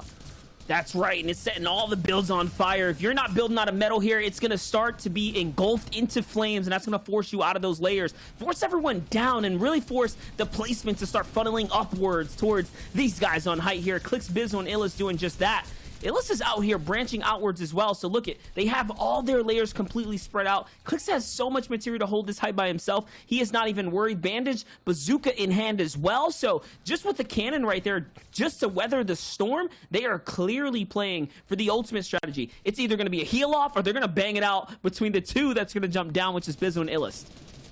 TJ in second only has just fallen now, so this game is looking like the leaderboard on the top will shake up a bit, but we have Bucky, Creo, and Kanata there on the low ground making their way through, and if any team can upset this and try and win off the low ground, because it's so hard to work your way up from bottom to top, it's going to be this team as they work their way through the rest of the lobby. We have only 4 teams alive right now. Bizzle, Illiston, Clix controlling the high ground, Bucky, Creo, Kanata on the low. We have Acorn who made it all the way to the end, Monster. Acorn solo clutched that in such a big way as we now have Simple and Tragics trying to fight their way through this. It's going to have to be a battle of Bucky, Creo, Kanata versus Clix, Illiston, Bizzle, 2 of the biggest names in NA East. Clix and Kanata obviously having a big history, so this one is going to be a kind of a family affair. Bucky goes through on the low ground, gets another elimination. Here we have it, only 2 teams left. It's the 3v3, the most exciting situation you can be in trios. Both teams relatively healthy. Kanata goes up for it. He tries to make a play out of it. He falls down. He doesn't get knocked, but he takes heavy damage. Creo's up there as well, but Clix is on top of them. Clix does zone wars day in, day out. He knows how to control this situation. He has the high ground, but Bizzle has fallen, so they're at a numbers disadvantage as he tries to work his way down right now. Illist is down there as well, making a name for himself as one of the scariest people to have near you on the walls. Creo goes again, but he goes down to Storm. Clix just lasering from the high ground. Illist trying to hunt down Bucky, and I have to think he's going to be able to do it. This team might be able to close this one out. Bucky goes down on low. He has 6 eliminations, but he has no builds. He only has shields. Oh my He takes down gosh, Illist. he hit Can that. he get the finish? It's going to come come down to Clix versus Bucky, but Clix has the bandage cannon, so he wins the heal off, but such an exciting endgame monster. And it wasn't for nothing, because still they traded out those eliminations, showing you that every single elim matters. So even though they were the final ones, they still picked up as much as possible in those final clutch moments. And let's not forget, a second place is nothing to look over at. Simple was the only player in the mix there causing chaos. If it wasn't for that, I think that high ground take probably would have worked there, Ozzy. It could have potentially worked, and that's why it's so exciting right now in trios. We have so much mobility. We have bounce pads, we have shockwaves, we have crash pads. You can try and go from the very bottom all the way to the very top, but no one is taking the top off Clix in such a big game for two of the biggest names in NA East. They're going to both jump really high up on the leaderboard. Yeah, and I know we're counting out the analyst table for some bad picks, but hold up, things shake up just like that. We're going to throw it over to them to see what they got to say about all this as well. Because, their opinions matter the most here. You listen here, Monster. All right? Your opinions matter just as much as anyone else. You're my favorite person in the world. Don't let anyone else know that. Don't tell Sundown. With that being said, guys, seriously, what a crazy game. I have to give a lot of props to Illis and Clix there, because they go off and they start fighting Bucky, right? And in this situation, we watched 30 seconds ago, Clix is holding high ground and he's lasering from above. Illis is like, bro, I trust you. If it comes down to 1v1, you're Clix. I'm going to go down and I'm at least going to slow this guy down. Unfortunately, he gets dropped, but he set up Clix so beautifully to just walk away with the bandage cannon. Guys, that was sick. Yeah. Picking up Illis is a big feat for anyone. This man is such a good clutcher in these situations, but it was Clix who actually was so high up, no shockwave could even reach him. It was a combination of like 4, even with a bouncer. It was not possible. And because of the trust, Zeke, they just ended up getting that big win.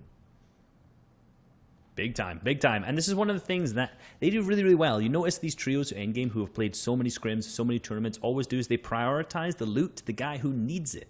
He's got the best HP, he's got the most white, so given the bandit cannon, maybe he had some chug splashes too. That's most of the time teams just drop all of their white heals, so there's one player that's already on ultimate high ground, and the guy in the bottom goes down for the elimination. There you go, and we'll see after that game.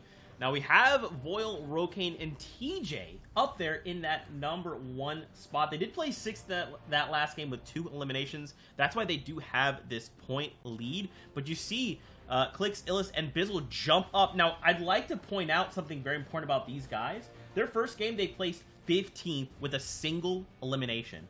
So they were looking at like 3 points. And now they're like, whoa, whoa, whoa. First game was a fluke. What up, top 5? We're here now. And I really hope we're going to see that continue for them and for me. Let's be real. And right at the end, 6th place, Creo, Bucky, and Canada. The team we just watched, they ended up actually, maybe people didn't actually pick up on exactly how many eliminations they had when they came 2nd, but it was 12. 12 eliminations. You can see 7th, 8th, 9th, and 10th don't have anywhere near the amount of eliminations that they do. On the back page, too, for the top 15, that's what matters when you want to qualify for those heats at the end of the 2 days. It'll be Zextro, Calc, and Mac holding it down. Not as consistent as people might want to see them to be, but they're here at 15th. The people at the very top are being the most consistent. Daymiro and Reverse, who ended up playing so well out of the semis, 11th too. Very nice to see that. And the elims here are slightly similar. Some people playing hardcore for placement. Right outside those, Skittles, Sway, and Ronaldo are still trying to hold on, stay in that top 15. Visuals, Fajix, and Ghoul, who had that kind of issue at Weeping Woods being contested, are still alive. They're doing well. 19th place overall. Anything can happen. It's just the first 2 games. And this is what we see from NA East usually, right? Like, NA East is a very slow start. It's not like EU where everyone's just like, hey, game 1, I'm trying to go big. I'm trying to get this early lead. We'll see these next set of games ramp up. All right, and we also have 6 tomorrow, so it might have started a little bit slower than what we would like to see, but I still know in my heart of hearts the next set of games, the last 4 we have on today alone, are going to be ridiculously incredible. Yeah, they're just not as ping-pongy, if that's a term. Like in EU, we saw people who were playing one game it was kind of terrible, like off spawn there were issues, next game big pop off. Right now it's very consistent, which is why you might not feel that spice or taste it on your tongue as you're watching, but there are big things going on in these games. Let's tune right into it. Actually, We're going to be looking at the weather station on location, tuning into a 3v3 gameplay combination. Let's dive in on this operation and give you guys some information on how a breakdown actually goes 3 versus 3. Ops, Nick-A30, and Glace fighting off against each other. It looks like Ops has some issues off of spawn right there, but Glace is there to pick it up with a charge shotgun. 2 shots big towards the back of LHDN. He gets that pickup, and things are looking up here, but he gets sprayed down from multiple angles. Nick-A30 is coming in from the backside right now, too. He gets shot down by just pistols, I believe, at this moment. So they look so good to start things off. It was so close towards the very end, but they got picked off entirely. Indeed, indeed. You can see Glace trying his best. There's still one more player remaining. He managed to knock one, gets a big shot off, and nearly clutches it up. But unfortunately, they don't manage to win this engagement. But how about we reverse this and watch this from the winner's perspective? Then we might actually be able to get an idea of what we're seeing and exactly what went wrong. Summer straight onto chest, right? And you can see above him is Ops. He already gets this great beam off of him and manages to turn around because they have a fantastic pinch. And this is what's great. They've all landed together, all 3 players in the exact same spot. And this allows them to shoot at the exact same time, pinch from multiple angles, and ensure they get those early game eliminations like that. You can see Nick-A30 kind of coming in from the end because he decided to do a little bit more of a split drop, landing on the tents up to the northeast hand side there. And that leaves him kind of segregated by himself. He only gets one chest, grabs another one on the way in, but unfortunately he doesn't have enough mats at all, and he's easily picked up by Typhoon. As that just kind of shows that even if you do get like early picks, even if it looks like your team is winning that fight, overall, to end up winning your spot, it has to be synergistic between all 3 players. You have to be playing slightly a little bit more together. Summer's team did that, and they won off Weather Station. Yeah, man, it's crazy. Like this is what we're seeing. Like we may not be seeing this specific stuff all the time, right? We might have bird's eye views of certain action, but this is the level that we're operating at, and this is only the first week of the competition. But guys, you know what time it is. It's time to get back in a game. So let's send it back over to our casters to take us into the next game.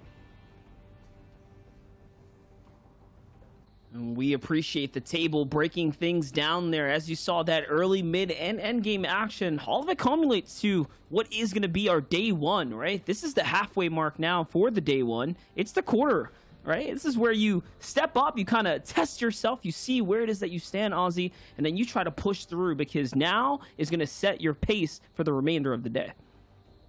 It is, and we're seeing not too much of a shake-up on the map from what I can see. It looks like we still have 2 teams over here. Wait, no, we have 3 teams. This throws a big thing in the works right now. No, Saf Zate getting contested again by 2 people now, and this is what I was a little bit scared of. It's not just one team that has their eyes on the Dooms loot. It is now 2, so Saf, Zate, and Stretch have to do something big here to clutch up against 6 other opponents right now, as it looks like Heart's team has the advantage at this point, having landed on the main mansion area, sitting back a little bit, biding their time, and maybe just going to come through and push this fight once it breaks down. But Saf, Zate, and Stretch having a little bit of that vault control, so they can kind of build this out, control the vault, because whatever team wins this, they're going to have to get into the vault at the end of the day. So if Saf, Zate, and Stretch stay in there, they can really pull off something at the very end, but their loot's not looking too hot for it, Monster. I mean, it works out. Just them setting up that big catacomb of builds is going to scare off that 3rd trio. They're going to back off and give up the location. And just like that, they do manage to see another day. Someone who isn't looking like they're going to get that far is, I think that's Donnie on Twitch. He's kind of hiding inside these builds here. This is a scary one as Nate, Leo, and Ved here are looking to press in. Remember, they did find some success in the previous battle before getting taken out. Ooh. But no, they're finding everything that they need now. That's going to be the 2nd elimination follow-up, which is massive, right? It means more in the early game because the scythe and the materials, right? This really sets you up for success.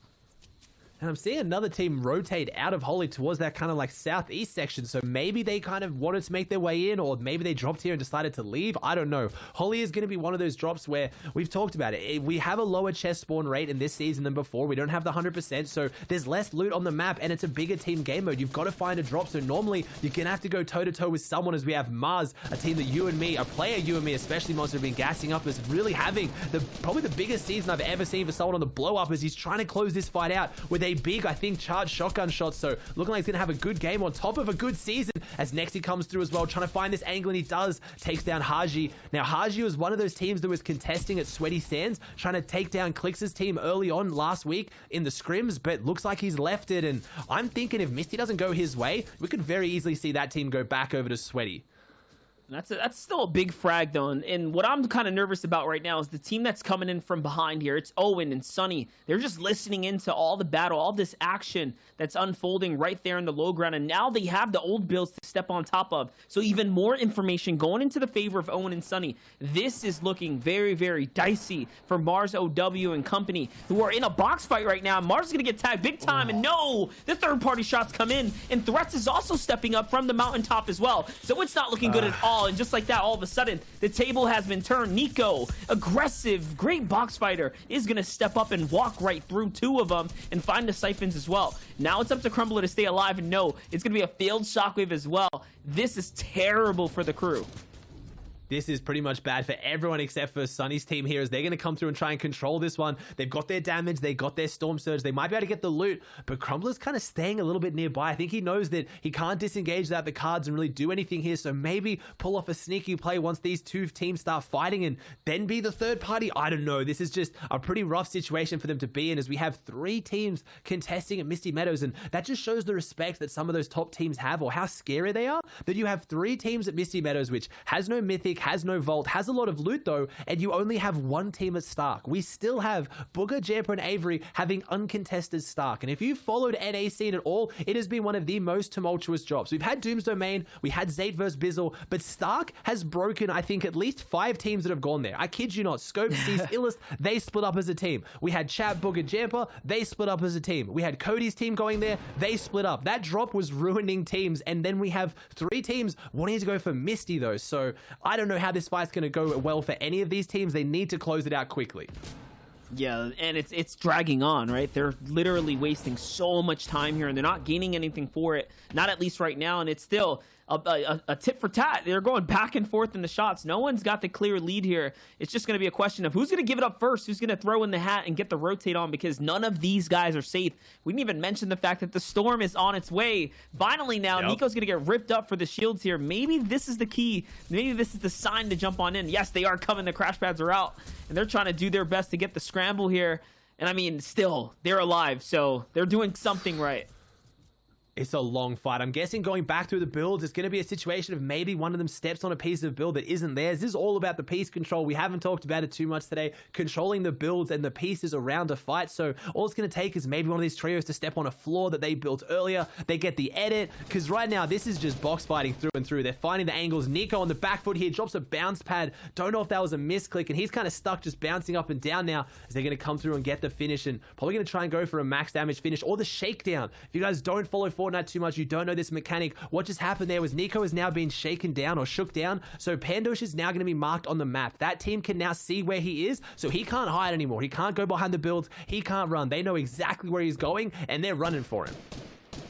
And I found it impressive that Crumbler hid throughout the entirety of that fight. He just kept a low profile. He might still be alive there. I think he got away for free. Somehow he still snuck out of there. So maybe their team will have an opportunity to bounce back. Talk about the XZ boys, though, here. I'll let you read this one, Ozzy. So it looks like Knight's trio, so Knight, Road Shark, and AV finished 9th during the warm-up round 3. So they have shown they can kind of perform in those set lobby situations. And look at the loot. This is what I mean. They're not going a mythic drop. We talked about how much they had. Before we had the Slurfish I saw, I think, a legendary AR. There it is. Like, they're looking so good on loot. This team was even better off before we had the change to fishing. Before, when you had the boat being able to blow up the fishing holes, that was a bit more helpful for loot. Where now, since then, it's hurt them a little bit, but they have such a big split. I think Shayo said it in the between. They don't have like a split. They don't control a drop. They control the map. That entire southeast section is theirs, and they're rotating up through it now, and there's no teams in front of them, which normally would look like a good thing, but they need their tags. That's why Knight has this sniper in the back pocket trying to get those snipe shots, because he needs to get some damage on the board. They're uncontested. They've rotated really far, and there are 87 players alive, Monster. 100%, and that last game showed that they also have the formula, the answer to the equations when it comes down to that late game as well, because they were back there. They were tunneling their way through the kings of the low ground. But now a battle going down here. Bizzle's on the outside of it. Illis is on the left and Clicks is on the right. This is a straight up old-fashioned angle out, and yes, they're going to find Tragics. It's going to be 3 headshots from Bizzle, one of which that he is so happy for. You best believe it here now, because it's setting them up for the big dive in. And now look, they get to scoop up all that sweet, sweet loot, and of course, get the big siphon as well. That's so much just momentum going in their favor for endgame.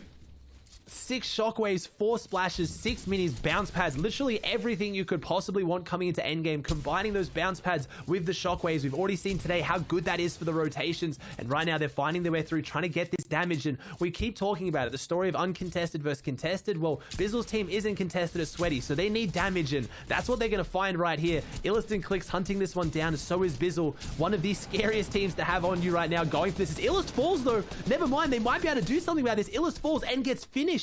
That's a big blow for them. Even if they win this fight now, they have to manage to go and reboot Illust, which is going to take some time. The closest reboot van being Holly, but you can see a team on it. So they close out the fight, they get the loot, but is it going to be worth losing a teammate for it, Monster? No, definitely not. Not right here, not right now, as all the POIs seem to have some players in it. But this battle's not over just yet. There's still someone left. It's Simple who's running. And Simple has been known to be a little sticky in these kind of fights. We saw it happen in the previous run where they were just not able to take him out easily. So we'll see if Clicks and Bizzle can do just that. It's a 2v1. Pay close attention to that feed as we hop on over to the other side of the map. Misty. Different kinds of pressure going on here. Yeah, and the different pressure is the storm pressure, one of which you cannot beat.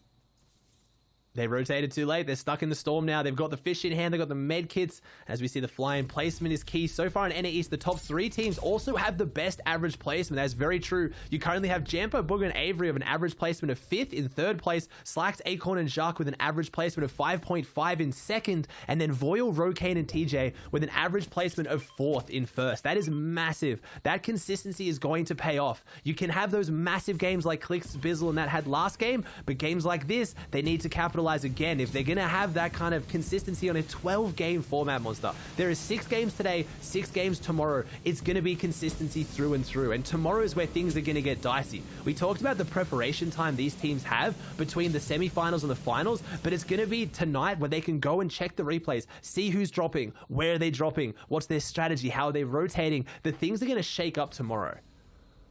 Yeah, and let's think about this, right? Remember, what's on the line truly here is breaking top 15. I know we talk about who's in the lead, who's in first, and all that other good stuff, but it's about getting that top 15, right? That's really what's at stake here for the next 2 days. So the bar is set very high. You have to be on that upper cusp of the best players, and they've done that so far. We'll see who can make it all the way through to Grands, but the problem right now is this mountain for some, and you can see Booga, Jamper, and Avery, being that they are the owners of the Stark Industries, they are able to look out towards the big Fortnite world and what's unfolding behind them. And that's just player after player rotating on through. And that's why they also have 500 damage above the Storm Surge threshold. So no issue there when it comes down to landing down the damage. Later into the game, they're doing A-OK right now. They're doing very well as we see. I think we just saw Zayd or Saf get an elimination onto Hart in the feed. So that Doom's Domain fight might be still going, or in very Zayd fashion, he probably maybe found that team and found where they were hiding and kind of went down and got a bit of payback for the contesting. As Booger, Jamper, and Avery now here on the low ground trying to find some angles as we're looking at some strong firepower right now. Look at Booger's loadout as Jamper also has the blue pump, so they're looking really good in this situation, trying to fight this one forward as night falls in the feed. My team that I was hoping not to happen, they're taking shots through this one, trying to get some angles in as Booger, Jamper, and Avery have a nice little base here to just get these burst shots through as Skittles falls. A team that we had so much hope for here today with Ronaldo and Sway seeming like they're struggling a little bit today, but it's all experience. If this team's going to stay together, remember, you have today as the qualifiers. Today and tomorrow, top 12 games, are the qualifiers. The top 15 teams are going to go through, but there is consistency. If they play consistently in all 3 weeks, they can still qualify as Ronaldo goes through and tries to fall back down onto this fight, and it's a scrappy one, Monster. Yeah, it's not looking too good, and they're under the Storm Surge effects. That's why this fight is being forced right now, and it's not looking too good for them. They're going to get quickly wrapped up here now, and that's the power of having a team full of burst rifles. You saw what the legendary burst rifle could do right there. As, you know, individual, it's not so impressive, but when 3 of those high fire rate burst rifles are working together, those shots are going to pierce through those builds, and that's how Avery and Jamper, Booga, set themselves up for success. Huge shots, and just a little bit of synergy, some good game teamwork. What's this? What's this? Saf, Zayd, and Stretch, of course. The late Vault Vault Camp special. They had control of it. They controlled the vault. But the thing that you're guaranteed from the vault is a whole bunch of white meds. You can see the med kits. I'm surprised to see no bandage cannons maybe, but you're going to have the white meds. So if you camp the vault and you wait it out, you can end up winning these situations. This looks bad, but I know that after the ninja battles when Zate's team won, they did a bit of an interview and they talked about how people have forgotten how good this team is at winning when they're shambles, when they don't have the advantage, when they don't have the loot. Because they're going a mythic drop, everyone's talking about how good they are once they get those mythic items. But this team, with the consistency they've had at World Cup and so many other situations, they are so good at playing from behind. So if any team can now win from what I don't have to tell you looks like a terrible situation as the wheels get shot out and unfortunately they flip, they're gonna have to take this fight on to Taken. So Hart and Taken's team still being a thorn in this team's side, causing so many issues for Zate, Saf, and Stretch. So even if he doesn't win this fight, they had a chance to get back in this game. I don't know now, Monster. They're in Storm for even longer. We see that Zate got damaged here. Stretch is incredibly low. Saf doesn't have that much health. I'm seeing no med kit in Zate's back pocket, but there's the bandit cannon. That might be enough to get them in. Yeah, now it's like a pick and choose, right? How do you decide what you want to take? Zate's going to be forced to leave behind 6 minis. That's something you know he wants in the inventory, but now he cannot because they need this bandaged bazooka. That might be the difference maker for the crew right there. I think they're going to force Saf to fall down here, probably get the revive to pick him back up so he can have 30 HP. That's a sound strategy in this situation, but all in all, overall, still very, very unfortunate for them. And yeah, Stretch is just dancing. I don't think he cares either. Yeah, it looks like it's all over. And that's the thing, though. They're going to want to qualify, and it's going to be a strategy. It's what you're going to see. This first week is one of the most crucial, important weeks to qualify. With the way these qualifiers work, where if we got Zay doing a bit of a free build practice here, if you already qualify out of week 1, you're allowed to play the preceding weeks, but your qualification spot will just go down to consistency points if you've already qualified twice. But what it means is, let's say Zate's team qualifies this week and Hart's team doesn't. You better believe Zate is going to give that team such a hard time every time they drop, because they want to make sure that they don't get into the grand finals. They want to strategically control their drop. So that was it was an interesting fight from Hart and Taken, but that's why there's so much beef over these drop spots, because even if you win the drop spot, the time spent trying to get those teammates out of there, especially when there's a vault involved, can be enough to throw your game in the tournament. I mean, and we've seen this happen across other regions as well. This reminds me back in the day for the duos champions on EU when Nathan and Dillix did the same thing to Mongrel and company, holding them out of the duos grand final. So it just shows, yes, there's a lot of layers of complexity and strategy involved in how you drop on people. But what has to be more frustrating for them is the fact that Hart and Taken's, they weren't there in game 1. They only came after game 2 and now game 3. So definitely big red flags in the air thrown around for that one. But here's a fight that's going down right now. Bizzo and Clix is a 2-man team looking to jump in. Clix is going to find the shots that he needs, and he takes out Fijex here with a quick follow-up. Little drop kick into the box, and now he's got all the goodies to go ahead and bounce back. But there are only 2. And I believe they do have the reboot card. I'm sure they got it, but are they going to be able to get it off? The finding a reboot van this late game with this many players is so difficult. And with the way the reboot vans function, where you can't build directly on top of them, you have to kind of build a base around them. It's very obvious what you're going for, and teams will pressure that. As we now have Pamstow on the back foot here, eats that shield fish to gain an instant 50 shield, but it's not going to do a lot. And he only has the Grey Pump too, as we see some good old lobby focus. All these players want their Storm Surge damage. They want a potential free elimination, so they're going to keep spraying, but looks like Pamstow is able to outbuild it, and they get the revive though. Artsy gets the revive on Carry, so they're not down just yet, but I'm gonna have to hope they have a whole bunch of meds sitting somewhere, because it's not looking pretty for their health. Yeah, this is one of those situations where being in shambles, there's, only a few special kind of players that can operate here, but oh, wait a second, looks like they were sitting on a little bit of a loot pile, so it is gonna work out. At least the elims weren't for nothing. They are going to be able to bounce back, but a team's going to bounce in to the box here and take them out. And now Pam goes down. Artsy goes down as well. And Carry is left by himself. Remember, as the Clix fight was happening and as Clix was finding those frags, I did see Carry in the feed finding his elimination. So it seems like some kind of exchange happened here. And it was the Xset boys that the skirmish was going down with. So a little reset now, but also a punish back for both. On the other side, Jack and Acorn as a 2-man team once again are left to find something and make something of the game.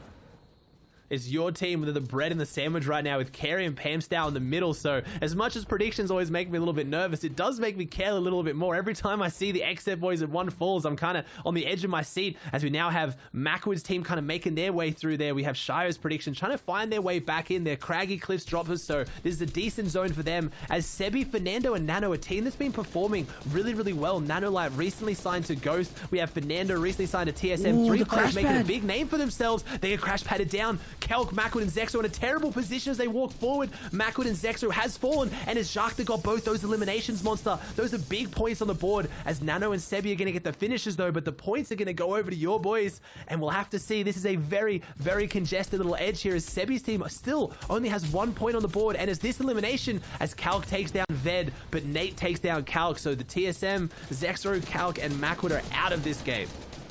So Jack and Acorn, remember, they were in second place coming into this game here. That sets them up even further down that line. Just breaking open the threshold, getting a little bit more points is going to allow them to keep that top 5 that they've fought so hard for. Remember, by the end of this 2-day stretch, it is all about being in the top 15. Every single elimination matters, especially when they're a player down. Slacks not being in the equation. 2 games now. Aussie, 2 games. Slacks has fallen. So it has been up to Jock and Acorn to do big things. Last game, they did that. Just within shambles. They still found the frags and, you know, squirmed their way to the very end. You saw Acorn for a second. I remember you gasped because he fell in the storm line, but he was there. He made it all the way to that final zone. He did, and that's what it is. Sometimes as a solo, it's easy to make those kind of rotations and just kind of, you know, yeah, rat your way through the old builders. We have Avery going aggressive here up on a Kanata's team. This is Bucky, Creo, and Kanata who are getting taken out right now by Avery, Booger, and Jamper again. Another team who know each other very, very well. Booger and Kanata having quite a history too as they now have the high ground position with first rotating behind them that is going to go further up that mountain elevation, I believe. No, it's going down. So this is going to be a real interesting zone to see how it plays out. It's going down and then back up the mountain. So Booger, Avery, and Jampa are in the best position possible. Having high ground going up a mountain so you can just control everything and get the eliminations is going to be huge. This is what it looks like when you have a team with uncontested mythic drop and then the final zone goes to their mythic drop. They have every advantage, but can they capitalize? Now remember this, coming in, they were in the 3rd place spot. So they are up there. They're very much in the game right now. Bucky's going to jump up, but this anti-shockwave base that they have set up, this hold that they have set up is not going to be enough. And you can see as things kind of catch up here that Bucky is going to be in a world of trouble. Yes, Avery's going to be able to hold it down on the high ground. He has just enough layers between themselves and between Booga and Jamper to give him all the comfortability in the world and know that he is safe up top. Not only that, he has heavy materials, so as this continues to tick on, it's going to have more and more HP, making it that much harder to break down. I think it's safe to say that he is free to hold high ground for quite some time now and put that infinite pressure down. Yeah, and Carey just went down in the feed, a player who just caused all kind of troubles. I saw him take down one of Clicks. I think he took down Clicks for that team. He took down Shark, so he was kind of making his way through and causing some big impacts as Shark takes down Carey finally. They must have got him back up, and Avery takes down N-Pen. A really, really solid shot, and I'm trying to keep my eyes out for Voil's team. Do we have our first place somewhere on the low ground, keeping up their consistency? Are they down there somewhere? I have to imagine with their consistency they are, but Avery taking that high ground dominant position as we do have AJ, Vix. We have Creo still alive down there as well. We have Pamstow, so many big names, but a lot of names we haven't seen on the leaderboard so far, Monster. We have Sebi, Nano, and Fernando trying to get their way into this. They had 0 points coming into this game, and Jacques has fallen on the low ground. Yeah, and it gets converted onto now as Sebi follows up here too, so he's going to find Strobe as well. Remember, these guys here have not done much in the last 2 games, but this 3rd one is all of a sudden changing the momentum. They're trying to change the narrative here. They want these points. They need these points more than just about anyone out there because they were so far behind on the leaderboard. Let's see now, though, as Sebi's trying to scramble on in. That was a little bit of a refresher, but not enough to stay up on high ground. They're going to have to default to the low ground, and now this is where things get really chest to chest here, and it's all about hitting your shots. And yes, Sebi's gonna find the 4th elimination now as the feed is lighting up. We have six teams alive, 11 players. So right now there are a couple of trios. So this trio has a big advantage. We have Jampa, Booger up there right now, Avery as well. So their full trio is going to come down to what we saw last game. It is surely going to be a high ground versus low, but no, it's dropping off the builds. This is where every team has to be so smart. The mobility comes out, the shockwave negates the fall damage. Sebi comes down, shotgun out, AR takes down Vix, gets the elimination. We have 3 teams left now. We have almost 3 trios fighting this one out as Booger and Avery have to make their way down off this mountain. Avery hits the shockwave. Booger falls down. It's a 2v2 situation right now. Sebi takes down Booger with the fall damage. Can Avery do it? Can Avery back something up here? He's in the corner. Nano and Sebi push forward, and no, they went from 0 points, I believe, Monster, to a 37 eliminate. They have 8 eliminations and the win. This team was seriously struggling coming into this game, and they managed to pick up the dub. And they picked up 12 eliminations right there. Either way, though, we're going to have to toss on over to the desk because there is so much to digest and get us all caught up with. So please, ladies and gentlemen, let's go and set over to the analysts. Break it all down. Thank you guys so much. Great casting on the day. Well, Ozzy was right. These guys coming into this last game basically had no points. And that game on its own with the VR puts them on the board. I mean, sometimes that's just the way of the road. You know, that's just life sometimes. But it's okay, because it takes one moment for us to claim what is ours. And for them, that was this game. Yeah, I mean, don't mind me. I'm just writing down the amount of regions Sebi has just won a game on. You know, just back to back to back. 3 so far, you know, coming in from the South American side, going over to NA, to Europe, to NA. This man might be like the most international player we know of, because it doesn't matter where he is, he pops off. Let's just see where that Victory Royale actually puts their trio, though, because we know consistency matters overall when it comes to the standings. Let's take a look together. Jamper, Booga, Avery holding down that #1 spot. So do keep in mind, we saw Booga and Avery there toward the end. That's still second place is a ton of points, right? And that's why you're finding them here in first place. We got Bucky, team here in second. Now, we don't see Sebi here in top 5, but it is in top 8 where they will find themselves once we do flip on over. 37 points. Their first game, Reese, 26, 0 eliminations. Second game, 23rd, no eliminations. Third, game 3, though. First with 12? That's pretty good. That's okay. I've seen better, but it's okay.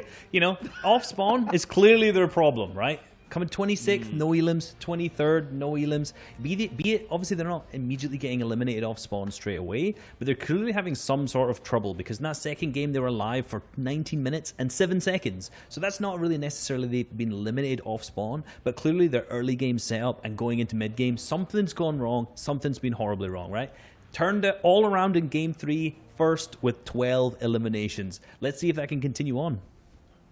Yeah, the top 15 in total is kind of shaking up, with some people from 11th to 15th dropping out, coming straight through and in. Right now at 15th, we have that X-Set trio sitting at 26 points. That's where people want to be, an actual tiebreaker to get there basically right now. It's so close from 12th to 15th. Day and Mero in reverse have it there at 11th with a little bit of a leeway. Right behind these guys at 25 though, Aspect, Zunies, Npen, Strobe, Goosh, Kyra. These guys are neck and neck with the competition to try and qualify, at least just in day #1. And, you know, Zexro, Calc, and Mac, I get it. My prediction, 19th so far at the moment. It's 2 days, guys. Don't worry about it. I feel like people can 100% still clap back. I mean, you know, Reese, if we really wanted to, we could make fun of Shy. I'm not that kind of person.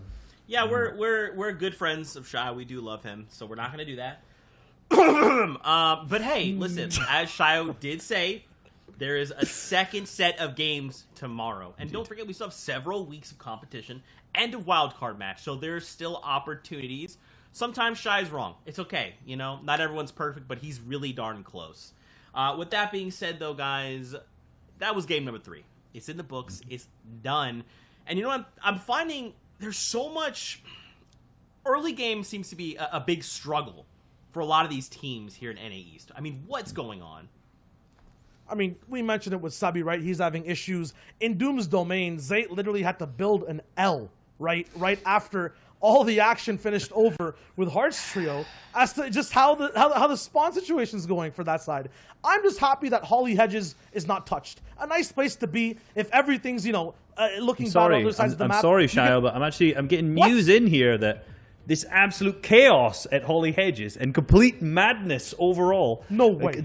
Not what we're used to seeing in Holly Hedges by any means. You see, we've got 2 teams contesting Holly Hedges trail, which if you remember back to our game 1 was not what happened at all. It was completely uncontested. 1 team here. Carey picking up a big elimination on Leo, which makes it a 2v3 at this point.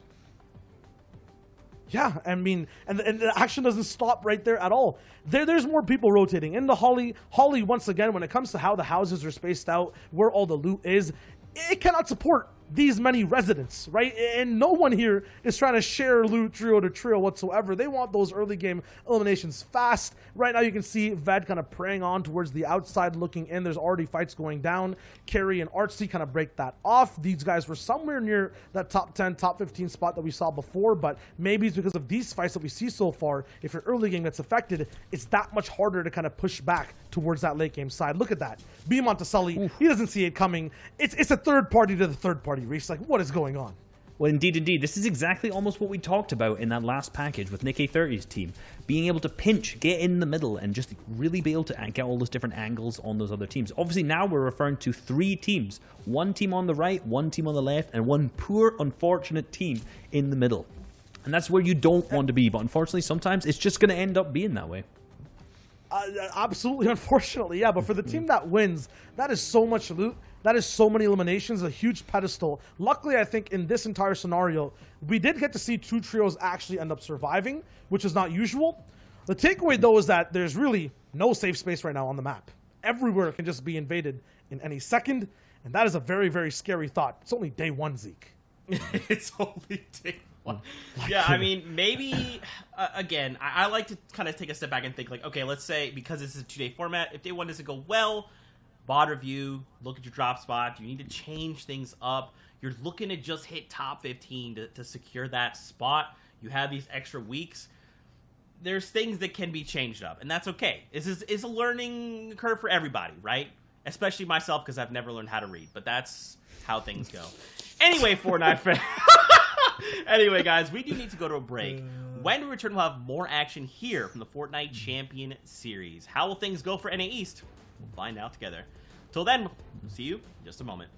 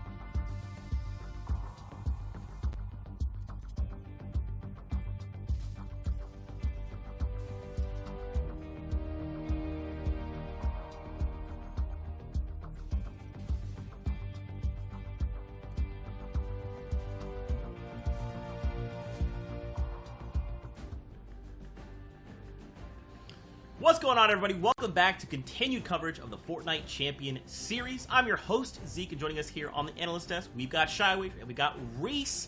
We're hanging out and we are knee-deep in NA East action. Now, boys, I do want to talk about a bunch of stuff, but you know what? We don't got time because we have to get back into these games. So let's send it right over to Monster D-Face and Aussie Antics to take us into game number 4 of the FNCS. And there we have it, guys. We are at the halfway mark now. The competition has been really ramping up, and we talked about what it means to lay out 3 games in front of us and how it is that you bounce back for the rest of the half here, Aussie, because that's what's in front of us right now. Yes, the half of the half. So we have some developing storylines, but this is going into the second half of day 1. We still have day 2 tomorrow, but things are shaping up and we're seeing some storylines that I know are going to go throughout the entire FNCS. We already have the Dooms Domain drama, but we'll have to see if it keeps shaping up. The games have been so good, and we'll have to see who can take out day 1, because that momentum will carry into day 2, definitely. Definitely. We're hopping right into the action. Remember, making up for lost time here. So the battle bus is already underway, and we're going to catch up. We're going to move right into that first zone as it's starting to close here now. That means players are already settled across the Fortnite world, and some of which have been eradicated from the lobby, sent back to, reboots on the next battle bus here. That's going to be 5 teams dropped out of the competition. So let's catch up, man. We got Sebi, Nano, and Fernando. Sebi, who's back on NA, by the way, and he found some big success in that last round. He did, and I just want to mention one of the big teams that's already going down here. We actually have Voil's team that has fallen really early on in this game, so that's the top 5 team that's been insanely consistent with their placement, and they're now out of this one. But Nano, Fernando, and Sebi trying to have a big jump back up in the leaderboard after a really hot game 3. Yeah, and remember, before that, they had nothing. Here's a quick highlight of what that early game looked like over at the Dooms Domain. This is a story, of course, we've been following for quite some time. A battle that will go to the later halves of the Stormlines if you allow it to do so. The only way to beat Zayt and crew is to get in there quick and fast. If you allow them to stalemate this battle out, it will continue to go on, and you can see Durant taking it hard, have learned from the previous engagement, and now they're not afraid to step into that vault. And that's what the highlight's showing here. They wiped up the godfathers of Doom's Domain. Yeah, they got in there, and that's the difference. They've gotten in there fast. They've now got the loot, and they can now push on with that and have a good game. Last game, I want to say Zayt's team took it, I guess, but they went down straight afterwards. Zayt built a giant L at Doom's Domain. Don't know whether that was an L for an opponent or an L for himself, but unfortunately, that game they did fall, but it looks like Heart's team has some room to work with now, as you see that Zayt, Booger, and Jacques all finished top 10 in 2 of the 3 most recent FNCS Grand Finals, so they have some insane consistency once they get there, and they've got 3 weeks to do it. Remember, this is one of 3 qualifying weeks, so any team that doesn't qualify from today and tomorrow's games, those kind of names I'm sure to see in the grand finals. But that's where you look at those names of teams like Heart that haven't qualified for a lot of grand finals, don't have that experience, but are still on the day causing massive issues for Zayt, and probably will continue to do into grand finals if they make it there. This is one of the better rotates out of Booga, Jamper, and Avery here. They're going to move off of Starks and go wide onto the northern portions of the Doom's Domain. Typically, it's the people at Doom's Domain, Zayt, Staff, and Stretch, who rotate that way when they have it uncontested. So kind of interesting to see the dynamic fire back. Exet, Shark, AV, and of course Knight here are looking to get into this fight right now. It's getting a little tough, but it's all right. They're going to wipe up Nate, and I think this is the second time now in the tournament that they've taken this team out, and it's going to be another battle. Everyone's going to win their 1v1. Knight's going to find vet as well. It's going to be a quick wrap-up for the Exet boys, who come out of the Fortilla, late rotate in 4 eliminations. That's a lot for Exet. That's big. I talked about their biggest issue being Storm Surge with their wide uncontested drop, because not only are they uncontested, it takes ages to loot it. We keep talking about how they control like a whole quarter of the map. That doesn't loot quickly, so they need to get this damage, and that's what they've done. The loot's looking pretty good. They do have some spare shield. They do have some peppers. They don't have a lot of mobility as far as crash pads, shockwaves, like not a lot of bounces, but this team is insanely good at getting their way into these endgames, so I think they will be fine as they're making their way up and through, and now they have that breathing room. They don't have to try and look for tags as much on this rotate, and you talked about it. Booger's rotate from this game was so clean out of Stark. They used those the Stark cars. I actually don't know the actual real name of the Stark cars, but those upgraded cars from Stark Industries that just, they have no fuel. They have like pretty much regeneration on the boost, and they can just do massive rotates. You can get edge, you can pull out that burst rifle and hold people and get that damage, because they are still into the second half of this tournament, Monster, uncontested. And that surely has to change soon. Yeah, definitely. And that Tony Stark's Whiplash, the vehicle, it is ridiculous. Like, it is very, very good. We're seeing vehicles, as you're watching right now, become more and more dominant in these trio-based game modes. And even the solos, honestly, they're so good for rotates. You're seeing how it can work out for you right here, right now. This time around, though, Jack, Acorn, and Slacks are going to be hit from behind as well, because there was that team just ghosting in behind them on their rotation path as well. So, very tough situation to be in now, as Tragic, Snake, and Simple are the ones holding them out. And luckily enough for them, the crew that was behind in the other vehicle, oh no, they are there. So it's Bizzle, Illis, and Clicks who jump out, and they start firing away here. Acorn gets tagged a few times. He's bouncing back some shots. All in all, this is not the fight you want to be taking, because they're so high on the standings. Big upgrade though, gets the epic pump, so you know that jump up from going from a blue rarity pump up to an epic. You go from that ability to hit a 200 full damage one shot. The blue max damage is not enough to take down a full health and shield opponent. The purple is. That epic is such a big upgrade, so they push up for the airdrop, probably worth it now. But a team that I had a lot of high hopes for coming into today, the Hispanic team here, a lot of them they have some very loyal fans out of their region. The Latin American players having so much love from their community. P-God, Jelty, and Elige, where P-God has fallen here, so Elige and Jelty need to make something happen with no spare meds, and Jelty looking pretty weak. Can Elige do something? An insane solo player having the confidence to just stand up against this wall, and it might pay against him, but no, it doesn't. Comes through and gets the eliminations, takes down AJ with the big shot, but what do they get for it, Monster? I mean, you see why they wanted it, though. He's not afraid if he's going to step up with a fully charged pump charge shotgun. It's going to hit very, very hard. That's exactly what he does. Here's another shot that's going to go off and hit pretty hard. It's going to be Strobe's shotgun. C5's Pam still on the storm line here, just rotating out nice and late. So another elimination, a couple frags going down. That's of course because the storm surge was happening for that 70 player threshold. Now that we've broken that, we're going to start approaching a little bit of a slower pace for most of these games. It's going to be about finding that key positioning and getting pretty much going against the grain and trying to get to a stronghold now, right? Early, so you can get zone 4 and then hopefully get that half and half out. Gotta try and get that half luck. Right now, we talked about it a little bit earlier, but the fact that there are no launch pads in the game, it's the first time we've seen a team game mode FNCS with no launch pads, no technically team mobility, and that's where these teams have gotten really, really inventive with how they use the current mobility they have. You can use crash pads and shockwaves for an entire team. It's just a lot harder than a launch pad, but a lot of them finding some really unique and interesting ways to do that. So that's where I'm looking for those combinations coming into endgame of the bounce pads and the shockwaves, because it's easier to line up a bounce pad shockwave than just a normal shockwave for a lot of these teams, but it just sends you so much further, where back in the day, if you had a few layers of height, you could launch pad all the way to half. Right now, there's not really a lot of mobility to get to that half in, half out zone, so it's so crucial when you do get it, and you need to capitalize on those games. I talked about it. We've had a few teams in the position. We had Booger's team where they needed to capitalize with their high ground when they got a Stark zone, and they did. We saw Clix's team. Did they capitalize when they got their hands finally on Doom's loot? They did. It's that consistency you need from the top tier teams, not to just play out your normal strategy, but if you get something in your favor, do you get one of those first zones? Do you get your hands on a mythic? You need to make sure you capitalize, and it's looking like Calc, Macwood, and Zexor need a game like that. They have good loot, they have their hands on the Doom's loot. Can they capitalize? It's kind of crazy. This is the second time now they put it into their strategy to just steamroll whoever comes out of Doom's Domain's loot.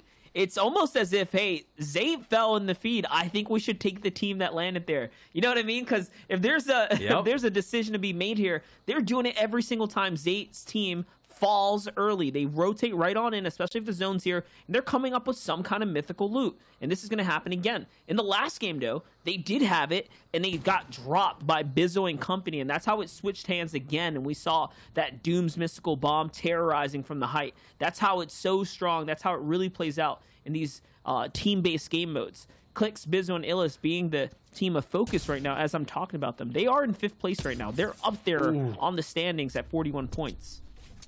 Good shot from Clix. That was close to the headshot. He could have maybe got the elimination there, but again, probably wouldn't be able to capitalize. That team's too far away, but it's all about that Storm Surge damage as now we get the zone pulling down towards that kind of southeast section. Clix has a sniper rifle in hand, showing how deadly he is with this. Illis looking for the rotate as well, and I've talked about it a few times. It's just, this combination is so strong. Clix really does bring the best out of Bizzle, and I believe Bizzle brings the best out of Clix. If you haven't followed competitive NA East for the start of this season, you did have Bizzle playing with Dubs and Mega, two names I don't need to introduce that unfortunately didn't qualify for finals today. So they split with Bizzle. They now picked up Riversan instead, and unfortunately on this day not having the same success. As I talked earlier about the Shockwave bounce pad tricks, this is a great one. You set up the bounce pad on the wall behind you. You have the stairs so you don't hit the bounce pad, but as you Shockwave through and it breaks it, you get the bounce pad low gravity effect and you go so much further. They went from edge zone to almost in this next one, and it's those tricks you need to pick up if you're going to perform at the highest level.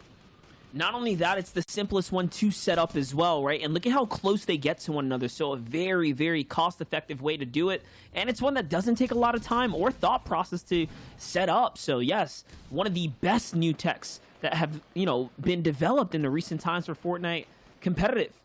We talk about stuff and players that develop strategy. It's Macwood, Zextra, and Calc, the original kings of the trios setting at the highest stages here. They're looking to set up that same type of rotate. This time, they're doing a different one. They have the ramp down with the bouncer on it as well, and they're going to shockwave on out of there. We'll see how that ends up playing for them. On the other side, they do manage to get into the zone here now, or not quite actually. They have a little bit of a stretch here. And this is one of those games that could kind of see those teams that have been struggling to find their way into it, because it's a very centralized zone. Probably the most centralized zone we've seen today, Monster. It's kind of pushing towards that authority around the center. It's not doing a far misty zone. It's nothing like that. But Calc, Macwood, and Zextra are trying to use this mobility to get out of here. I think one of them accidentally dropped a crash pad as AV, Rogue Shark, and Knight try and get in. This is gonna be prediction versus prediction. My team versus Shios. But unfortunately, AV does take down Zextra, so they get one of the eliminations for this, but it's Strep with the third party that takes them down, and such smart positioning from AV, Rogue Shark, and Knight there on taking that fight. Probably not the smartest fight on edge zone to take, but they at least did it where they were behind the builds on the other side of zone. So everyone that was already in zone was looking back and taking shots, but AV, Rogue Shark, and Knight not looking too good coming out of this one though, Monster. My pick, not looking so hot this game. They're a little bit weak, but I don't want to count them out. They might be able to claw their way back into it.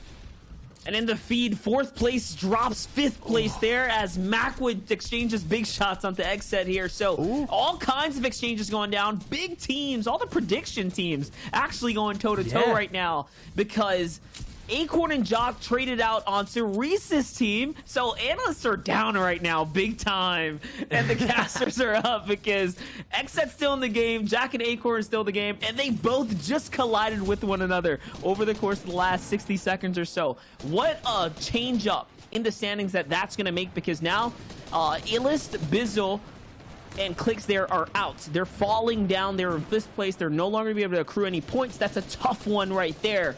Moving forwards, we'll continue to keep an eye on how that's going to unfold here. But on the wide shot, though, Jack's in a tight situation. I just talked about it, and there it is. Clix finally gets wrapped up, and Jack's now left by himself. So we hype it up, but it's not for nothing. He gets a couple points, and it's going to be rough pickings for both the crew there.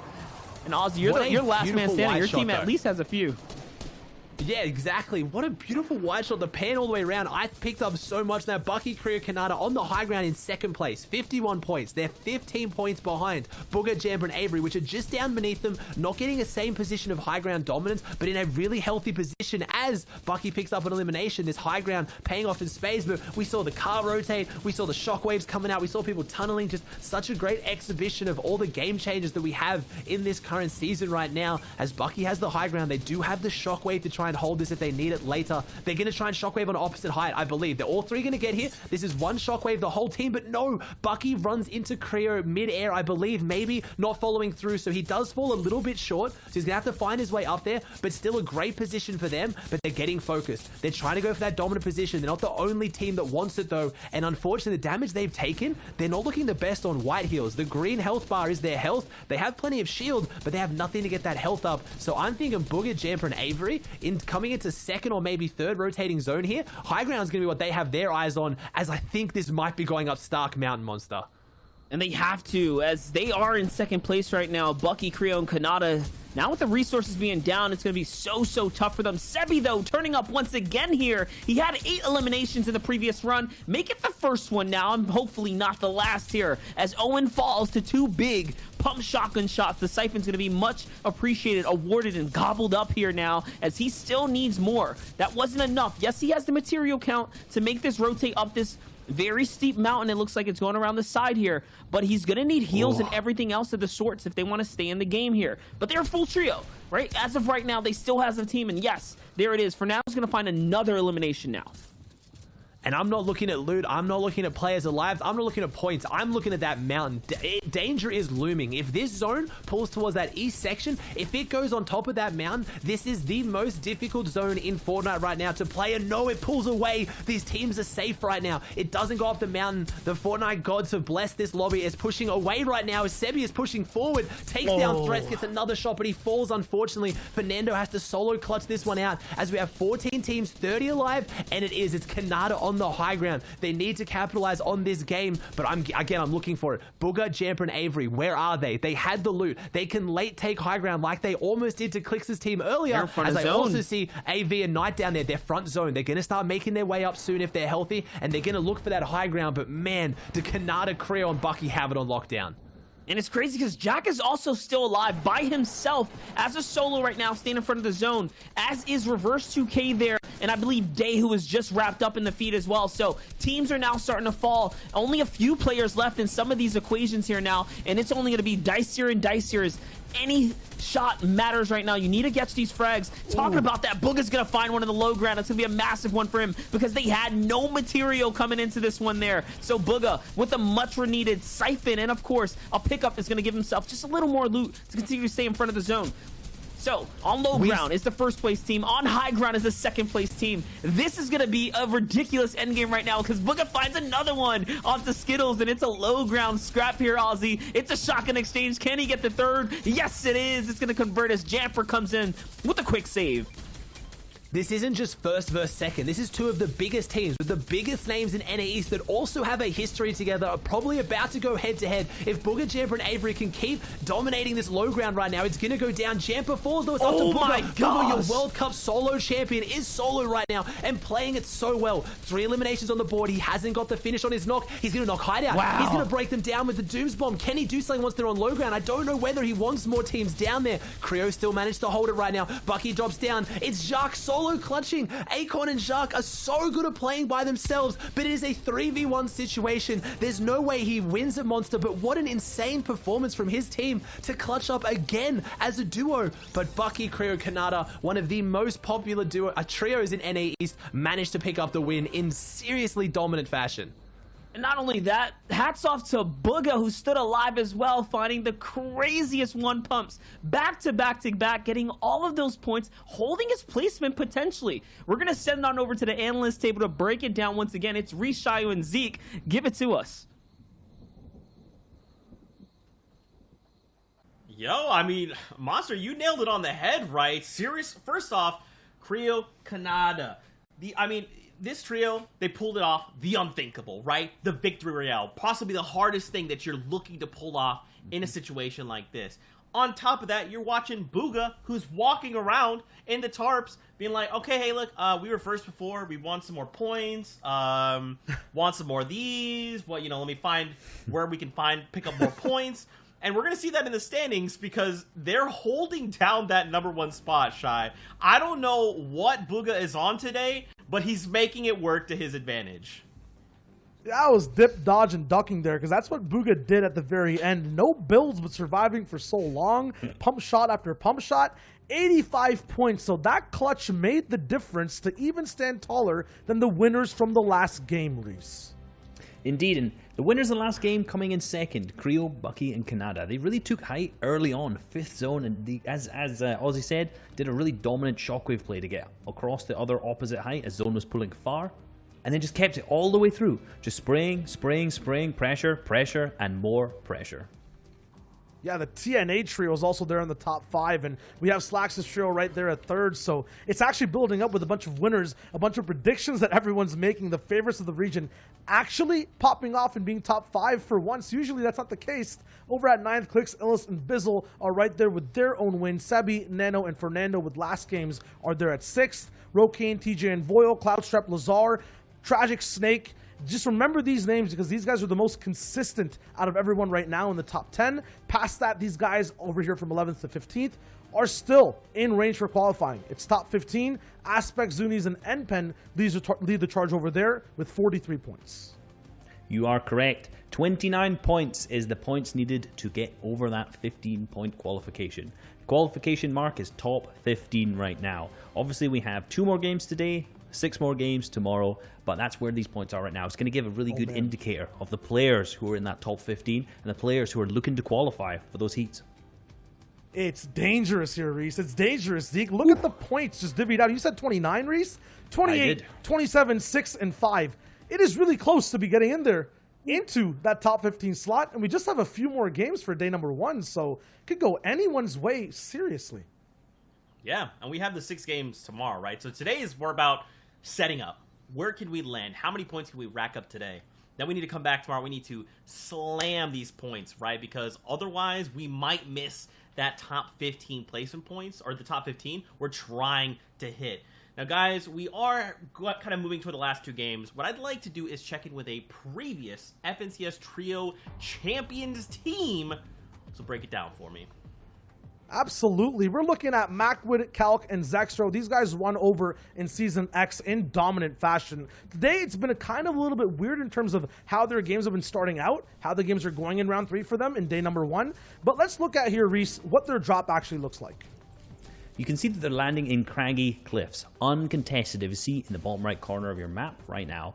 They immediately jump in this rift after looting straight away. They've got fantastic loot, right? They have completely uncontested POI. Look where they're heading. Drop spot we've talked about a lot. The powerhouse of Doom's Domain. Diving in scarily. And who's still left alive there? We're not entirely sure at this point. Is Zate's team still up? Is Hart there? And you can see Zakud dropping right onto the box of Hart and just, that was taken, sorry, just pinching. Just what this team does really, really well. Yeah, pinch has been the name, the noun or verb, not sure, of the game for trios today. And no matter how high this fight actually gets, Zextra was there to kind of support all the way down at the bottom, was going for that shakedown, but Sebi ends up getting eliminated all the way up top. I think Hart was the last one also to get shot off. These guys won Doom's over comparatively to any other team dropping there and got the loot. And you can see a little third party of this fight, little third perspective angle going in straight away. Cal taking big shots on high ground, knocking him down, doing a really, really good job of just consistently pressuring. You can see him and Zexro on the same wall, just consistently spraying. This is where they have started to have a little bit of trouble, however. You can see they're rotating late into zone. The zone is already shrinking around them. There's already loads of players in the zone. And what happens at that perspective is these people turn around, look at you, and shoot you. And that's exactly what ended up happening.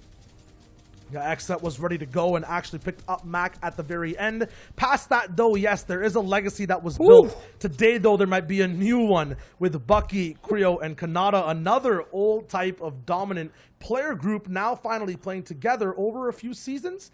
And they're looking really strong so far, almost at first place. Not quite there just yet, but, I mean, over these next 2 days, if we see a game like that over and over, it might just be their time to shine. It might indeed, guys. I mean, pretty good game here. We do have the 2 games left. Now, as we do move closer and closer to these games, what do you guys think we can expect out of NA East? Do you think we're going to try and crank things up, change up the drop spots? Do you think we're just going to say, look, we got the 2 games. Let's do what we do. We'll run it back tomorrow. You can expect the unexpected. Honestly, we have no clue what happens in NA East. I'm not sure what that pose was, but I wanted to make it serious because it is serious, right? Like, you would assume that the best trio out of the last time everyone played had a good shot, right? I assumed it, but these guys are like not even close to that top 15 spot. So you really have to be putting your bets on things that you might not really predict that can happen. They can pull it back, though. They can easily pull this back. They are post FNCS champions. They've done really, really well in squads, duos, all these FNCS that have gone on. Completely dominant players. Maybe just not a great showing today, but I believe there's still so many games left. They can bring this back. And they're not my choice. They're Shio's, but I have faith and I believe in them. That's right, man. You just got to gas up Shio. We got to gas each other up, right? And, of course, these players. Now, guys, how do we reset the mentals, right? How do you come off a game, a day like today with these games and just say, look, tomorrow, 6 games, we got to be fresh, right? How do we shape that up? It is tough. It's tough. Reshaping the mental is easy. You just have to think about it less. It's done. That's how you go for it. True. Yeah. True. All right. Well, guys, it is time to get into game number 5 here in the Fortnite Champion Series. So let's send it back over to Casters to take us in. There you guys have it. Little reset on the mental, like Resub said. Yeah, you just do it, right? You just do it. Same way we just cast these games, right? You just hop on in here and get it going. It's game number 5 right here. Monster D-Face and, of course, Aussie Antics on the mic right now for day number 1 of 2. If there's an opportunity, if any, to reset your mental, it's overnight, right? Because they get today, and, you know, for some, it just might not be all there, but tomorrow could be a different story. It can be a different story, and tomorrow's where you don't have the semifinals before it. Some players are just players that maybe just can't maintain that mental strength or be that kind of top tier player they need to be for an entire day. They had to play semis this morning, and now they're playing round 1 finals. Tomorrow is just round 2 finals, so maybe with that extra kind of like that rest, maybe that preparation, they can come in a little bit stronger. And I still can't believe from that map, we have Booger, Jamper, and Avery uncontested at Stark. Unless I missed something, I'm pretty sure I was just seeing the henchman arrows, so I don't know what's happening right now. I really, really expected a team to kind of move their way over here, and maybe some of the teams don't realize. I have to think they've realized what's going on at this drop, but that's my prediction for day 2. Another team is going to start dropping here, and it's really going to shake up the leaderboard. Let's not forget everyone that's going to hit the drawing board and really think about it, right? And then those that are going to look at Jamper and company and say, hey, you know, they shouldn't have that drop spot to themselves. Let's make something big of that, right? Because we see that happen all the time as well. People that have a great first run, and then all of a sudden someone else wants a piece of that success. They want a piece of the pie. Speaking about Jamper's trio, though, they are the only team left in the NA East to finish top 10 in every single game. So still upholding quite a phenomenal track so far in this competition, which is insane because we've seen a lot of the same names pop up over and over, but for the last 4 games, it's been all Jamper, Booga, and Avery.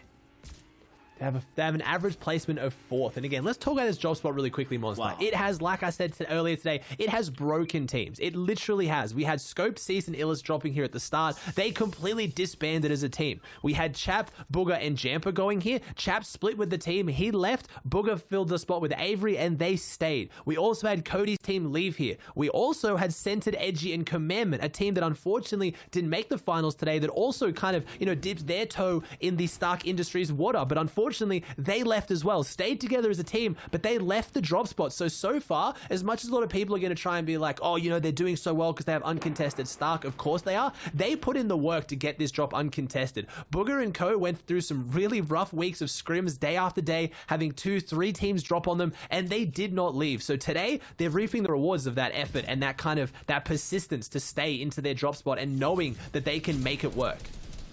Well, the crazy part is they haven't always made it work. Even in the Ninja Battles, they had some struggles. In the Enterprise Community Tournament by the practice server, they had struggles. There's so many times where they weren't on, but when they are on, it's when it seemingly matters the most. FNCS weekends. This is a great day 1 for them. It's clear that they have such a momentous start that I don't really think it matters too much what happens tomorrow. I could see them possibly qualing through. They're just that close. But we'll see. It's really still going to depend how these next 2 games unfold. On the other side, though, as we're jambling on here, Threats is going to go and find himself a Elim up, and it looks like it's a 1v1 between Crumbler and Threats now, a fight that we haven't seen gone down here. Not in this portion, because remember, this was ran by Nick 30 Ops and Glace. Not anymore now, though. These are the 2 teams that were misty, so if they both left to have the same drop spot as some, I don't even know what's going on with these teams right now. They're trying to find their area on the map, and that's where eyes are going to move towards some of those bigger POIs, as Crumbler has eyes here on Threats. He's trying to back away, but he should be able to get the reboot off. Whoever wins this should be able to get the cards and maybe go hit a reboot. They have zone, they have time, so this fight can take a while, but what Threats can't do is let it continue as a build battle. He has 1 build total. He has 1 wood build, that's it. He can't get the angle down beneath, so he has the high ground advantage. That was his last build. So this is going to come down to, I believe, a shotgun, a toe-to-toe, who can hit the heavier shot. As Threats is above, he gets the reboot card. Maybe time to get the big pot off as well. Could probably grab that bandage cannon, but I'm not entirely sure what Crumbler's doing down below. Maybe waiting for him. He was, and Threats knows that. Jumps down, has control of the wall. This player's back out, and there it is. No! And Crumbler hits the heavy charge shot. A really, really good fight from Crumbler there. Had the meds, gets jumped onto, but then has the composure to think, hey, you hit your shot, time to hit mine. And he picks up the elimination and hopefully picks up his teammates, but no, we have someone else rolling up to the fight monster. Absolute missed opportunity there, but not a missed shot from Crumbler, who just lands the nasty charge. That's the thing about the charge. It can be so good in the early game, devastating in those 1v1 situations. On the other side, though, we're hopping with Xets, Av, Shark, and Knight here, who are on the rotate right now, playing the outer skirts of the zone here and looking for some action. This is not a rotate that they're making for positioning. It's a rotate for fighting. They're coming right into the holly edges, and it's perfect. It's what they want. It's a battle happening on the storm line. And there's another team just past that, which is probably not quite what they're looking for, but still, it's going to be a messy one right now. It is a messy battle, and a battle that I'm guessing we haven't seen too much on NA East as AV lines up this shot, as we see that only 3 teams have 10 plus elims in a single game, the fewest of any region so far. So as much as we've seen these insane end games and really consistent games from teams, they're not picking up those massive high elimination games like if you're tuning in with Brazil right now, you're probably used to seeing out of King and Co. So some of the other regions going a lot more aggressive, and I think that's a testament to how good the top tier pros are on NA East, that there's not that one team that when they get in the dominant position can just drop a 20 elim win. We saw some teams like Benji, Fishy, Leshy, and Savage in the opens getting 40 plus eliminations. Obviously this being the finals, but NA East playing out a little bit slower. Hard to say that when I'm looking at 4 teams trying to have a fight here over Holly Hedges. Yeah, and look at how it's just all going to play out. Like I said, it was going to get messy, and I meant it. Somehow it's Clix, Illis, and Bizzle who rotated into the Holly Hedges and now are finding themselves in this mix of builds outside of another POI. Remember, they do land at Sweaty, so it's not unlikely for them to come this way, but definitely not one that we've seen happen so far. Here's a highlight of that Doom's Domain contestation going on in that early game. Hart, Duran, and Taken have taken the last round, at least of this entire battle, and then lost the previous one before Zate fell to the zone. How's this one going to unfold here? It's looking like it's going to be in the favor of the team on height. Of course, yes, Hart is going to find Zate first, and let's see if he can follow up onto what's left of him. Yes, you can just tell Stretch is kind of giving up the positioning here, right? Really nonchalantly pushing in. I think they're about done with today, and you can tell the tilt is there. Hart got all 3 of them.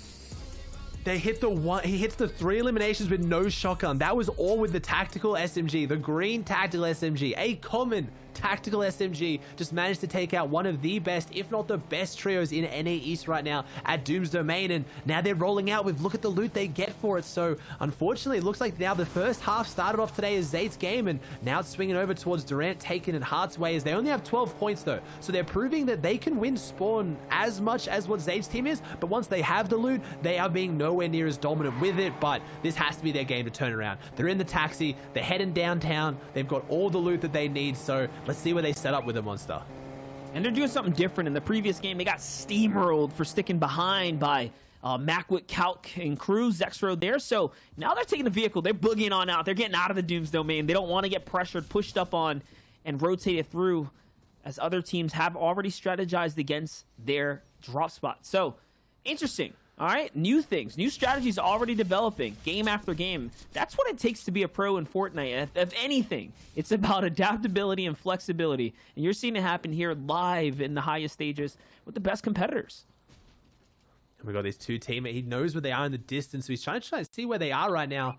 He can see he's marked them right now. I believe they must have shaken down the opponent to get this extra information to see where they are, as he's now pushing back forward. Doesn't want to have too much damage on them. There's 2 players out in the storm. There are a lot of teams on this edge. This Holy Hedges being a spot that...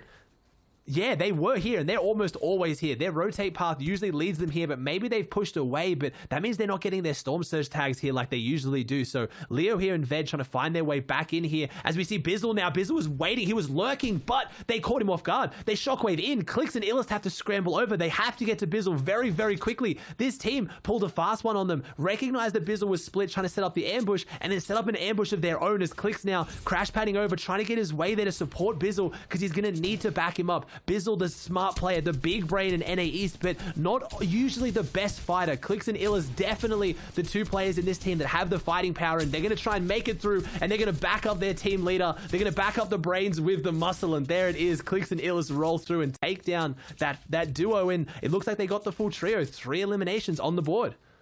And also Bizu holding his own against Ved, just letting him walk right into that sweet, sweet shotgun shot. A quick little drop there in the box, and just like that, he does defend himself, and it's a 1-for-1 special for Clix and Bizzle there as they get themselves their 3rd point here in the competition. So that means it was that full trio wipe as they did initiate that battle early on. Here's Skills Ronaldo on the outside. Only 2 of them, meaning that they lost phase sway. Someone that you don't typically see on a grand finals or a final style competitive stage, but when he does get involved, it's fun. We've seen him do it in the solos as well. And it's exciting to, root for these guys that are just disgustingly good at Fortnite. Maybe not like competitive Fortnite, but they show you, hey man, I can carry myself. Yeah. Well, that's why trios is so fun. I just talked about it then. Obviously, Bizzle, not someone who has poor mechanics by any means. A player that is very strong and will beat 99.9% of other players in a fight. But in these situations, it's those players like Skittles that have such big firepower that picked up on teams because of how good they are at fighting. They might not be the smartest players, and again, no disrespect to Skittles, but you have those players, that you have those roles in trios. You have the leader who picks where things are going to go, and you have fighters. Skittles, one of those fighters that does it on 50 to 60 ping monster. I've got to sing Skittles' praises here as a high ping gang. He really does hold his own as he takes down. Was that hit? I think he hit the gas can. He's managed to get a double elimination with the gas can. Skittles picking up both. No, the Latin American team falling here, and now they get in the car that somehow avoided all the explosions here, and that was one of the fastest duo wipes I've ever seen. Just talking about his mechanics and maybe not being the smartest player, but Skittles completely outsmarting his opponents, making me eat my words there as Ronaldo and Skittles now push forward with big eliminations. And was that Ronaldo who got the double kill, or was it Skittles monster? I'm kind of confused. I don't know which way it turned over, but I do know for 100% fact they blew that team out of the lobby. That's amazing. Straight up and down there. So see you later. Game 5's out for the Hispanic Lords. Unfortunately, they haven't had a successful day. Not so far. Not today, at least. Tomorrow is another day to go ahead and step back in. Game 6, of course, is coming up next, but either way, 5 is what's unfolding here. Zone number 2 is just about to hit this closure here. Zone 3 is going to pop and populate. We'll find out where players are going to have to move soon. Most likely, it's going to be down south towards Bucky, Creon, Kanata, this Slurpy Swamp area. Now remember, they are our point leaders right behind Booga and Jamper. So they're up there, and you can see Booga, Avery, and Jamper right in the distance, right in the wide shot. They are here as well. So all of our top teams still up in the running, but more importantly, they're collapsing in on the ones that are at the top of the food chain here, the highest peaks of points in the game. And as we haven't seen this before, if you guys haven't followed FNCS, it's our first time seeing a 2-day split format right now in recent history. So 6 games today, 6 games tomorrow. But it's already interesting to see that today, despite being 6 games, but not even halfway through, we're at 5 games. So we're not even halfway through teams' total games. The amount of players alive is already dropping fast. These players are losing their mental edge. They're getting tilted. They're getting a little bit over ambitious with their fights, and they're getting a bit more aggressive and changing their strategies as Night cops a snipe there, but luckily not a headshot, so he's still alive here. But we only have 67 alive, Monster. That is so much less than we saw in earlier games today. So those teams that are still up right now with those good loadouts coming into endgame are going to be in such a dominant position. This is where I'm looking at teams like Hart, Duran, and Taken to try and have that big game they needed that they haven't had earlier today. But you said it best. We have Bucky, Crew, and Kanata only 1 point behind Booger, Jamper, and Avery. So first and second, it's going to be a big game as they try and duke this one out. Yeah, not only that, the zone is partial to play in this one as well, because if you look at it, it's drawn south, so all these guys inevitably have crossed paths with one another. And the later you go into these tournaments, people are always going to try something different, right? Especially those that are not finding success. So that's why we saw different fights breaking out in places like Holly Hedges and in these other weird sections of the map that you don't normally see these big fights, these big clashes between players. Now, though, Jack, Acorn, and Slacks are way up, though. They've committed so much to sitting on top of this enemy base, and it's not even in the zone anymore. So all that resource has gone down the hill here now, because they're going to have to get on out sometime soon. And it's these games that aren't as stacked where Storm Surge doesn't become as much of an issue. So investing those mats to get a high ground position, to get damage, isn't as rewarding as what it was in previous games. But Jacques and co looking really good. And they do, again, they have the bounce pads. A lot of the mobility in this current season works off elevation. The higher you are, the further you're going to go with a shockwave, a bounce pad, or a crash pad. So sometimes that elevation, not too much of a big deal, as we see Voil and co beneath that, as well as Reverse Day and Miro, our semi-final victors who haven't been having the hottest day here today. Not terrible. They are still, actually, never mind, they've jumped back up into 4th. It's so hard when they're in 4th place on 58 points, but first is 85. So even if they win this game, they're still not going to be able to make a jump from 4th to 1st, which is ridiculous to think about how dominant some of the performances we have here are today. But it's all about that top 15 monster. We haven't talked about it too much. It's about qualifying. If you can qualify in the first weekend, get top 15, it does not matter how you perform in weeks following, as Chaotic has in paper a team we haven't talked too much about, trying to push forward and get some damage out here, or their first eliminations of the game. Right, and Paper's one of the hottest on the scene right now, as is Haas and Chaotic here. This is a crew that's been running with one another for quite some time, and Chaotic's going to find Haji here. So what's left of the team left is they're trying to keep this player. Yeah, they're bringing him right into the box. It's going to be the shakedown here. They want all that information. Give them the juice. Run the pockets here. And now they know where the rest of the team is, if any are left up, which I'm pretty sure they're up that mountain. They're the other two curses. Yes, they're rotating on out. They're gone, as they are going to be revealed here. Peppers are going to be popped, though, and now it's time to hit this cross, and I think they're going to be A-okay, as there's not many players left on the side of that map. We started this whole kind of tournament off with players like Unknown, Smacked, and Casker. I just saw them for a brief moment down on the bottom portion, so they're still very much in this game right now, too. I think they're changing up their drop spots, and I think the reason why we're seeing possibly Ronaldo's team struggling is it looks like we have P-God, Jealousy, Lige making that lazy leg rotate or dropping there more so than Retail. So I was expecting Unknown's team to do quite well today, but we haven't seen them too much off spawn, so there could be something else at work there. As we see now Calc, Macwood looking really good with Zexo in a great position here too, as these panning shots just give us so much information. I see my team, the XZ boys, making their way through down there on the bottom side of the mountain too. So it's all going to be about who can control this high ground. This is an end game that doesn't have too much elevation. It looks like it's pulling more and more down towards this basin. So whoever gets high ground right now is going to have such a dominant position, unless it does something weird and it pulls really far away towards that dam. But right now, this end game is looking a little bit on the vanilla side, Monster. Yeah, Fortnite is typically a hard game to digest, but when you look at it from this kind of pacing that's going on right now here coming into game 5, this is looking very straightforward. You can see that the spread is pretty even here. The zone is going to be over what is a nice little area of terrain. It shouldn't go too high or up and down, so this is going to be a good old-fashioned Fortnite endgame, and that's what I like to see right now, is we're going to see hopefully Rokane, TJ, and Voyu do something massive right now. That's the team. They're all on camera here, and you can see they're trying to work together right now to figure out where is it that we're going to rotate out of. How are we going to use these shockwaves? They're going for high ground. Wait a second. So early in the game. They're just trying to get some information. They're not going to find anyone up above, and no, Rokane is, though. He's going to get somehow into a box with another opponent, and is it going to pay off? Yes, he follows up with a huge pump shot. Remember, that blue pump can hit for 180 plus, so it's going to land every single pellet there to delete who's that? Strobe? Right out of the game. Strobe's team, yeah. And that is, they had to do that more because they were getting their Storm Surge tags. They were below Storm Surge, and they're only just 61 above now. So they wiped an entire team or got 2 eliminations, and they're only just above. So that was a desperation play. We talked about it earlier today. They get the full trio wipe, and they needed it. They didn't manage their Surge. This is a placement team, and this game, unfortunately, they didn't get their Surge on the board, and that's why it is in the game. That's why it's a mechanic. You can't just sit there and play safe and hide. Sometimes you have to make big plays, and that's what Rokane and Voil did. So 3 eliminations, but unfortunately, having to use your shockwave to go straight through builds, you misplayed something. I know it sounds weird to say they misplayed when they got 3 eliminations, but they're now getting lobby focused. One of their teammates is down, and they've used a lot of their mobility. So they're survived for now. It's going to be a situation of, did they win the battle just to lose the war? Can they transition to endgame, as AV, Rogue Shark, and Knight look like they've got a bit of pressure put on them right now in their boxes. They drop down and try and make this rotate. Knight being cut off from Rogue and Shark right now. Sorry, Rogue and AV. So I don't really know how he's going to be able to get down to them. He's only got the flopper and no shields, as this team, unfortunately for me, is not looking too great coming into this endgame. Yeah, and the zone's going to pull into the complete opposite direction as well, so they're going to have to make a big cross here too. So much resistance is facing the side of this southern mountain that it is not looking very good for Knight, Ab, and Shark here. Ab is going to get tagged big time here now, and is Shark too, so Ab is down now. He gets thirsted as well. It's going to be Mommy here, who's on the rotate. He's right inside the base up above. What's it going to be? Oh, okay, Knight with a cheeky shot straight through the build. It's a 100 clean for clean, but he's going to need the follow-up if he wants to stay alive. Can he? No, it's not going to be enough. And that's it. Your 5th place team, they were up there, gets wiped out of the competition, and now that's going to be the causing of them to fall down tremendously because they were only at 43 points.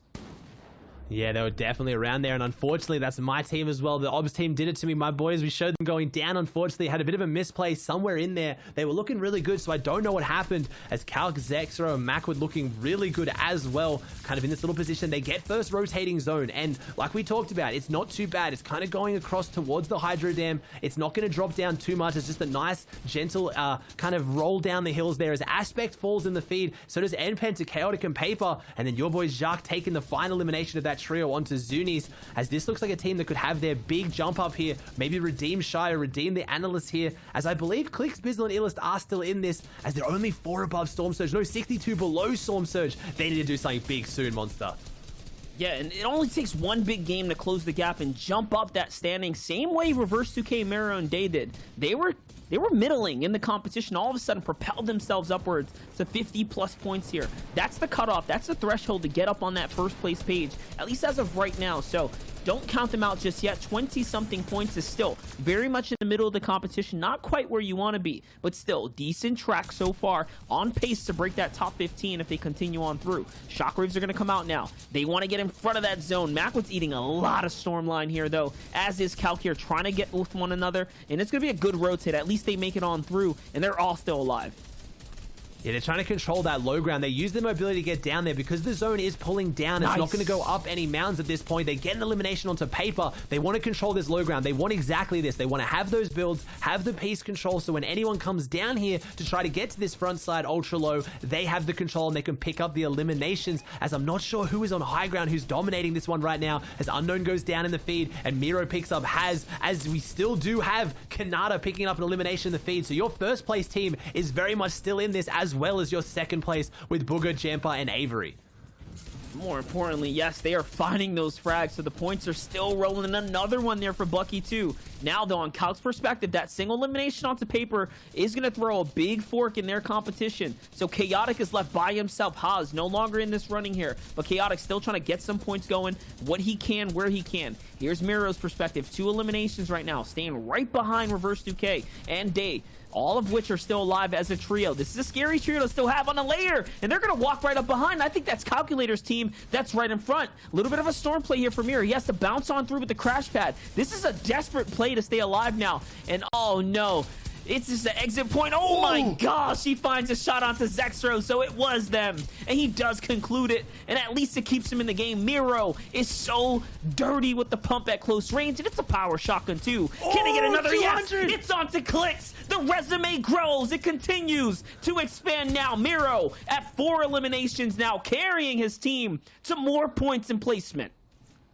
The window added the 200 pump onto Clicks. That is no small feat. We have Booger, Jamper, and Avery on the high ground, though. That was your second place team. They're only 1 point behind Bucky, Crew, and Kanata, who are still in this, but they're lower down. Booger's team has all the advantage right now. He has the shockwaves too, so I really don't think anyone's going to be able to take this high ground from them. The zone pulls back, so they're on their high ground. They're looking good, but Miro is still doing work on the low ground. Your team monster, Jacques, Acorn, and Slacks, also still in this. They may be able to have a big jump up, as they're on 88 points now, trying to get into those triple digits, as Booger looks like he's going to be the first team up there to try and close this one out on 96 points right now. They have every advantage, monster. They have the ARs, they have the shockwaves, the crash pads, everything, but you're right, they are up there.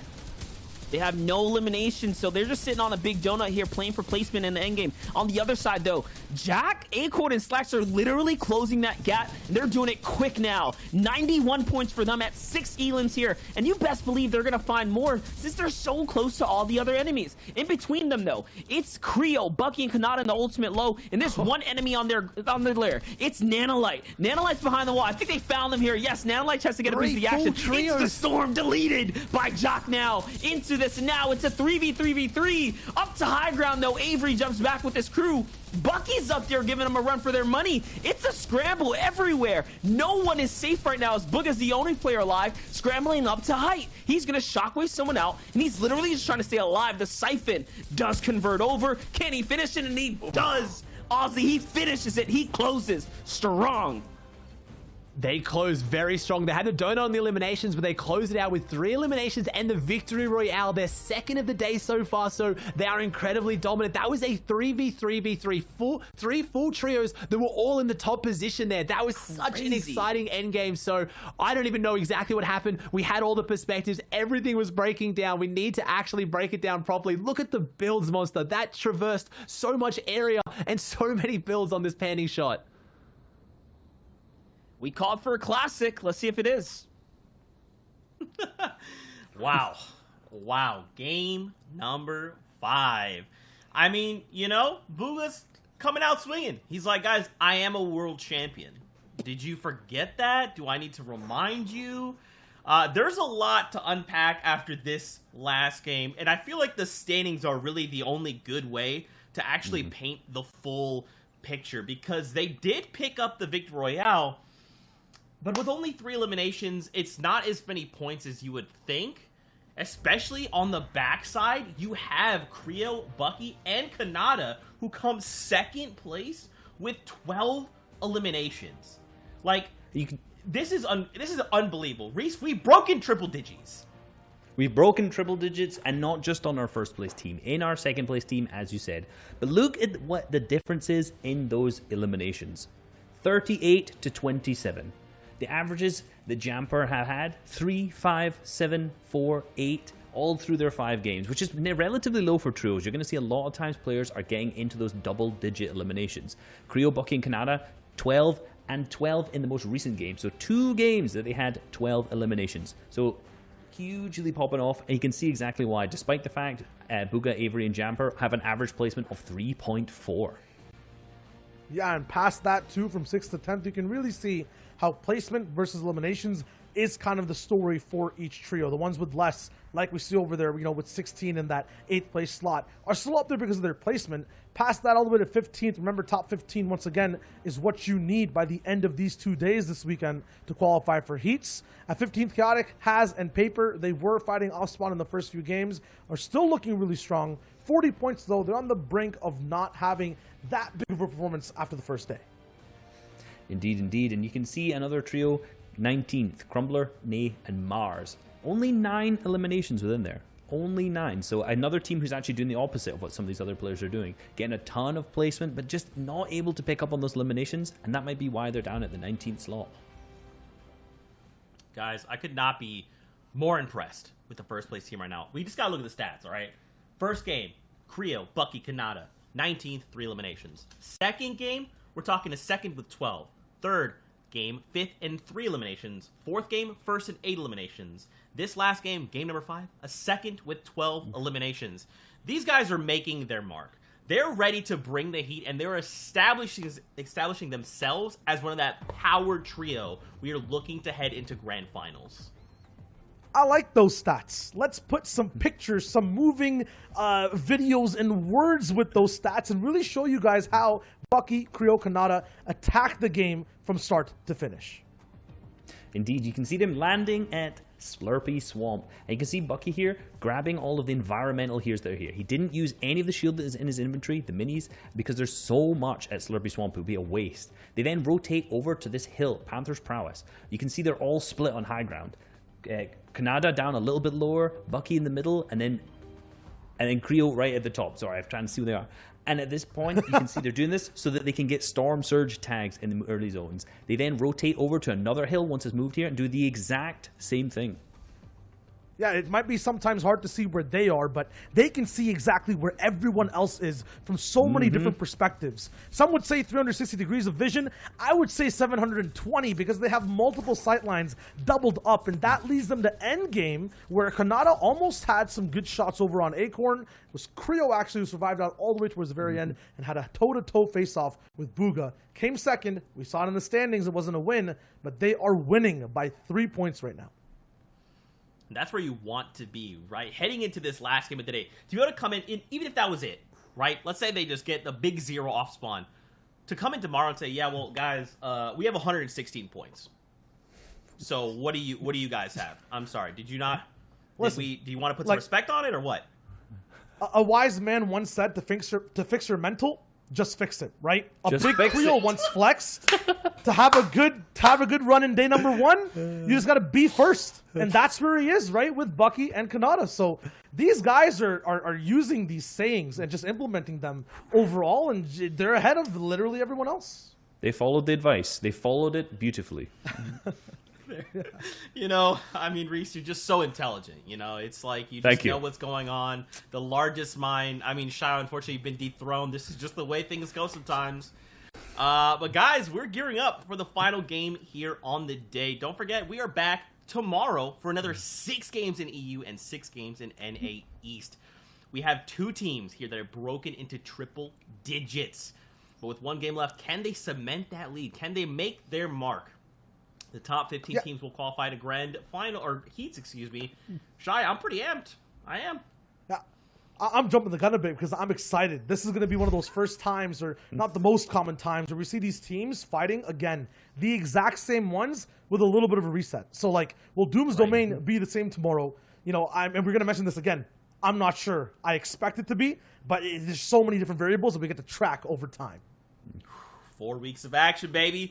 With that being said, let's get ready to head into our last game of the day. Let's head it over to our casters to take us in and jump out of the battle bus. Like Zeke mentioned right there, it is 4 weeks of action, and today is just day 1, and we're going to get the final game number 6 of today underway now. It's Monster D-Face and Aussie Antics here to break down the final action. That last game was absolutely ridiculous. You had the first, second, and third place team all jockeying up for high ground, but also contesting one another on every single layer. Aussie, let's just live in that moment for a second here as this battle bus releases the players, because that was a crazy showdown. Yeah, it was. I don't know a single other time where I've seen in a team game mode, first, second, and third, all fighting out at the end, all alive and all in good positions. That was such a ridiculous endgame that even with the packages, even with all the angles, it's still just so hard to digest how ridiculous that was. And it's not the only time we've seen it today. We've seen so many big full trios go head-to-head at the end. So we're going to have to see how some of those big teams are shaping up. The biggest of which at Doom's Domain, which is a fight we just keep seeing over and over again, is Night Shark and AV. Again, just making this kind of cozy rotate. It's easy to show them in the early game because they cover so much distance as they go from Logjam, Fortilla, and Rig all together. As people have fallen in the games, Monster, it's the last game. Your mental shot. You've had a bad day. What do you do this game? Do you change the strategy, or do you just finish it off and then reset for tomorrow? You got to just finish it off and reset for tomorrow. This one's done and dusted. Where you stand is where you stand, and you know what? Tomorrow's a brand new day, but ultimately you can't give up just yet. Not like they did in the last game. A lot of players got dropped in the last game, but it could be people are just testing the waters, trying something new. That's the whole idea here. Remember how we talked about Xset, though? Look how much space they have here. They have the Logjam, they have the Fortilla. It's kind of ridiculous that Knight has this whole drop spot to himself. Like, a full duo, honestly, can get some pretty decent loot here. But now, with one player there, it's setting them up for a lot of success, and we're seeing that reflect in the standings as well. And now we've got another team over at Stark Industries looking so good, and it is. It's 6th game, still uncontested. I just don't even know what to say about this. We've talked about it so much today. We'll have to see tomorrow whether it continues. I have to think it won't, but at the same time, I didn't think they were going to get it 6 games in a row to themselves anyway. So look at all the loot they have. They have so much loot that he's leaving behind Chug Splashes, or again, he's going to maybe throw the mini and carry them. He has 8 Chug Splashes. There are so many teams on this map right now who are splitting 2 minis, a bandage, and maybe a med kit if they're feeling good as well. So this team, you can see why they're in second place. They have such a big advantage off drop, and that's what these team game modes bring, Monster. Solos and duos, you can change it up. You can kind of like go somewhere else. You have the backup plans. Reese talked earlier today, and same with Zeke about backup plans, but in trios, it's hard to have one. And oh man, we talk about having a backup plan. The question is, does Zayt, Saf, and Stretch have one? I don't think so. They've already tweeted out. They've already messaged. They're staying here till the wheels fall off. Let's see if their wheels fall off this time around as Durant's got that LMG. So yes, it looks like they took control of the early positioning on the Volt, and they just get wiped up. And that's that mental fatigue that we spoke about. They're definitely on tilt. 3 games in a row now, bested at the drop. And the one before that, I mean, they still lost to the Stormline. So that story's continuing, and right now it's not going in the favor of the old blood. It's the new blood that's stepping up. And it is, but it's showing that old blood prowess and that experience that when they get the drop, they won it.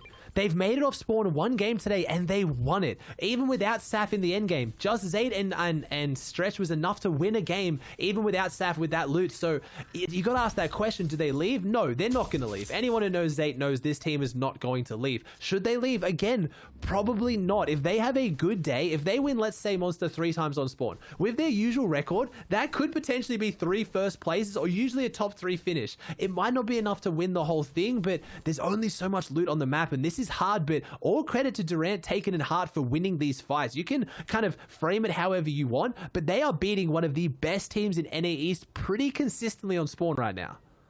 Yeah, but they're only at 23 points, so they're fighting that short-term gain right here, which is not really leading up to much after that. So it is still a big, big question of whether or not they're going to be able to pull through and make a qualification run tomorrow, because at this rate, they're not on it. I'm sorry to say it. Yeah, you can, bask in all the glory today, but they're really not on track right now. Big hurdle for them to step up. Big hurdle for Z-Force, Paris, Presto, and Hungry to step up here as well. They're only at 10 points too. Another team that's trailing behind. Doesn't mean that tomorrow can't be a different day. Doesn't mean that tomorrow you can't just turn the page. It's a battle, though. It's Paper, Chaotic, and Haas who have the high ground here. And their other team, Presto, Hungry, and Paris, they're scrambling. They're all split up, too. So a little bit of a mix-up, a little bit of a shake-up for both sides. Both of them controlling a lot of territory spread out. This is all going to come down to who gets dived on first, though.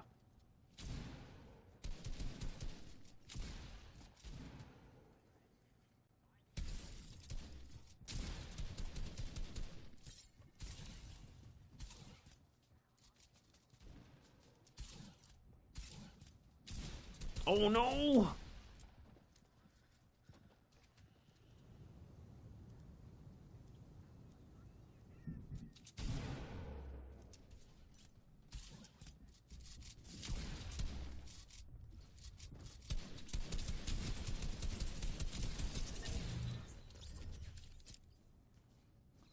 And it's hard to miss right there. The quick barrel stuff from Paris there. He's going to go ahead and fill that man up and get him out of there. Just like that. It's the 4th elimination. So looks like a bit of a drawn-out fight here that gone all in the favor of Presto, Hungry, and Paris. Because think about it. They had all the elims, but also they were there for quite some time, and they're still a full-man trio.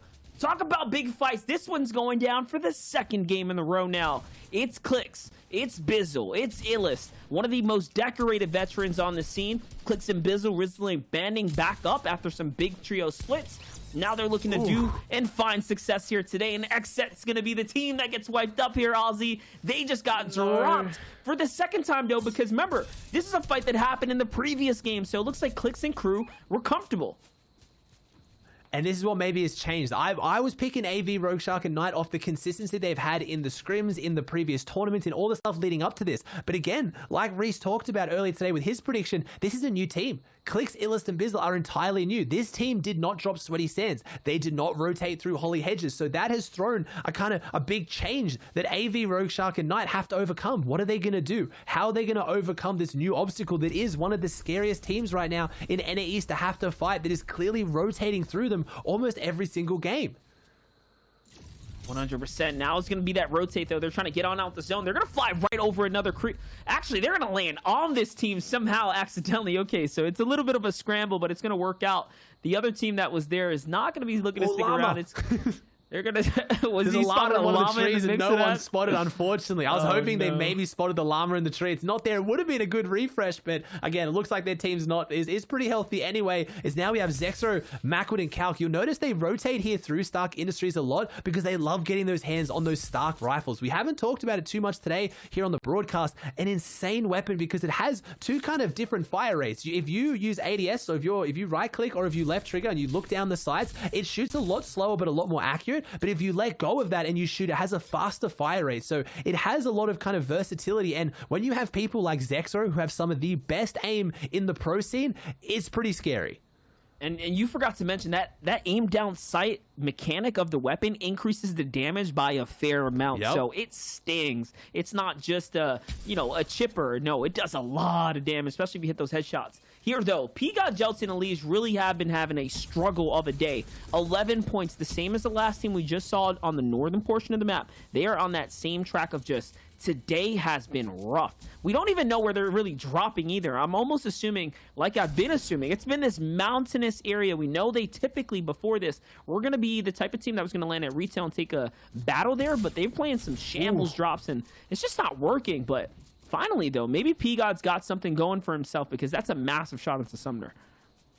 And they're a good team that has a lot of fighting potential, but yeah, just haven't kind of found their drop spot, I guess. Just haven't found their purchase, and it's what's going to be the test. They've got 4 weeks, like we said. This is 3 weeks of qualifiers and the finals, so every week will be a little bit different. Again, they didn't have that time to prepare for today. They were just like, where do we go? This drop might work, and they keep trying out what's working. Tonight, I'm expecting this team to hit the VODs, go back into the compete tab, go to the tournament, go to the leaderboards. You guys can access this as well, and you can watch the replays of the games, and that's what they're going to be looking at to see, hey, where is a better spot? Because whatever we're doing isn't working, as we see Glace go down, a team that we were getting really excited for. Ronaldo Sway, unfortunately, that's their day one over and done with. Another team that maybe has to hit the VODs and figure out something different. No, remember, Glace was opposite Nick A30, so they were just wiped you're out right. there. What am I saying? Yeah, no.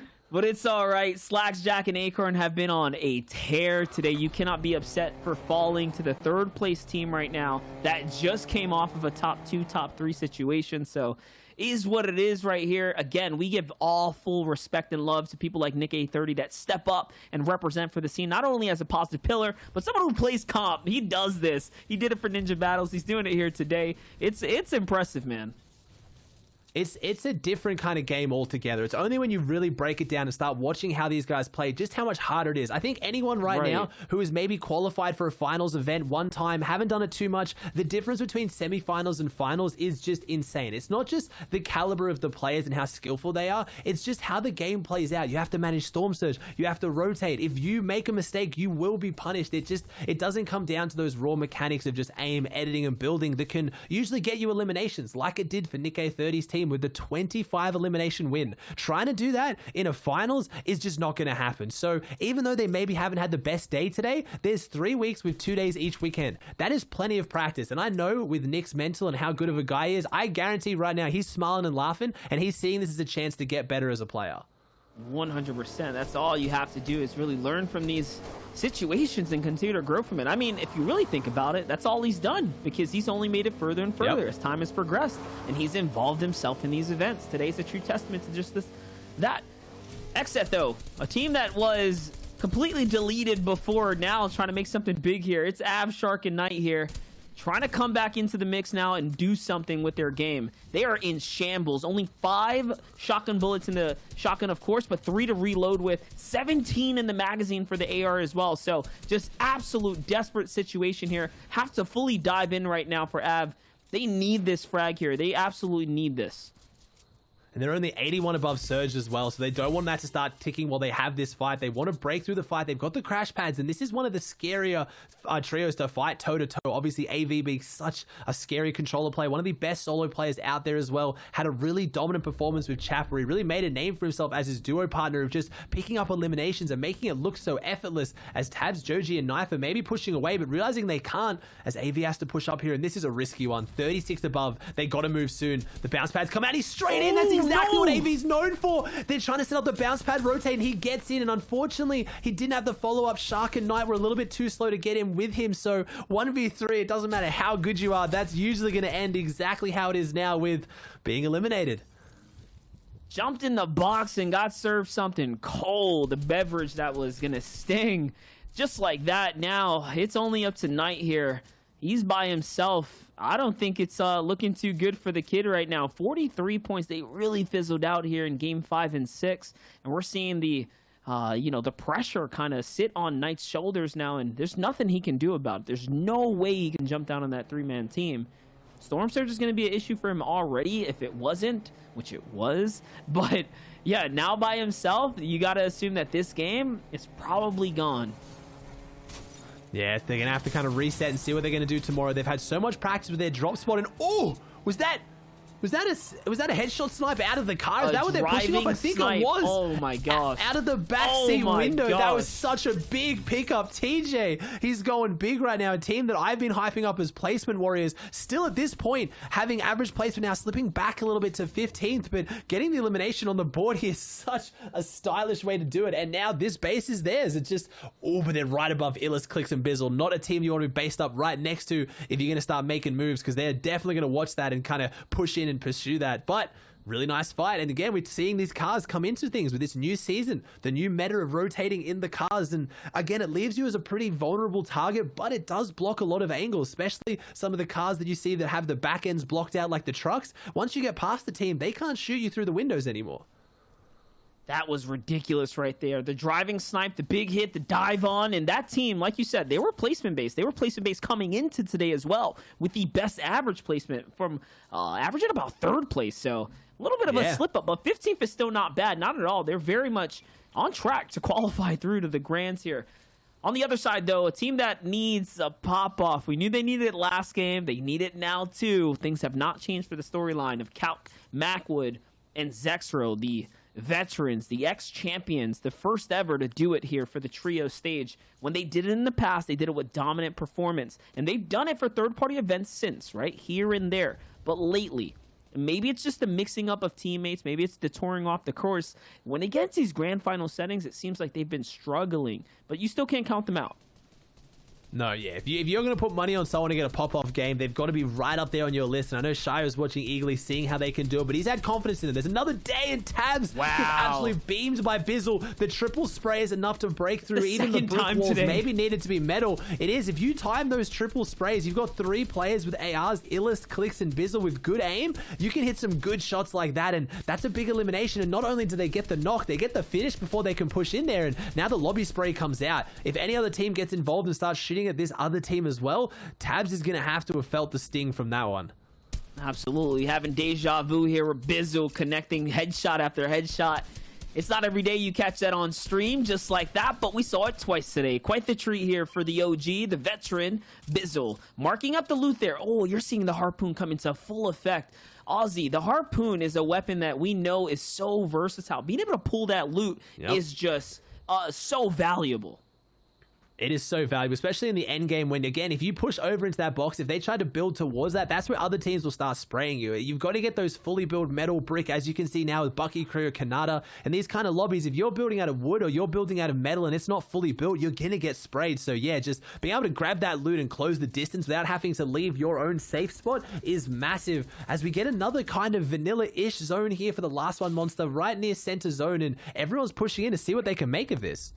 Yeah, this is definitely one that we've seen time and time again, and these players have scrimmed through these kind of zones over and over, so it's just like a good old day, a good old simulation of high-end Fortnite, except this time around, it's the last game of the evening, it's the last game of the day today, before tomorrow's day 2 to qual their way through to the big money, the big stages. This is a big fight right now, though, for BBG, TSM right now. They're pressuring these walls. Big shots are coming through, none of which have tagged so far, but still, you're forcing this team to burn material and back up. Also, you're bringing attention in from the lobby, and they need to because they're below the Storm Surge threshold. So this is a very dangerous team to be fighting right now. Oh, and they found someone knocked right now. That's your tags. If you can try and get some shots on that downed opponent, there it is. They get the shots in, and it's Illest. So it's Illest, Bizzle, and Clicks right now, where they're in a bad spot right now. They're getting sprayed out and focused, and yeah, built by TSM, getting 221 above right now. The spray shots come through, so Clicks, Illest, and Bizzle's chance of having a pop-off game has gone down tremendously, but Bucky, Creo, and Kanata's chances have gone up so much as they want to try and hold on to their first place at the end of today. A team that just came into today with a lot of pressure on them, has had so much pressure pressure on them since they've been performing so well in every game mode. Obviously, Kanata filling in perfectly with that insane duo chemistry of Bucky and Creo, as they've got such a good spot. But it's Booger, Jamper, and Avery, the second place team, only one box over. Wow, we're looking at the two titans of the lobby now, also huddled up just behind one another, which means they're going to have to face the same struggles, the same resistance from the lobby to make their next rotates that are going to be on the follow-up. Speaking about that, Miro's going to get dropped here, so it's going to be a big save here coming in from Day to pick him up, as Reverse 2K is playing a little bit of defense, and that's going to be a frag for them as well. 2 eliminations as they're going to be moving into the half in, half out is something that they're going to need, and yes, look at that. So much loot, and now also rewarded with 6 shockwaves, a crash pad, and a bouncer, everything you need for the crossover. But no, wait a second. Whoever's got Doom's loot is setting in fireballs right now, so it's scary. It's Calc, Zexer, and Macwood who are on the rotate, just putting some pressure down to make sure for good faith that, you know, it's all good to move for free here.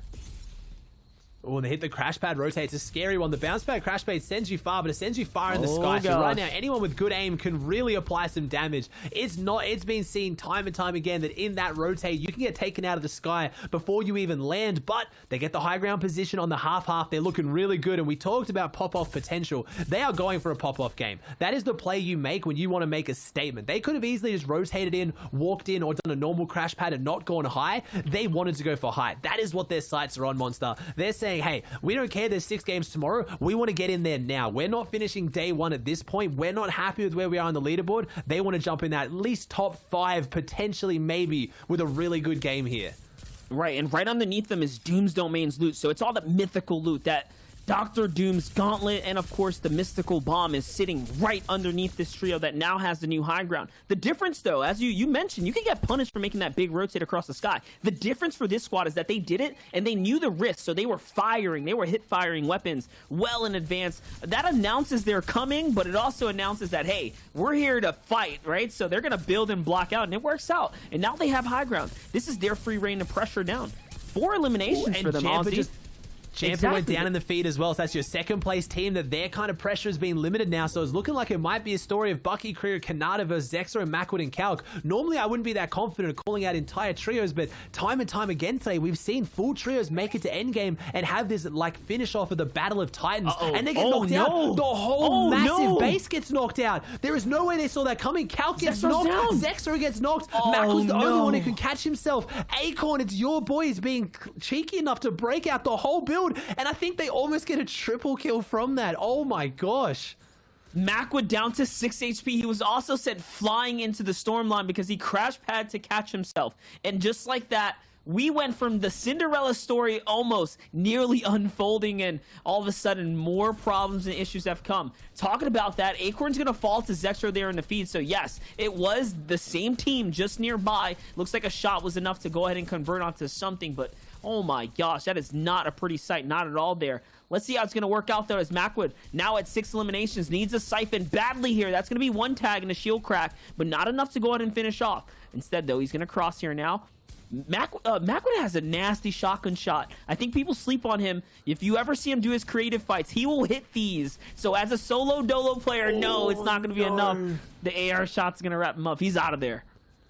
But it's looking like it's going to be Jacques, Acorn, and Slacks that are going to be the trio that close this out, because I also saw, I think I saw Kanata go down in the feed, so it's going to be a story of duos, because we have Aspect and Pen and Zunis, though. They're pushing their way through, cannot count them out, but Acorn, Slacks, and Jacques, we haven't seen them too much on the high ground today, Monster. This is going to be interesting to see this part of their gameplay, and can they close it out, as Snake, Tragics, and Simple, someone who's kind of just been around those points. They're up there, but this is their chance to finish off day 1 with an easy top 5 if they can close this out. Already 5 eliminations on the board. We have 13 teams remaining, 26 players as Smack goes down in the feed, and they're just trying to control this mid-ground layer.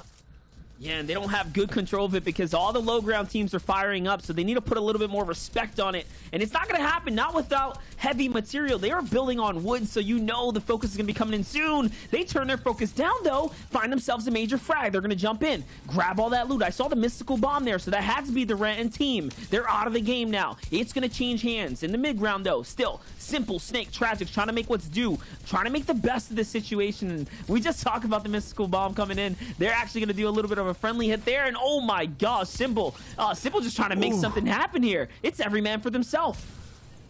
He's got that epic pump, and like I said, it has that 200 damage potential, so he's making his way through with it. Simple trying to get here. He also has the harpoon. It does one-shot fully built wood wall, so he can kind of jump in and jump out and be a little bit more mobile than someone who doesn't have it, as they're kind of making their way through here in the low and mid ground. They've been so dangerous in this position. Some teams dominate from the high ground when they have control. Some teams like this, they love the scrappiness. They love the fights, finding those angles and getting those big shots through. But unfortunately, these builds are going to run out soon. The builds are on fire. They need to do something big, because that high ground team is the one that's in the position to close this out, as Vix now falls too. But never mind. Simple is putting on a clinic right now with this purple pump. He is doing so well, finding his way through as Tragic keeps building him in there. He keeps finding his way through. Simple takes over the builds, and we have Jacques on the high ground. It's follow-up after follow-up from Simple down here in the low ground. He had 57 points coming into this, and you know he's done gapped that even more so now as they continue to stay alive here. 5 eliminations for him alone. It's going to make 11. Make that 12. Bye-bye, Booga. But that's okay. 12 is huge for the team there. On high ground, though, of course, Jock, in good textbook fashion, is walking across as Acorn is in the 1v1 versus Avery. It's a 2v1 situation. All Acorn has to do is buy himself some time here, Ozzy. He's going to drop the mythical bomb. There's no way he loses this 2v1 situation. It'd have to be such a strong performance from the low ground, but never mind. I spoke too soon, but no, Acorn does just manage to win it. Your team finishing up huge monster. Man, we put some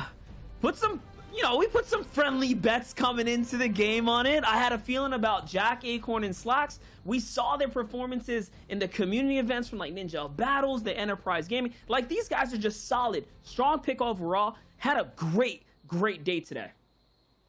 They really did, and they're finishing off strong. We talked about the mental fatigue of one day, 6 games, and they've got 6 games tomorrow, but they showed up well with the mental fatigue. They performed right until the very end, and that was their most dominant game today, I think, on top of a really solid day. So showing they can close out strong with the high ground. We've seen them play low, mid, and now high ground. So one of the scariest teams going forward. And not only that, that was another game where we had top 5 teams going toe-to-toe. Booga was there once again. Jack and Acorn were there once again. Bucky was as well. That's it from us here at the desk. Monster D-Face and, of course, Ozzy Antics being in action. Tomorrow's the end of the day, but we're going to send it to the desk for the analyst breakdown to take us home. Oh. Thank you guys so much. I just love these two. They're some of my favorite people ever. Man, what a game. So, interestingly enough there, that trio, Acorn, Jack, they came in first place with 7 eliminations. They only had a single game where they were outside of top 10. And in that one game outside of top 10, they made top 12. I mean, it's absolutely unbelievable. Let's take a look at the standings and see how things have gone for us here in the final game on the day. Gentlemen, we've got 3 teams that have broken triple digits. Booga still holding out in the front with Avery and Jamper. You've got Creo, Bucky, and Kanado right behind them. Slacks, Acorn, Jacques are your top 3. And then look at this drop-off. 47 points. 47 points. I'll say it again. Between 3rd and 4th. That's such a huge difference between this. That's pretty incredible. These 3 teams up at the top have had some really nuts consistency. Average place of 3rd, 5.5 and 4.83 respectively. No one of these teams below that can kind of match that. Yeah, it's almost 20 points between Unknown's trio and then Aspects as well from 6th to 10th. Usually, things are so much closer. I think each trio has like a buddy system with one other where they're actually very close, almost tied. You can see it over here. On the next page, it might be the same thing, but the top 15 is where people want to aim for. That is basically like being on pace. Sebi made it here as well with a win. I'm interested to see exactly where Zayt, Saf, and Stretch are as well. Over on this page, are they in the top 15? I'm not sure right now, but Chaotic Has and Vapor make it all the way in at 40. That's very nice. So if you're trying to make predictions, you're trying to look at day 2 and how things go, if every team plays the same way, this is what your first qualifiers for the Heats will look like. Yeah, maybe double that up for day 2, so maybe the qualification points will be 80. It's never quite as simple as that. And here we go over to the 16th to 20. Zayt, Saf, and Stretch coming in at 16th. One point shy of the qualification threshold right now. Again, there's still 6 games tomorrow to decide, so they can easily hit that qualification slot. And we look at EU, right, using that as like a snapshot. We saw them have 45 points, be that cutoff between making it in top 15. Here in NA East, it's 40. Very, very close. We're only talking a handful of eliminations, a higher placement, a victory royale versus a second. There's so many factors at play here. Now, I do want to take a moment and talk about the predictions that you guys have made. And we gotta break this down. So earlier on in EU, Reese was hot with the predictions. So starting from the top, Shio, Zexro, Calc, and Macwood. Right now, they're sitting in 17th place with 38 points. Sancho had picked Flick, but Anas and Thomas. These are from earlier on in the day. Where Reese, actually, you came the closest. Because Kezix, 4ZR, and Nate came third. They are still in third right now. Again, still 6 games tomorrow. But they were really, really leading all the way through the tournament. I'm pretty sure they were leading from game 1. They had 17 eliminations in their first game and managed to hold that, I think, all the way up until the second last game, where they started to kind of lose that consistency a little bit. That's right. Now we're going to take a look at the NA East ones. That's my fault. Remember, I've never learned how to read, and that is a true fact that was confirmed. So when we take a look at this breakdown specifically, we've got Aussie. He decided Knight, Shark, and AV were his choices. They're in 14th with 43 points. MDF, Slacks, Acorn, and Jock, they're in third with 133 points. Reese, you chose Clicks, Illust, and Bizzle. They're in 5th with 76 points. And Shy, you rounded us out. Zexro, Calc, and Macwood, 17th, 38 points. But listen, that's just today. We got another 6 games tomorrow, you know? No big deal. True. We're good. I mean, I would have predicted Booga, Jamper, Avery if I knew these guys would be uncontested every single game, playing it out in day number 1. So, I mean, that is honestly crazy, and it shows because they ended up going for that top spot. Still, it is day 1. People will just have a better pedestal going over into day 2. I feel like Calc, Zex, and Mac can bring it back. I feel like all these trios that we've all predicted from either region can definitely shake it up, still get first. That's what happens, right? When there's just so much talent across the board, literally landing every possible spot that you can, things are just going to be crazy. Let's take a look at some of the replays from the whole day, guys. We're talking EU and NA East. Walk us through some of this. Indeed, we shall. Vettel, iDrop, and Stir6. These guys wrapped up EU with a big win and then stole first as well, playing consistently the whole day too. Past that, we started off on NA action. NA East first game was won by Zayt, Saf, and Stretch, who started off with 35 points in their first game, but really seemed to kind of quiet down after that. Yeah, it was Clicks, Bizzle, and Illus that kind of ramped it all the way up. A little bit of heal game, a little bit of shots, a little bit of elims, and they wrap up the second one. Game 3 was taken by Sebi, Nanolite, and Fernando with a huge 12 eliminations. And playing it from the low ground, all these teams on high had no clue what was going on. They stayed way too high, dropping them all down, and really easy to pick up that victory royale for them. Yeah, name a more iconic trio than this one. I might be able to with Creo, Bucky, and Kanata, who took up that next game afterwards. Low ground domination, kind of split over everywhere, diving box to box, all trios in synergy, in line with each other. And that pump was in line with a head to 160 shot for Kanata to wrap things over. And Game 5 was taken by Jamper, Booga, and Avery, who's had some crazy consistency across the day, having an average placement of 3.2. It's kind of crazy they only managed to actually pick up 1 victory royale, but this is very, very, very impressive. Yeah, Jamper had a victory there on Luminosity in Game 6. Luminosity Slacks as well was in the game. It was Jack and Acorn, though, at the end of it, with the height kind of split, taking down anyone who was trying to jump over up to Acorn. Jack was just there to beam him down, and they got game number 6. Man, what an incredible day. Now, Fortnite fam, that's it. We're done for day number 1. But don't forget, we're back tomorrow. Same time, same place, more Fortnite action with 6 games left for both regions. Which top 15s will push through to heats while the others have to run it back next week? With that being said, Fortnite fam, we're heading out. We'll see you guys tomorrow. And till next time, we'll see you guys on the Battle Bus.